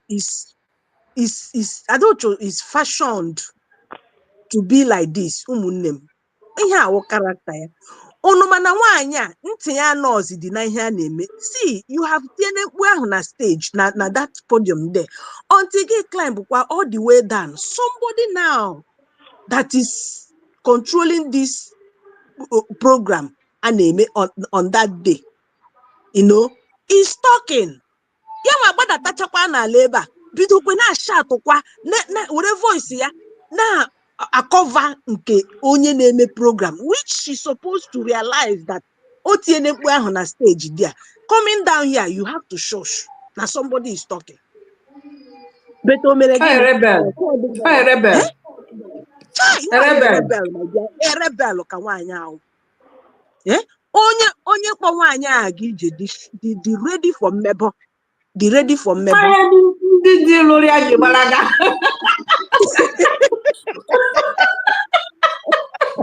Ndị lụrụ ya gbalaga. Asa agụpụta nke abụọ. A na-akpọ onye a ga ebe a na-akpa nkata dị na-aba uru. Kpakpọkwana onye a aga because very soon those people ndinyere nji ahụ, very soon ọ ga na-akpa ha one by one na that in platform. Just do gain. Very soon everything ga-agba n'ọnwụ. Very soon ọ ga na-akpọ one ọ ga-adị na form of otanu oshino makeup kono ngomba ha. Otanu makeup nji wote list. That ndị ya na mbọ na-eme committee. That very soon this man ga na-akpọ result ndị ya na mbọ na-eme committee. Na platform. Very soon ọ ga-ekwu. Yes, nwaanyị a matago na iko ya ejugo jufe and now onwezi a hidden place. No hidden place for her. Onwezi ebe mgbakwasị obi na ebe mgbakwasị ụkwụ na ebe nghodute aka. Ịghọtago, onwe ebe o ji aka, enwe ebe ọ gbabatara na zo isi ya anabata enwezi lee n'ụmụ ọma. No, do ya kwala so as USB na country the consign. Do ya kwala? Yes, lenu ụmụ gịnị ụmụ angel. Ụmụ angel ọ na-akpụ n'ọnụ all the time now. Close only her door, hapụ ya behind. Ịghọtago, now USB nto ji maka ya ndị ahụ wee gbapụ onwe nke oji. Amụma wee gbuoro ya na ọ ga-awụ a great woman. Onwe nke ọ na-ahụ. Sọsọ ihe nọzi around ha na-awụ ndị ahụ ọ sị ụmụ ajana unu ofu ya ebe ọ na-agaghị unu akpaghachite ya azụ na ihe ọjọọ ka unu na-eme. Ọzi ndị fọrọ ya na ndị ahụ na-akpaghachite ya azụ, ndị ahụ na-akụrụ ya aka ma ọ na-agafe ụzọ. Now you have had it from her. Finally oji n'ọnụ ya kwupụta na ọ nọ in a mess. Na ọ nọ in a mess. Akwefuna ya na okwune that look at the mess ọ nọ na ya. Ụmụnne m ka ezi ihe ọzọ nọ na-achọ ịnụ n'olu Adocho ka unu mara na ọ na-regret why o ji hapụ USB government ebe 97% of Biafrans nọ. Oh God. Enweghị ọzọ a na-akọ. Biko finally enweghị ihe m chọrọ ikwu gbasara mma agha prophecy. Ụmụnne m, asị m ka unu nyere m aka zigara mma agha ozi a. At what point ka ha ga-ebido hụtawara anyị positive prophecy? Every time negative prophecy anụ ụmụnne m aka m na ụkwụ m adị ọzọ. Now a na-ekwu okwu appeal mma agha. Can you prophesy to us why ihe na-aga ime na appeal a? Ọwa gawa n'ihu ka ọwa hapụ ebe isi na iwe onye na-afụ ọfụfụ ka anyị believe na nke ọjọọ ị na-agwa anyị ma nke ọma na-abịanụ inwe ike ịgwa anyị what we are expecting. Ụmụnne m, dewekwe na amụma a n'ụzọ, dewe na ya somewhere else. Na nke Maazị Nnamdi Kalụ ekwuru okwu a ga-enye isi, ekwuru okwu egburu amụma na ya emekwene travel. All the same thing ahụ all the time. Why? A believism na amụma a biko ha ga-asụ doro ọdụ. Daalụ. My dear sister,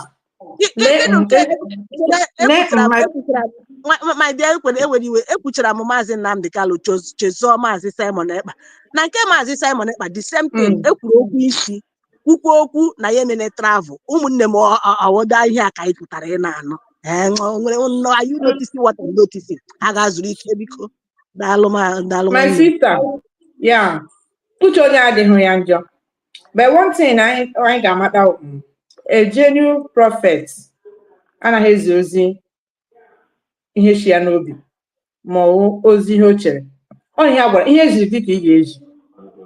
And many times ndị believe in a prophet, when he start coming always negative, they start disbelieving. But that is not that does not mean that it's not the prophecy. If it's a genuine prophet, a prophecy, no matter how negative or something, now wait to a prophecy now. Watch what is happening around us. What positive things? I'm saying inside there are positive things happening. But under the meaning of prophecy in the first place. The Bible says God revealed to redeem. Prophecy is to redeem. So when good thing is coming, there's nothing to redeem there. You redeem from the negativity. Does not mean that prophecy doesn't carry positivity. But the time we are truly is the time when these prophecies, when they come, we have nothing to lose than to walk towards it, to pray. What's the only thing in Chariwa? Please, you people don't know who this prophecy. There is something you people supposed also to be doing on your own side, not to let these prophecies to be coming to pass, because that is a complete prophet. Because a prophet will see and a prophet will ask questions and God will give directives. I'm not communicating some directives, but in your own end also, I hope that there is something you will start doing so that this prophecy will not be coming negative. Because God revealed it to redeem it. That is the message prophecy nebu. My sister, because when you were, let me interject there, please. Na ihe ọma any the prophecy. Oh, young now. Ihe ọma is the prophecy. Yes, prophecy is to redeem. On a Bible, the Lord reveals to redeem. The Lord reveals to redeem. So you don't redeem from good thing. You redeem from what is negative. Okay, now listen. Ihe na-achọ ịkọwa na ihe ọma need to be revealed. Okay? But no, only look, only you watch your prophecy. When a prophecy, go to Maazị Simon Ekpa. But at the last time that Biafra will come. This is my awareness. For a prophecy, you know, and then when you hear Mara name na like be proof run na ihe ndị ogwu ememe wetekwere na one short clip ahụ ebe ahụ ikwuru ihe ahụ ọ ga-eweta ọ ga-abịa bịa kọrọ anyị the story otu o si wee kwuo ya, but enwere short clip ebe ikwuru ya already. Why didn't you bring that thing gbanye na ihe anụnwa si unu chetere mgbe ihe a mere ya hapụ ya plate o plate ya akọwaziere unu ihe ọ na-akụ ihe na-achọ ịgwa gị my sister wo happen no prophecy ahụ ndị a na-ebu negative abịa. Then achọrọ m imetụrụ gị aka na Bible mgbe Mary adịbụ ime mgbe a gwara ya na ọ ga-adị ime mụọ nwa nwoke. Ihe ahụ ọ bad prophecy ka good prophecy? Ọ dịbe ime mana o mechara dị ime ahụ mụọ nwa nwoke. Ka ihe ha ga-eji gwa anyị na this our pill anụnwa anyị nọ na ya na lekwa otu ọ ga-esi aga. Yes, that is yeah, but towards that, she has no right to tell you towards that. At what point? At what point? Only negative all the time from Maazị Nnamdi Kalu up to the point I know now. Only negative. Why? That is why only negative. I believe on prophecy of Umara, no matter anything, because this woman but I follow Lamia na prophecy, not only for Biafra. Every prophecy one year. Look, we will not be undermining our prophets. Abikono. Can made that mistake? The time I know I need what I will need now is prophets. I'm telling you. But the problem not here for me. Because the prophets like in Mara now. Oh, what I onye kwara directives na some like ihe okwu ide eme na 2027 and ọ na-abịa na mmezu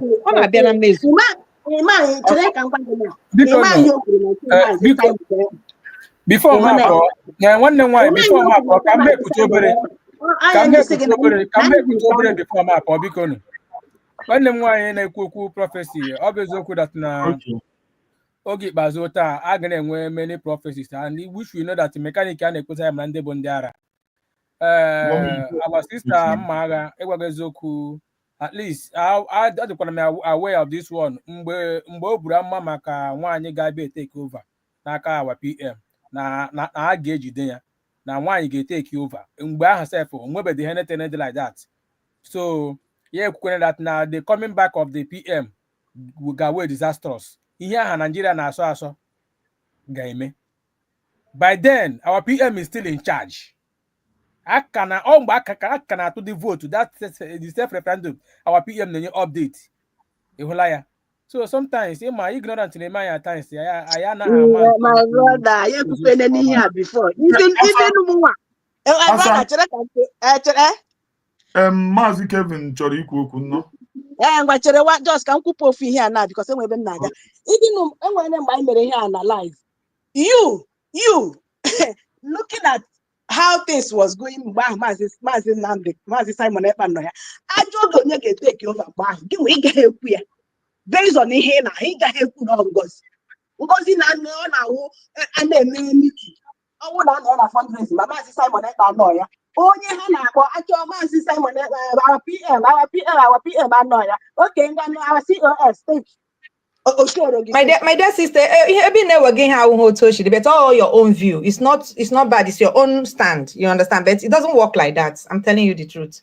It does not mean that there are no fake prophecy, but let us not play with our all things that is it.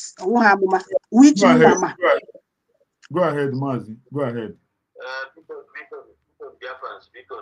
I greet you people. I'm late. But I bet to reach on the Basara Amoman one a quebu. Amman a quebu. You watch all the whole Amoma and a book. 70% when he got walk on. Yeah, that is car short. 80-70%. He is the program, he is your job, they made of you way, game butcher. Banning make Kadatin happy than a mission. Then we come on, we can only 10% when you will give you that in the most bar. So you can have people when you was a Brahma, but I have a program age. Only on a Brahma, who chases yours, who follow through rock, is yours. And only on that any shows through rock, or on 7 or 8, 5 year married, or 6 year married. But oh, I don't go as Amoma. So, Maya. Let's say no group you have 20, 18 and go. Always open for like now. I get to Donia, one I get to Donia. Here is the fear of Corona. Unya and all Basara, that happen because no matter getting silly like that. No, object like Oja that time. So now I get to the same one. I don't get to take over one and don't people of that. Amaya. Don't people take over one. But someone can be true. Then, but now someone in large as Nigeria get there. Yes, only that someone like Basuna. And then why you put this thing? Some people will have with it.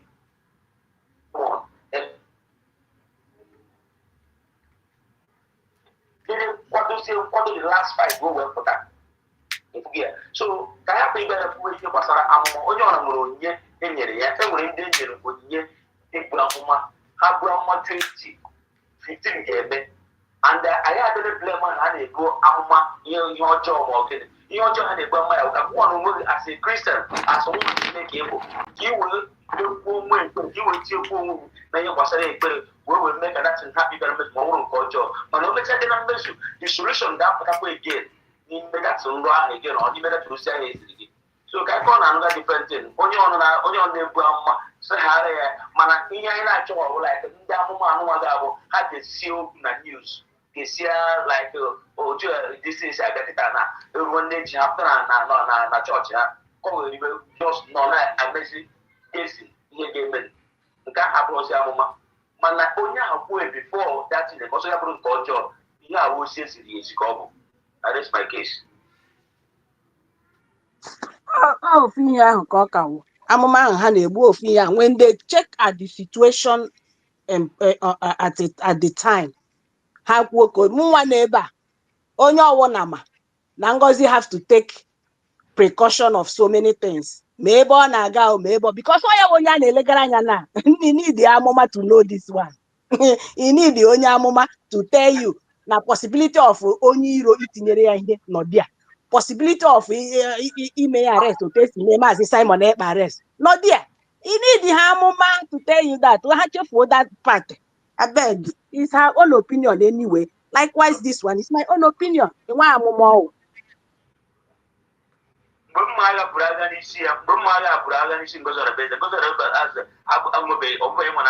anything. So it's like no matter measure. And then the next person that Biafra get through America, from America. So opinion can return to again. No more America. That Biafra must come. And the school to an rotate.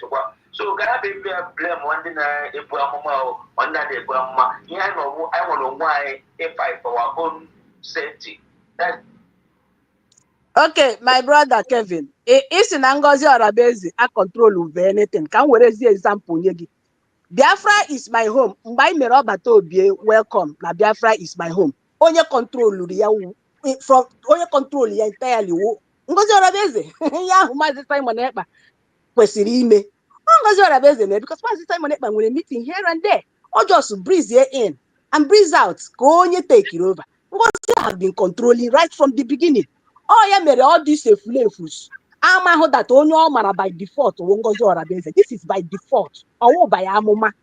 Ịghọtago na ewunu chọkwa ikwu na-ekwe. This is exactly how it is. By default, Ngozi ka ọ mara. She have been controlling.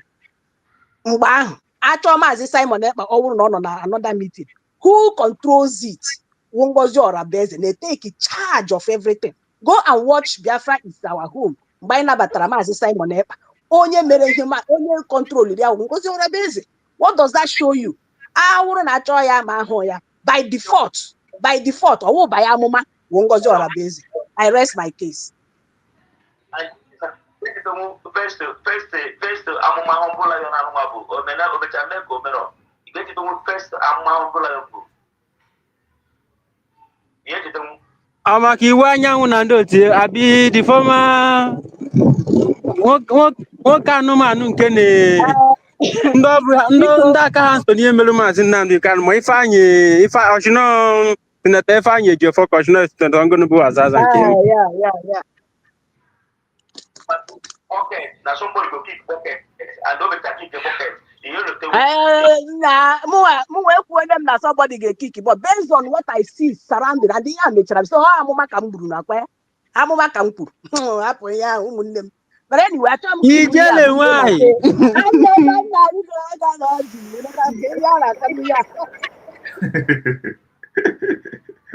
asa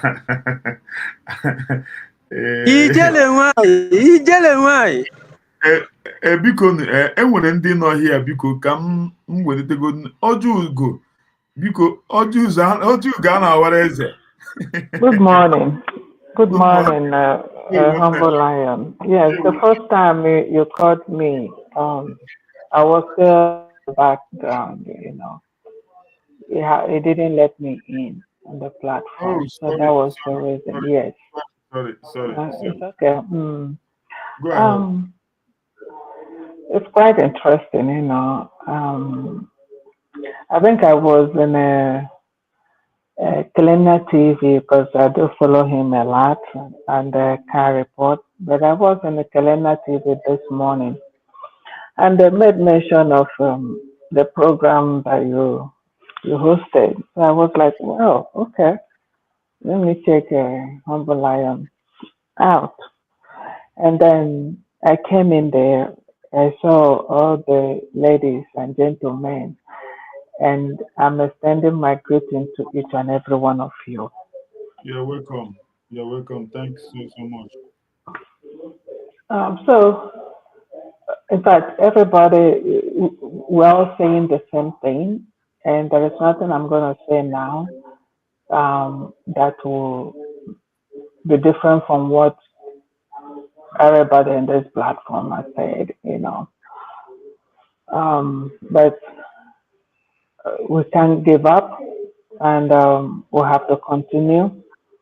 And I'm happy for this new media team that we have now, independent media team, and they're doing the needful while the government continues their work, you know.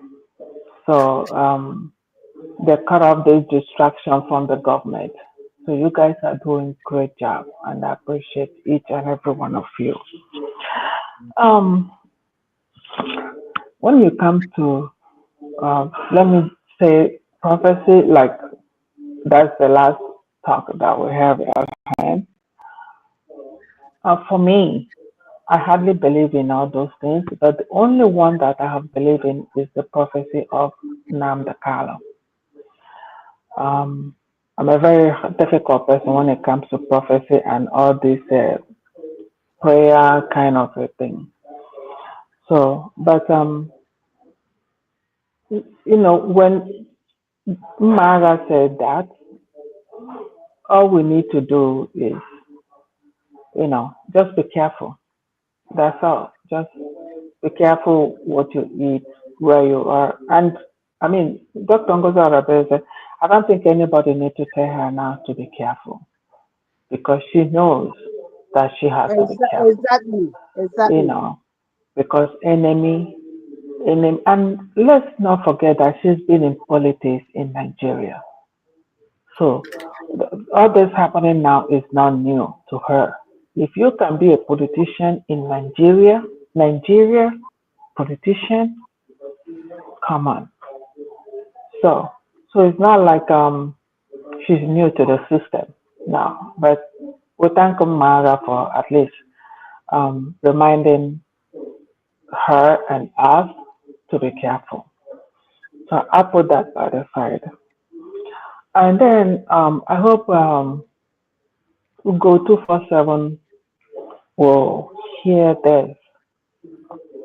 I've said it before, and I'm going to repeat it again until one day it will get to him. If you steal something, or if you take something and later you discover that that you collected or taken is not the right way for you to get it, you must do what is restoration. If you don't do restoration, you are not free from that. You have to do restoration. I don't know how many times we go 247 collected money from Morgan Carrier. I don't know how many times, but he said when he got the first one, the second one, well, then he started asking questions like, "What is this?" And if you, what you will have done to be totally free from that mayhem would be to do what is called restoration. Hey, give me your account. I'm giving you this money back. If that money is evil, it will still stick with you because you are still holding that link that connects you to that person. When you discover that that money is not good, it's not with a good intention, you're supposed to do restoration. So whatever that is happening to him now, he should go and think twice. Because right now, he doesn't make sense when he's talking, like no sense when he's talking. And I don't know if after making those short videos, does he go back to listen to himself? Because he makes absolutely no sense right now. Let me tell you, if Ugo 247 was talking the way he's talking now before, you think Biafra will listen to him? Now, because you're asking yourself, is this a human being or a man Hi, that is hey baby, talking? connect my glasses. You I know, forgot it somewhere. because he's not making sense. Oh, He's not I always, woke up to go on the okay. pointing blame. Okay, you have been in this government for a long time. What Give me have my you glasses, achieved? please. What is your what opinion have you? What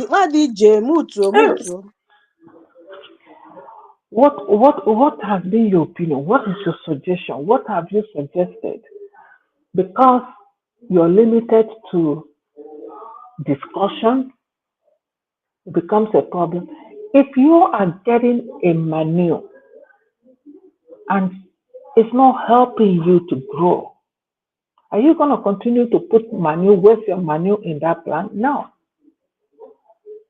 So if you are part of the cabinet and you are not contributing to that cabinet, there is nothing useful you're putting there, you're going to go by the side.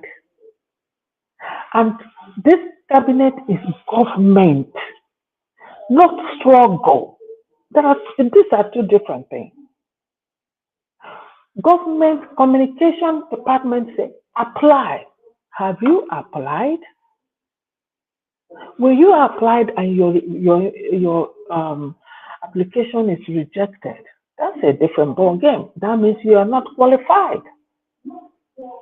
And then if you chose to be independent media because you see that people are going towards independent because they are making sense. They are making sense. You are no longer making sense. You are defending somebody that is not supposed to be defended. Something that came out in the public for all eyes in the world to see, and you're still defending that. I mean, you have a big question mark. You're pointing at Simon Ekpa. You're supposed to be a father to Simon Ekpa. He's a man like you.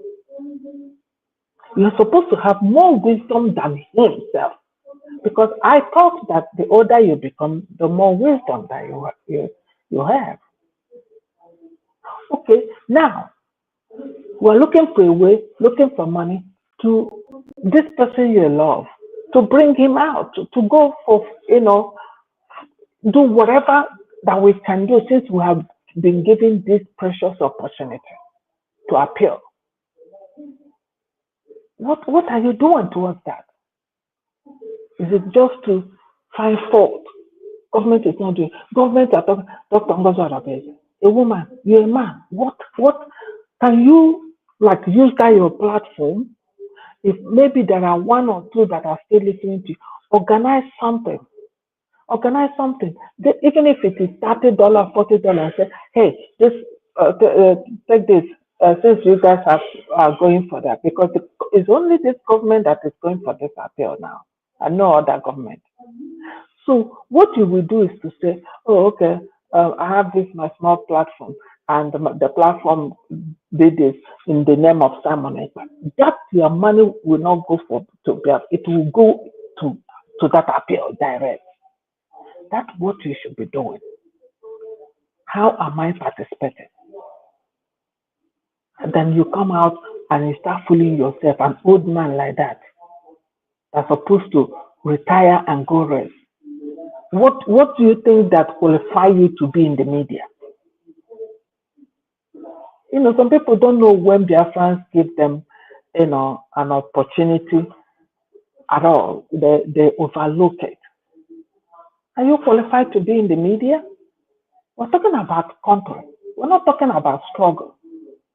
Struggle, yeah, anybody can open video and start saying something. But this is government.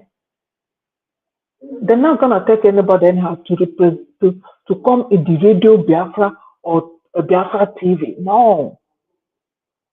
Country where you reside, even the Bongo you're talking about, you see how their media, even though they're all stupid, see how their media dress, and you're talking about the Biafra as a country.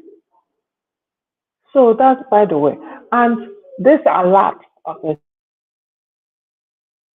is real. Shine there for background with that stupid pastor, and Simon Ekpa rejected, and now they want to use Simon's name to do scam. That's all they remember. But woe betide that Biafra will hear all that Van Van Van said and put his name on that platform. Woe betide that person. Onye ahụ ji okwu ya wee gaa zọrọ nsha abọkị. And anything that happened to you, you have yourself to blame. Because he said what will happen. He notified you before you jump in. You will not say you joined out of ignorance. No. So that's why people get into trouble. He said it before. So if you purposely, after listening to what he said, and you jump into it, this is how cause can affect somebody. So, Humble Lion, you're doing great, and we thank you for that. By God's grace, when I have opportunity, I'll be joining the program. I love it how the ladies were like, make it very, very interactive section. Like, it was good. It was good, yes. Because, Dalon, and thank you so much.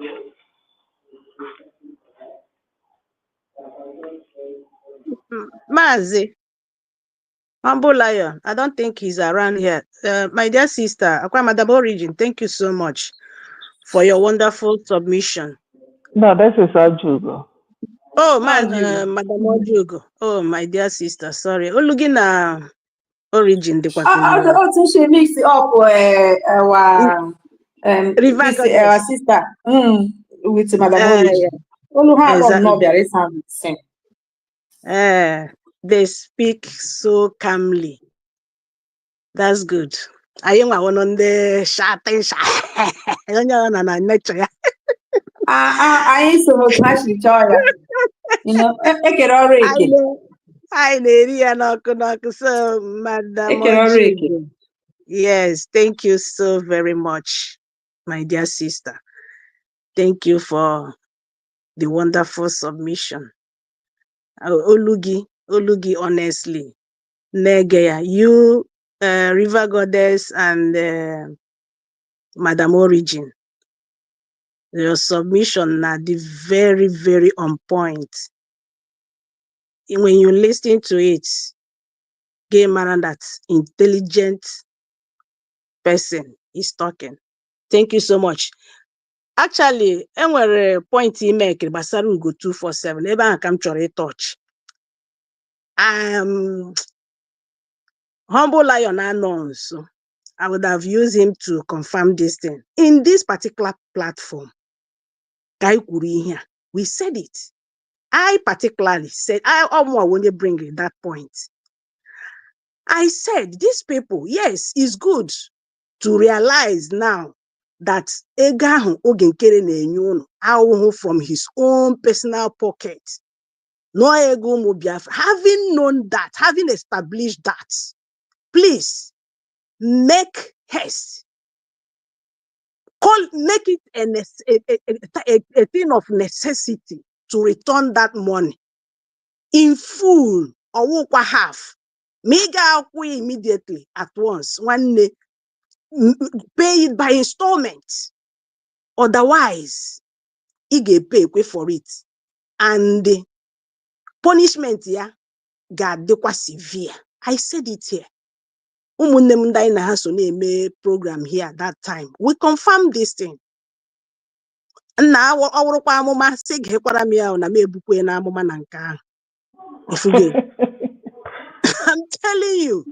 I'm telling you. So ego obara we go obara. Oto soro gisi ego because of nke vam. ka eji wee kwuo okwu a ka anyị ji wee kwulite okwu ahụ.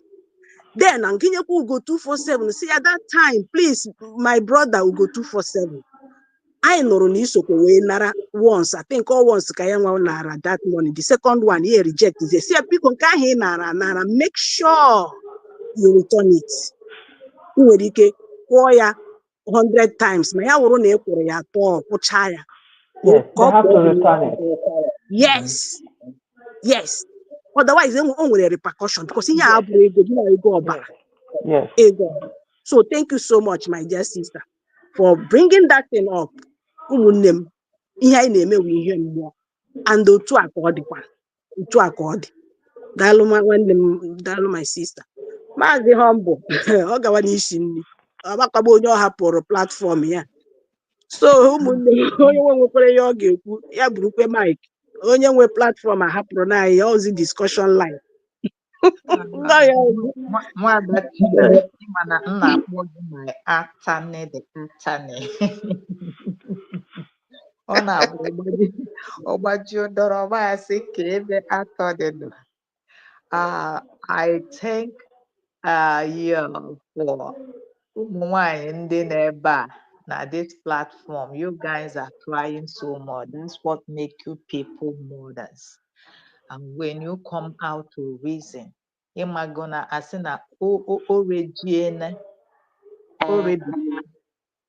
But one thing I know for sure, like what you said, and Madam Ojugo, I said restitution. Because ị gaghị ewere mmanya ochie tinye na mmanya ọfụ, were mmanya ọfụ tinye na mmanya ochie. And when you look at it, it is difficult. They can't. Ha eribie n'ọnụ. Onye ka ọ ga-adị mma. It's good to beware. Yeah, a family. What makes a family? A loving one at that. They look out for each other. They carry each other's burden. But when you belong to a wrong family, that is humble family. I thank you guys so much. You guys are doing very great on this platform. May God bless you all. Because the enemies didn't see this platform coming. The evil ones didn't see you people coming. They thought maybe something you people will come out 1 day, 2 days, you people will get tired. That I thank God Almighty that are using you people to speak up. Mama Dangozi, may God bless all of you. We have said it all. Already go, but no rebiligo. And we are standing gidigba. As a tea, nwere egwu ahụ ị gụrụ that echefukwana m that egwu ị gụrụ. Anyị ekwechirigo, anyị ekwechirigo. Obere mkpechiri. Mkpechiri abụ obere mkpechiri. Anyị kwechiri gidigba. My sister, ọ na-emepe ka ọ na-ọdịrị egwu ahụ ka o mezuo na vote progress the analysts have proven it. Anyị ekwechirigo. So ọ na-abụ bịa nnọkọta nlọta egwu ahụ ị gụrụ nsị yeah, this is a real nkwechiri. Ọ na-aga aga ma ọ na-anwụ anyị ekwechirigo. No retreat, no surrender. And God will see us through. What we are saying and what I'm saying on this platform, ask him, God, have mercy upon us. One person jụrụ gị ajụjụ sị, kedu ife ga-eme? Ọ dị ka Moses jụrụ gị ajụjụ ahụ Ebra, ọ dị ka Moses ọ sị, kedu ife ga-eme na ị gaghị destroy Sodom and Gomorrah? Na Sodom and Gomorrah dị overdue. Ya, mgbe Chineke sị na ọ chọrọ imebi ya, ọ dị ka Moses o wee jụọ ya sị ya, nna m, ọ bụrụ na find ya one person n'etiti Sodom and Gomorrah na-eme ezigbote ife, ị ga-arapụ imebi ya? Ọ sị aka m na-asị Chineke, aka m nwere ofu onye mmadụ na-abụ mmadụ ịtọ unu eziokwu na strọgụl Biafra. Biko nna m, iwe gị dajụọ sevu anyị. Ejela lewe ihe ndị si na ha nọ na strọgụl, na ha na-azọ strọgụl, beta ọfanwa na-egbu ndị nke wepụtara obi ha ka onye ọbụla nwere onwe ya. Ịmakwa nkatị ọ na-abụ mgbe ụfọdụ ntete ya ije ọrụ nwere ụfọdụ ọ na-abụ ntete ike obodo a agwụ m. Ndị nọ n'ụlọ pụta a na-asị na Europe, America, nọ ya na heaven, akpọ onye afa asị gị ewo ha ọnọkwanụ n'ụlọ ọ na-ala bekee, akpọ onye nke asị gị ewo hei makwa na ọ nọ ebe ọkụ na-enwu n'elu. Ụmụnne m na-aghọtara afụfụ anyị bụ ndị nọ na mbala na-ata, mana ụnụ nọ sị na anyị na-eri chicken, anyị na-eri nke a. Afụfụ anyị na-ata ọ dịghị itinye ọnụ. Nchọ ka mụ na ụmụnne m ka anyị interact ya, ọ bụrụ na nrụ mbọsị m chọrọ iri ofe ọra, o nwere ka ọ bụrụ na nrụ, nchọ iri ọna ọ bụrụ na nrụ, nchọ ịṅụ mmanya nkwụ ọ bụrụ na nrụ. It's not reality. Afụfụ nwa na anyị na-ata hie o ji agbawa m obi. Ego nwa na anyị fele na anyị na-akpa n'ala bekee. Onye ọbụla nọ ala bekee, ọkacha ndị nke n'obodo oyibo nke a nwa, ma nwoke ha ma nwaanyị ha nọ na-ezuzu ezuzu ịnọcha ala bekee, ịgba isi be anyị wee pụọ wee fee n'elu fecha, ịbịa obodo dịka ala bekee, o nweghị ihe ịmụtara. Ịmụtagha sharpness, ịmụtagha intelligence, ịmụtagha respect. O nweghị ihe ịmụtara. Ihe ịmụtara bụ just to sit down and plot evil. I'm so sorry for you. Because na anyị nọ na ifele na ị na-eme ọfụma, o nwere ihe ala bekee ihe ndị ọzọ ọ na-abụ nọ m checha ya ndecha akwa, ịchọọ moto mara mma ala bekee ga-apanye gị fio gị agbụ, ịnọ asị oru ọnwa kwa ụbọchị, ị ga na-arụ ya under snow, under oyi. Ọkwa ebunyele gị moto nna ịfụkwa ụgbọ m na-akwa, ịchọ 100 GMC apanye gị ọnọdụ n'ahụ gị. Then ọnwa gwụ, your rentage, your mortgage. Nwanne, ọ bụrụ na ala Biafra, ala mụrụ nze mụọ ọzọ, ala mmanụ aṅụ na-erusisi, ala na-enye ndụ, ala ịnaba ubi ọma sọsọ a na-akpa gị. Unu mmụọ iyi na anya agaghị ana dek na ife iji kwụọ your rentage, your mortgage, your bill for 1 month. Ma ọ bụrụ na unu na-eche echiche ụkpara na-ere ọkụ sị na ya na-aha mmanụ, quarter of what you paid n'ala bekee anyị nọ, ị ga-eji ya wee mee ihe ị chọrọ ime n'ala Biafra for 1 year. Ịkwụ ụgwọ mortgage gị 4,000 a month, excluding utility, excluding insurance, your car bill, whatever. You see that in a month you are running up to $5,000 to $6,000. That's what you run on day to day, month to month. If you don't have a house in Biafra land, that money is really rent your house for 10 good years. But as soon as you marry him, I think that. But you know, ewu dina na area. God will have mercy on whom He will have mercy. We are the generation crying unto God. Even though it's one person that is righteous in Biafra land, God will see us through and save us. So unu feelere unu bụ ndị sabo, unu feelere every day na abịa na platform na-ekwu unu ga-esi emebi ife a na-eme, because you people swore over your dead body, and so shall it be, because you are the one that swore, not any other person. You swore upon yourself that over your dead body will you live to see this movement happen. Over your dead body will you see Mazi Nnamdi Kanu bring Biafra. Over your dead body will you see Simon Ekpa make it happen. Over your dead body will you see Ngozi Orabieze make it happen. You are the one that swore upon yourself, and so shall it be with you. I rest my mic. Thank you, my sister. Enwere onye ọzọ new person anyị nwere here. Any else or any white? Ndewo. Ndewo.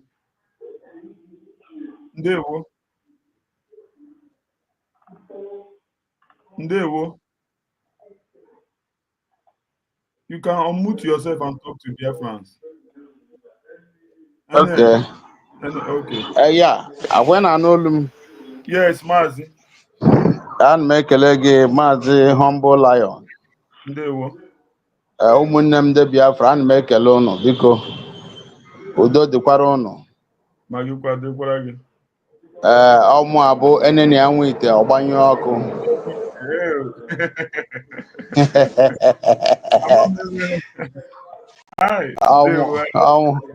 Ọmụ a nwanne ụnụ nwoke. Yes, otego nọ na this nwanne m Chukwu gọzie gị. Chukwu gọziere m ụnụ. Chukwu gọziere m ụnụ. Chukwu gọziere m ụnụ. Ihe unu na-eme dị m mma. I'm very, very happy to be here. That's can I know from the wonderful people of God. Chineke ga-agọzi unu. Maka na ote mgbe ọ dị njọ dịkwa mma. Ote ga-ekwuere this thing from the one. Ọ bụ mmadụ iweta his phone mepee the social media na-egere things. Mana enwe ihe ọ ga-abịa egegide ọ na-enye ntị nsogbu. Ntị a na-enwezi problem. Like this woman follow from grace to grass. No way to go back. The thing, in fact, I said it. Now I in fact, ihe na-eme na I'm very, very happy. Nye nji happy enwe ihe ọzọ wụ na this woman bụ eze na-agụ ka ọ bụ mana everything na ikuku ekuo na ahụghị ka ọkụkọ anya. Ịghọtago? Maka na ihe nwaanyị a mere na social media these few months. In fact, ọ bụ na ọbata obie enwe ka o si wee pụta. This woman that ịgba na o jee na Finland wee jee daa ọbata obi ọma. Wee were ara pịachiri apịachi ara eji ihe dịka ihe biro wee round up wee package with iron wee jee bịada ọbata obie just like ihe Judas mere Jesus na Bible. Exactly ihe na-eme na everything is just open, you know. So this woman o megidego ihe a na jebe ekwezi alawa ekwe ya. Okay, for example, if I hear that our angel, I will not be happy. Our angel. Now, where is the angel?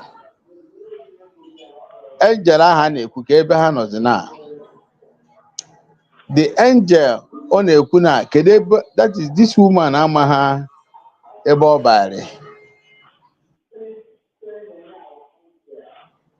O jidegwe ọ na-confess na amụma eburu ya amụma na ọ ga-abụ eze nwanyị. That's ọ ga-abụ all and all queen a na-efezi efe.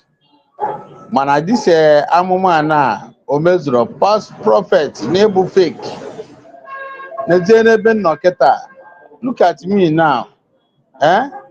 Na anọzi na that's anọzi ka onye enwe nna onye ihe na-esiri ike wa na prophesy na mma abụ eze n'elu eze. You know, bido n'oge wee bido na package eze ọ na-abụzi onye kwuo okwu filo na nke nwa kwuru ga-abụ the final. At the end, look at ebe ọ nọ na.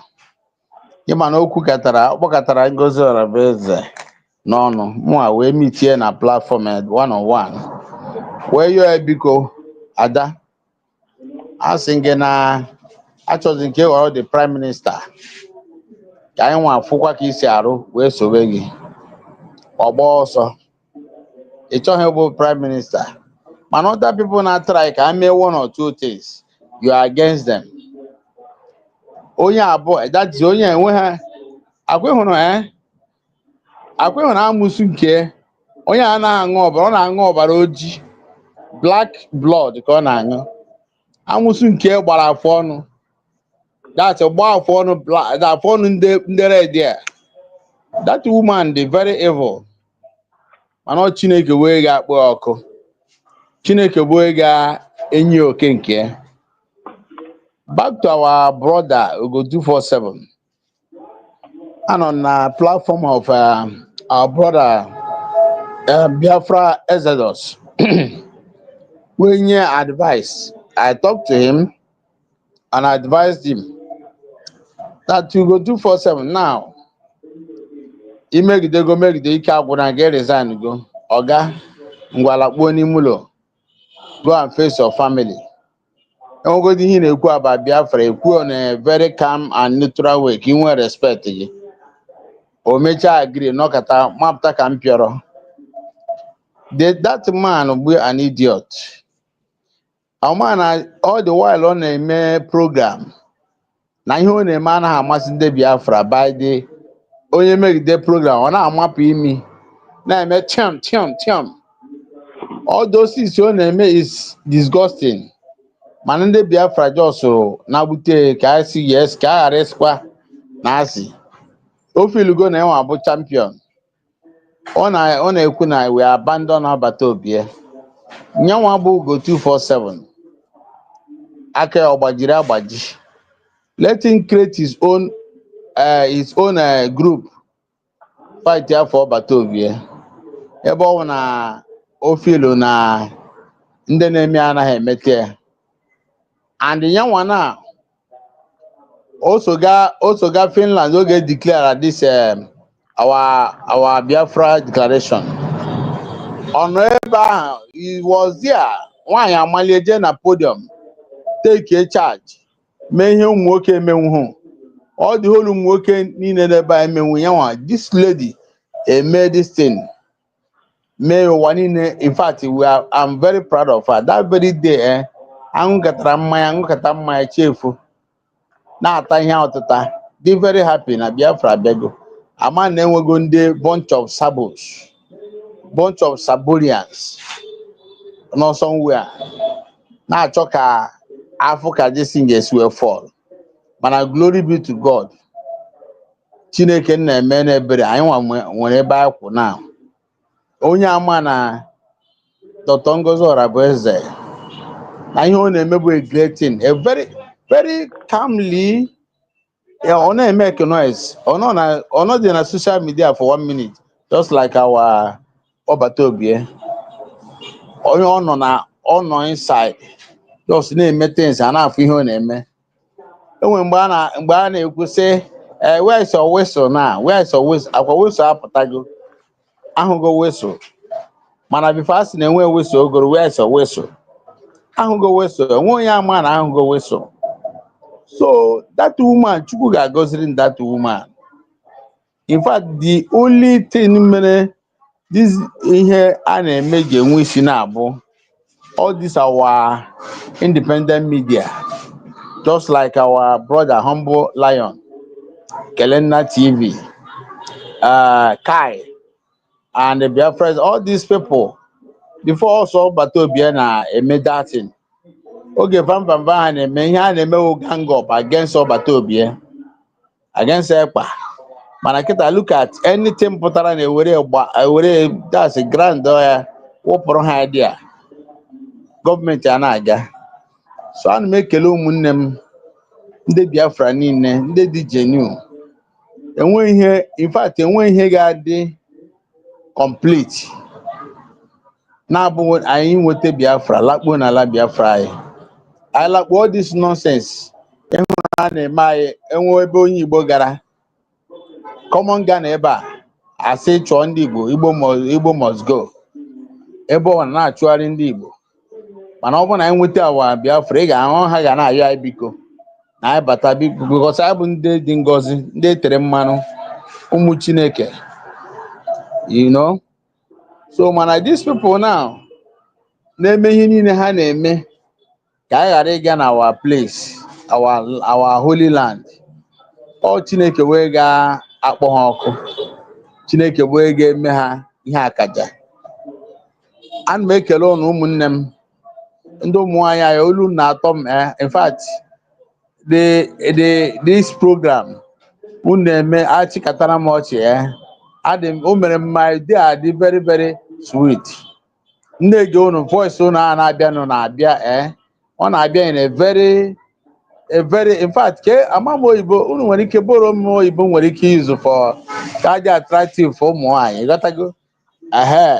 So ọ bụrụ ihe nọ dị a unu na-atry. O nwekwara ihe ọzọ m chọrọ ikwu, my brother, about this kedu afa Vam Vam Vam. Vam Vam Vam is a betrayer from the one during the time of Nelly Ofiegbu. You man that Nelly Ofiegbu a na-ahụzi ya na social media after ka ọ agbara ọtọ n'ime ahịa. Agbara ọtọ n'ime ahịa, o bu nke bịa ewere dọọ jajaja n'ime ahịa ọ lakpuo. Vam Vam Vam bụ onye otu ya. At the end of the day, is a complete betrayer. Now, how can I make the same thing? Gosi na betrayer is always a betrayer. Ọ na-adị na blood. This Vam Vam Vam, Chineke ga-akpọ ọkụ. Eche no human being dị ihe a. Ama na ezigbote onye ohi azụrụ azụ. A criminal imbued. Onye abụ ezigbote onye ohi. Ọ na-achọ onye ọ na-scam. My own stake is that na ihe ọ masịrị ha mee, Biafra will come. And this guy nke ohi a na-asị na ikuku nna ka ọ gị nke a na-akpọdata onye ohi, faceless idiot. Enwere one time m jee na program that man wee na-agwa na ana like ihe ọ na-eme wee na-ebupụtara anyị about this Finland court case and all those stuff. So from there ka m nọkwa there wee see that na this man a na-akpọ president of Finland ale stuff ka ọ gị nke a na-akpọ ya. Na that man is an idiot. He's a useless man. This guy take you up against me or sim gini that na program, you know, somebody should not come to his program. And now I make Finland government abuse. Now they are watching him that he should not allow anybody to do that. Now, what is happening? This Onyohi and I see no Biafra criminal or Biafra disunite. What is happening now? Here that guy. Or still all can happen on social media now nonsense. From beginning on ya butere chatter. A man no small boy in here just name me chatter. Look at God the car Abinu. You know? Buru chatter bia we jide ihe obato bia kwadoro we gasasia. Gasasia with the chatter. And after chatter now, obiakwa say na the Biafra just abago autopilot. Autopilot. What a nonsense man. Inconsistency. Bohe juru ha n'isi. You know? So ada dị ọra mma na ndị otu ya today ka ihe na-emezin ka ihe na-eme na. In fact, I'm very happy ihe a na-eme a na-ahụ n'anya.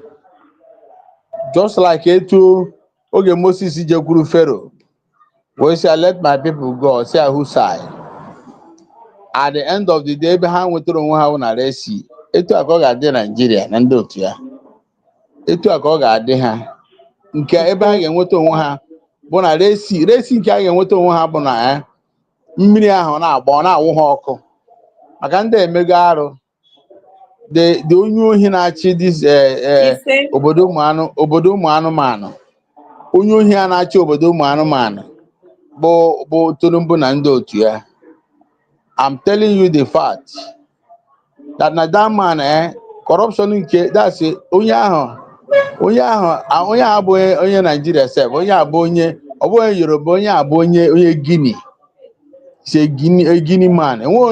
ndị Yoruba sef ịjụọ ha afa ka obodo ha amaghị onye dịmanụ bụ ha amaghị onweghị secondary school mate onweghị primary school mate onye je na Chicago college as a man pụtaje as a woman. So the man is very, very corrupt and is a very serious issue. So biko ụmụnne m ana m ekele unu biko ihe unu na-eme dị m ahụ ma adị m very happy with you people. More than, in fact, I'm more than happy. Chineke ga-agọzi onye ọbụla biko keep the fire burning. My brother Humble Lion. Agwa hụrụ ihe ị na-eme ịmabe ihe ị na-eme na ndị niile bidoro ihe a na-eme na ha abụ the highest. Now look at it now. Na platform gị ka ndị Biafra na-agbakọta na-enwere aṅụrị na what is happening. So ana m ekele unu na-ekele unu let the fire let the fire continue burning. Maka na ya moving train ka bụ very soon anyị ga-enweta onwe anyị na Biafra. Anyị ekele wee nakwa n'aka wee nwere aṅụrị maka ihe a na-eme na-atọ m ọ na-atọ m ka shuga. Chukwu gọzie onye ọbụla. Ụmụ nwaanyị anyị alakịrị m unu niile. The voice unu na-eyuzu alakịrị m voice unu. Chineke gọzie unu continue unu biko etu aka ọha n'ọnụ biko my brother Humble Lion. Thank you. Thank you. Nwanne m ọ ga-adịrị gị na mma. Amen. Mgbe ka m nọkwa na-akụ na watch. Maazị Humble Lion. Enwe m ike ikwu obere okwu? Adị m interrupted mgbe anyị na-ekwu ihe ndị prọfesi na ihe a.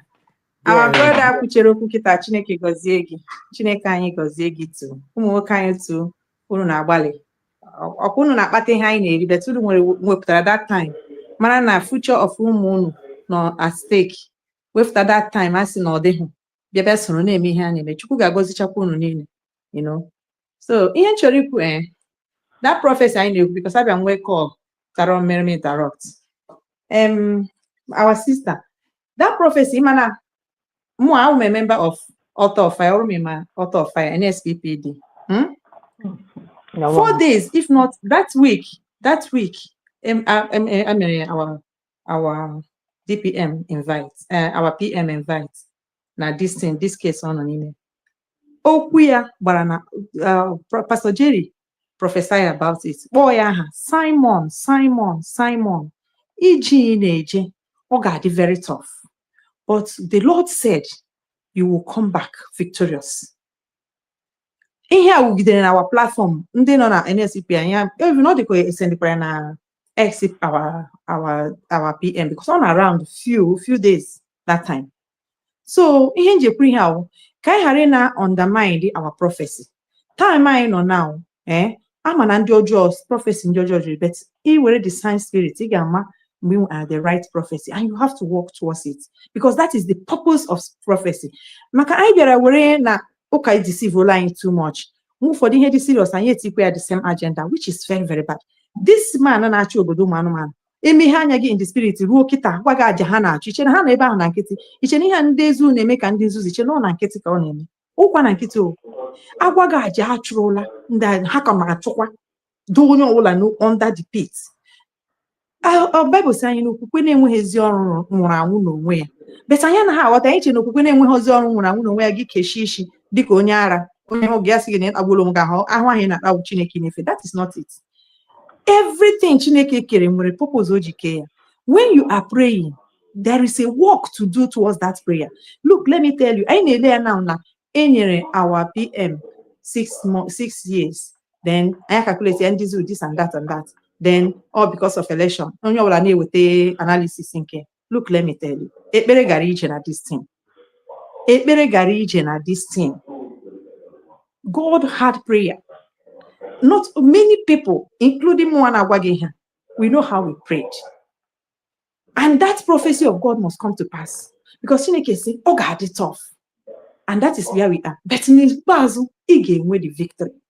Ihe nje kwuru ihe ahụ ka anyị hapụ ị na-emix up ndị ọjọọ na ndị ọma ma ọ were the situation anyị nọ n'ime ya the seat e nyere anyị from our lifetime were ya anyị hụzie nke dị mma anyị adịkwa deceived. It's better we kept quiet and allow ndị ghọtara ihe ahụ ka ha rụọ ọrụ. But ebe mụ na onwe m na-ekwu okwu na ndị na-ahụrụ anyị prophecy, especially our sister Olamma, which I personally believe in her prophecy. Me, ihe na-agwa ya biko ọhụrụ ya jụọ ajụjụ, o nwere part ọ ga-emere anyị, ọma ngwa anyị, but ya mee ka ahụ ọ ga-eme, then ya zikwa anyị ozi eziri anyị nke anyị ga-eme, so that we will be doing our own. As a prophet, ezi egozi, o nwere ị ga-ajụrụ Chineke, ị ga-adanụ n'ala, iwu n'onye Igbo na ọ nọ dịghị n'obi, Chineke agabiazi. And to tell you the truth, our prophecy, any prophecy about Biafra bịara from another person ahụ ndị Biafra, no matter how you look at it, me, ana m ewe ya no, because mgbe Chineke zuru m Israel ozi, o jee jezi ya ndị Egypt si abịa ziri m Israel. That is where I stand. Our prophecy must come from our own, because there are many of us that made themselves available, and many of us that God has chosen for prophecy. Even that's why I want to have a menjota. Chineke geji ha mezuo ihe ahụ, because all who create n'ime afọ mara na ụbọchị taa ga-abịa ọ chọrọ use ha wee mee. That is why ọ dịghị mma ịjọji mmadụ, because Chineke mee ihe o kiri onye ọbụla ọ chọrọ iji onye ahụ mee. Ọsọ onye ahụ the highest and oge ahụ ọ ga-eji ya mee ihe ahụ ọ chọrọ iji eme. And gwa na mmadụ ị ga na-ahụ ya na onye a na-egbu mmadụ, onye a na-eme, but Chineke ga-eji ya mee ihe ahụ ọ chọrọ iji eme, because ọhịa o ji kee ya, ọhịa o tiri ya n'ime afọ, sọ ọhịa ka ị bịara ọrụ m n'ụwa. Just like our leader Mazi Namdekan, just like Mazi Simon, just like Ngozora. This thing they are doing is not just, they are not doing it ordinary. Dr. Ngozora Beze kumwana kagana Finland. Umuke nine neba ye chefu na. Nwa yine nye mwana. Bible sigi nwa yine nye mwuri kichefu nwaya. Nwa yine nye mwuri kichefu. But this woman, when the time come for her to serve God in her nation, that spirit entered her. She forgot everything in life. She was not life when she went another human being spirit to do that thing. Which also spirit, but that spirit oh yeah. So let us start looking things in the spiritual level, because here I know, this time I know it's a critical spirit time. We must not undermine the spirit. Very important. That is why so far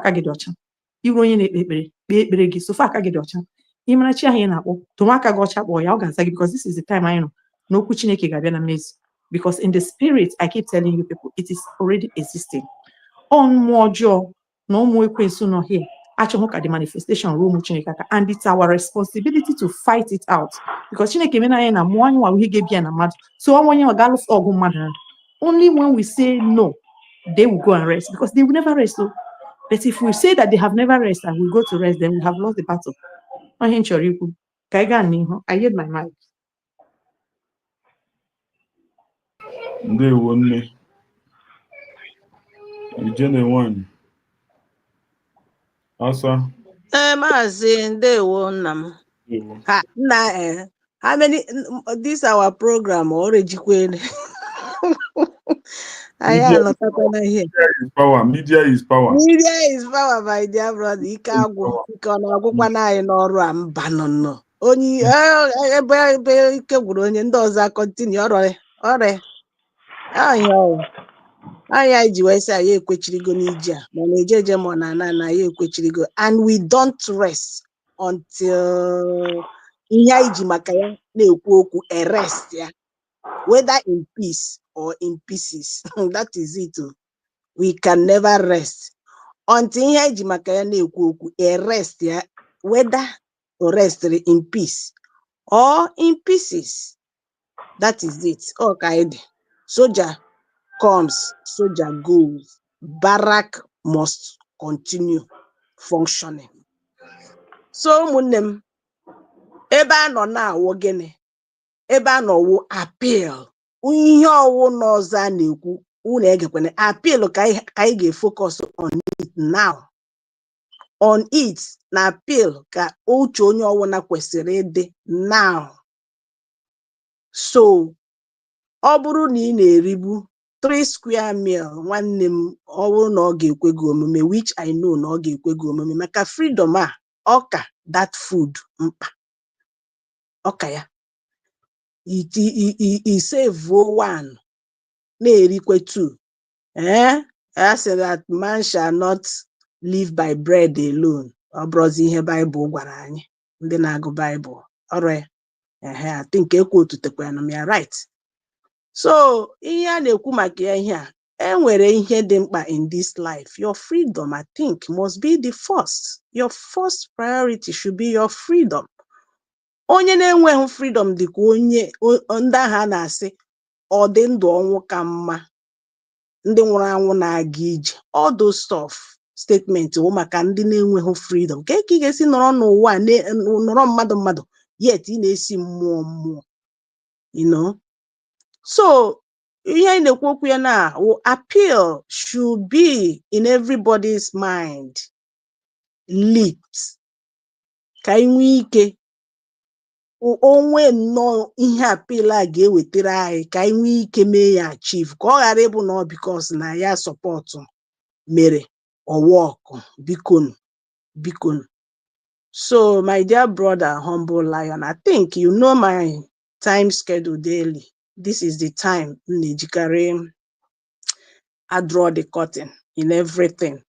So I think I will rest my case today and I will draw this curtain by asking everybody, please, my dear people, genuine Biafrans, support the only government of the day, which is USB, led by Dr. Ngozi Orabeze. Agụ nwanyị kwechiri and anyị ekwechirikwa nọrọ ya n'azụ, ọsọkwa ya na-eje ọsọkwa ya na nwanne m ebe ahụ ka nkwụ, ebe ahụ ka onye ọbụla kwesịrị ịkwụ, unless ma nwere nke ọzọ ị nwere ịmakarịrị nke anyị nwere, weta ya go 247, stop yabbing. Ịmara nke iji release it ka ịfụ ya ọka ha na nke ahụ anyị nwere mma, we follow you. Ka ihe ọzọ anyị na-achọ na anwụrụ ọkụ na siga na-abụrụ anwụrụ ọkụ, ka ihe ọzọ anyị na-achọ na this thing anyị na-eme na-abụrụ our freedom. You said once in your program that ọ bụrụ na ọmụsa ka iji dịka ọsị ọfụla na amam onye iji wee maatụ ọ dịka ọsọ Chinasa Nworu ga-ewetara gị this freedom, that you will support it. You go, why are you not supporting something? Agwara gị na ị nọ neutral ga-ewetara gị freedom. Likewise, every other person that is thinking like you go 247, staying neutral can never bring you freedom. Freedom na go try and support something. And that's something from my own end, I will suggest to you, kwụrụ na nke na-agagodo aga, ụgbọ ahụ na-aga aga kwụrụ na ya, hapụ ndị anụnwa dị stagnant, ndị anụnwa na-achọ onye ha na-edupe with sowing a seed. They are not talking about this appeal. That place may project this appeal. That is the place you're supposed to stand at this particular point in time. No other. All these people now go, don't do this, don't follow Ngozi Arabeze.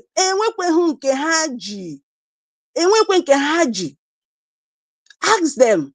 Maya kwatinye kwenu na nke USB. What does that tell you? Ha chọrọ ọganiru. Ha chọrọ Maazị Simon Ekpapụta. Ha chọrọ onye ha ga-blame at the end of it all, so that ha ga-asị akpa ekwuru ekwu. I know them very well. I know them too well. That's how they behave.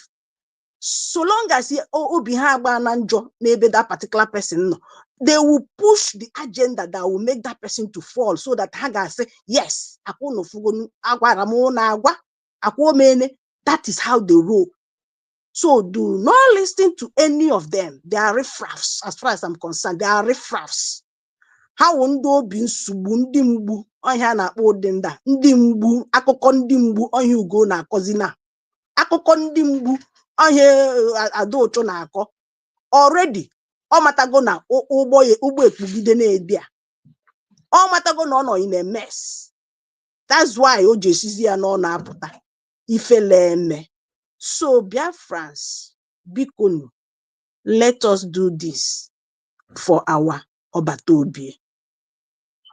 Honestly, he deserves our support at this time.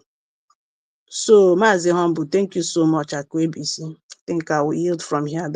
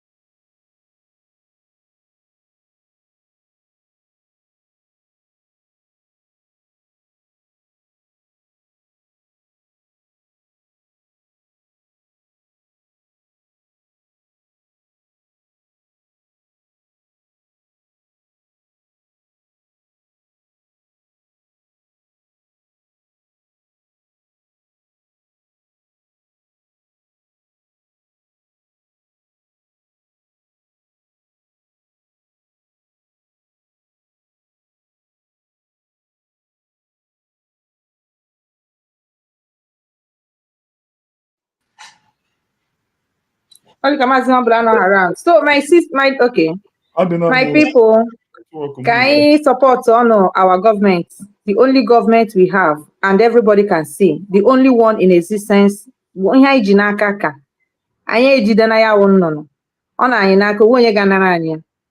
that is United States of Biafra. Onwe ihe dịka freedom. Ọ bụrụ na ndị Igbo, ọ bụrụ na anyị nwere obodo as Biafrans, onwe ihe ga-emega nọ n'obodo onye ọzọ, onye ahụ na-akpọgo onye oshi, na-akpọgo onye ahụ. Izugodo oshi ahụ ọkpọ gị, ọ ga-eshepu, ọ na-eshepu, mara na ọ ga-abịa na nke gị, mara na ọ chụọ gị na o nwere ebe ị na-ala. But they are doing all these things because ndị ekwensu bara n'ime anyị na ha nọ n'ofu ala zoo. Weferela ntụtụ na ihe ha fụtara ime bịa ha anyị. But it's left for us. Say, ka ha continue, because all my jishike conclude ihe anyị done. Then we can stay home and ask them questions. Because ndị ga-ajụ ajụjụ juru eju. And in the constitution anyị a ga-emekwa ya otu ọ ga-eshi dị mma jukwara eju ọ uche ka ha na-ebi anyị. Because in the midst of your suffering, you are also being grown. You are also having new levels. Oh, nani a stupid man ga-agafe a tough road. Onwe ihe nwetara n'ime. So let us continue. We are now, although now on the right path, and we must not lose eye on praying for our government. Everybody in the cabinet, everybody, and the chief here, Dr. Ngozi Arabeze, with the face of our nation, with the nation and Ethiopia,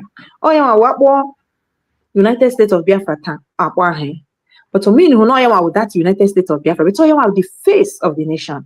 So no wola imana China owale echefula ha nwanya n'ime echefula ha ezinụlọ gwa Chineke ahụ dịrị ije ka ọ na-eme increase ndị mozi na aso ejije ka ọ na-eme increase favor ya ịhụnanya ya ka ọ na-eme increase imeghere ya ụzọ ịkwara ya ụzọ iduje na ndị ọma imeghe ya anya ndị na ya na-arụ ọrụ onye ọbụla onye ọjọọ ndị dịka ugo ha nọ n'ebe ahụ ndị dịka dadora maka nọ n'ime gọọmenti anyị ka Chineke gbaa ha ọtọ n'ime ahịa quick and quick ka ha nye anyị efe because all ihe ọma bụ ihe na-emere anyị because onye agbara ọtọ enwezi anything to offer ihe niile ha na-akọ ọsọfa anyị amara na onye ha wụ ihe ọbụla ha na-akọzi wa aja mbene ka ha na-akọ. This is what our prayers are doing.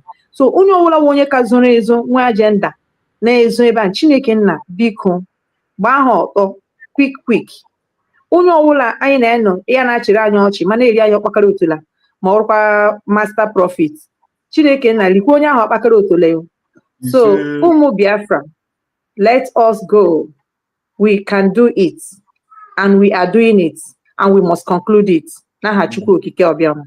Ise nne m Chukwu gozie gị ezi ada ikwuru ọfụma anụmasị Chukwu gozie onye ọbụla asa Chukwu gozie gị Mommy Goddess Chukwu gozie gị Mommy Ojugo Chukwu gozie gị anụmasị ndị ọzọ nne ya nwe ite ha Maazị Kevin Chukwu gozie unu niile Maazị Chukwu gozie unu niile ma ndị nọ na comment section Chukwu gozie Chudubem Chukwu gozie unu niile Chris Biafra son Chukwu gozie unu niile mgbe ndị m na-akpọtara afọ ha Chukwu gozie unu niile anụmasị Chukwu oke bịa ma bụ unu provider unu oge niile n'aha Chukwu oke bịa ma ise nne m thank you ka m sumudi ya here ndewo nne m ndewo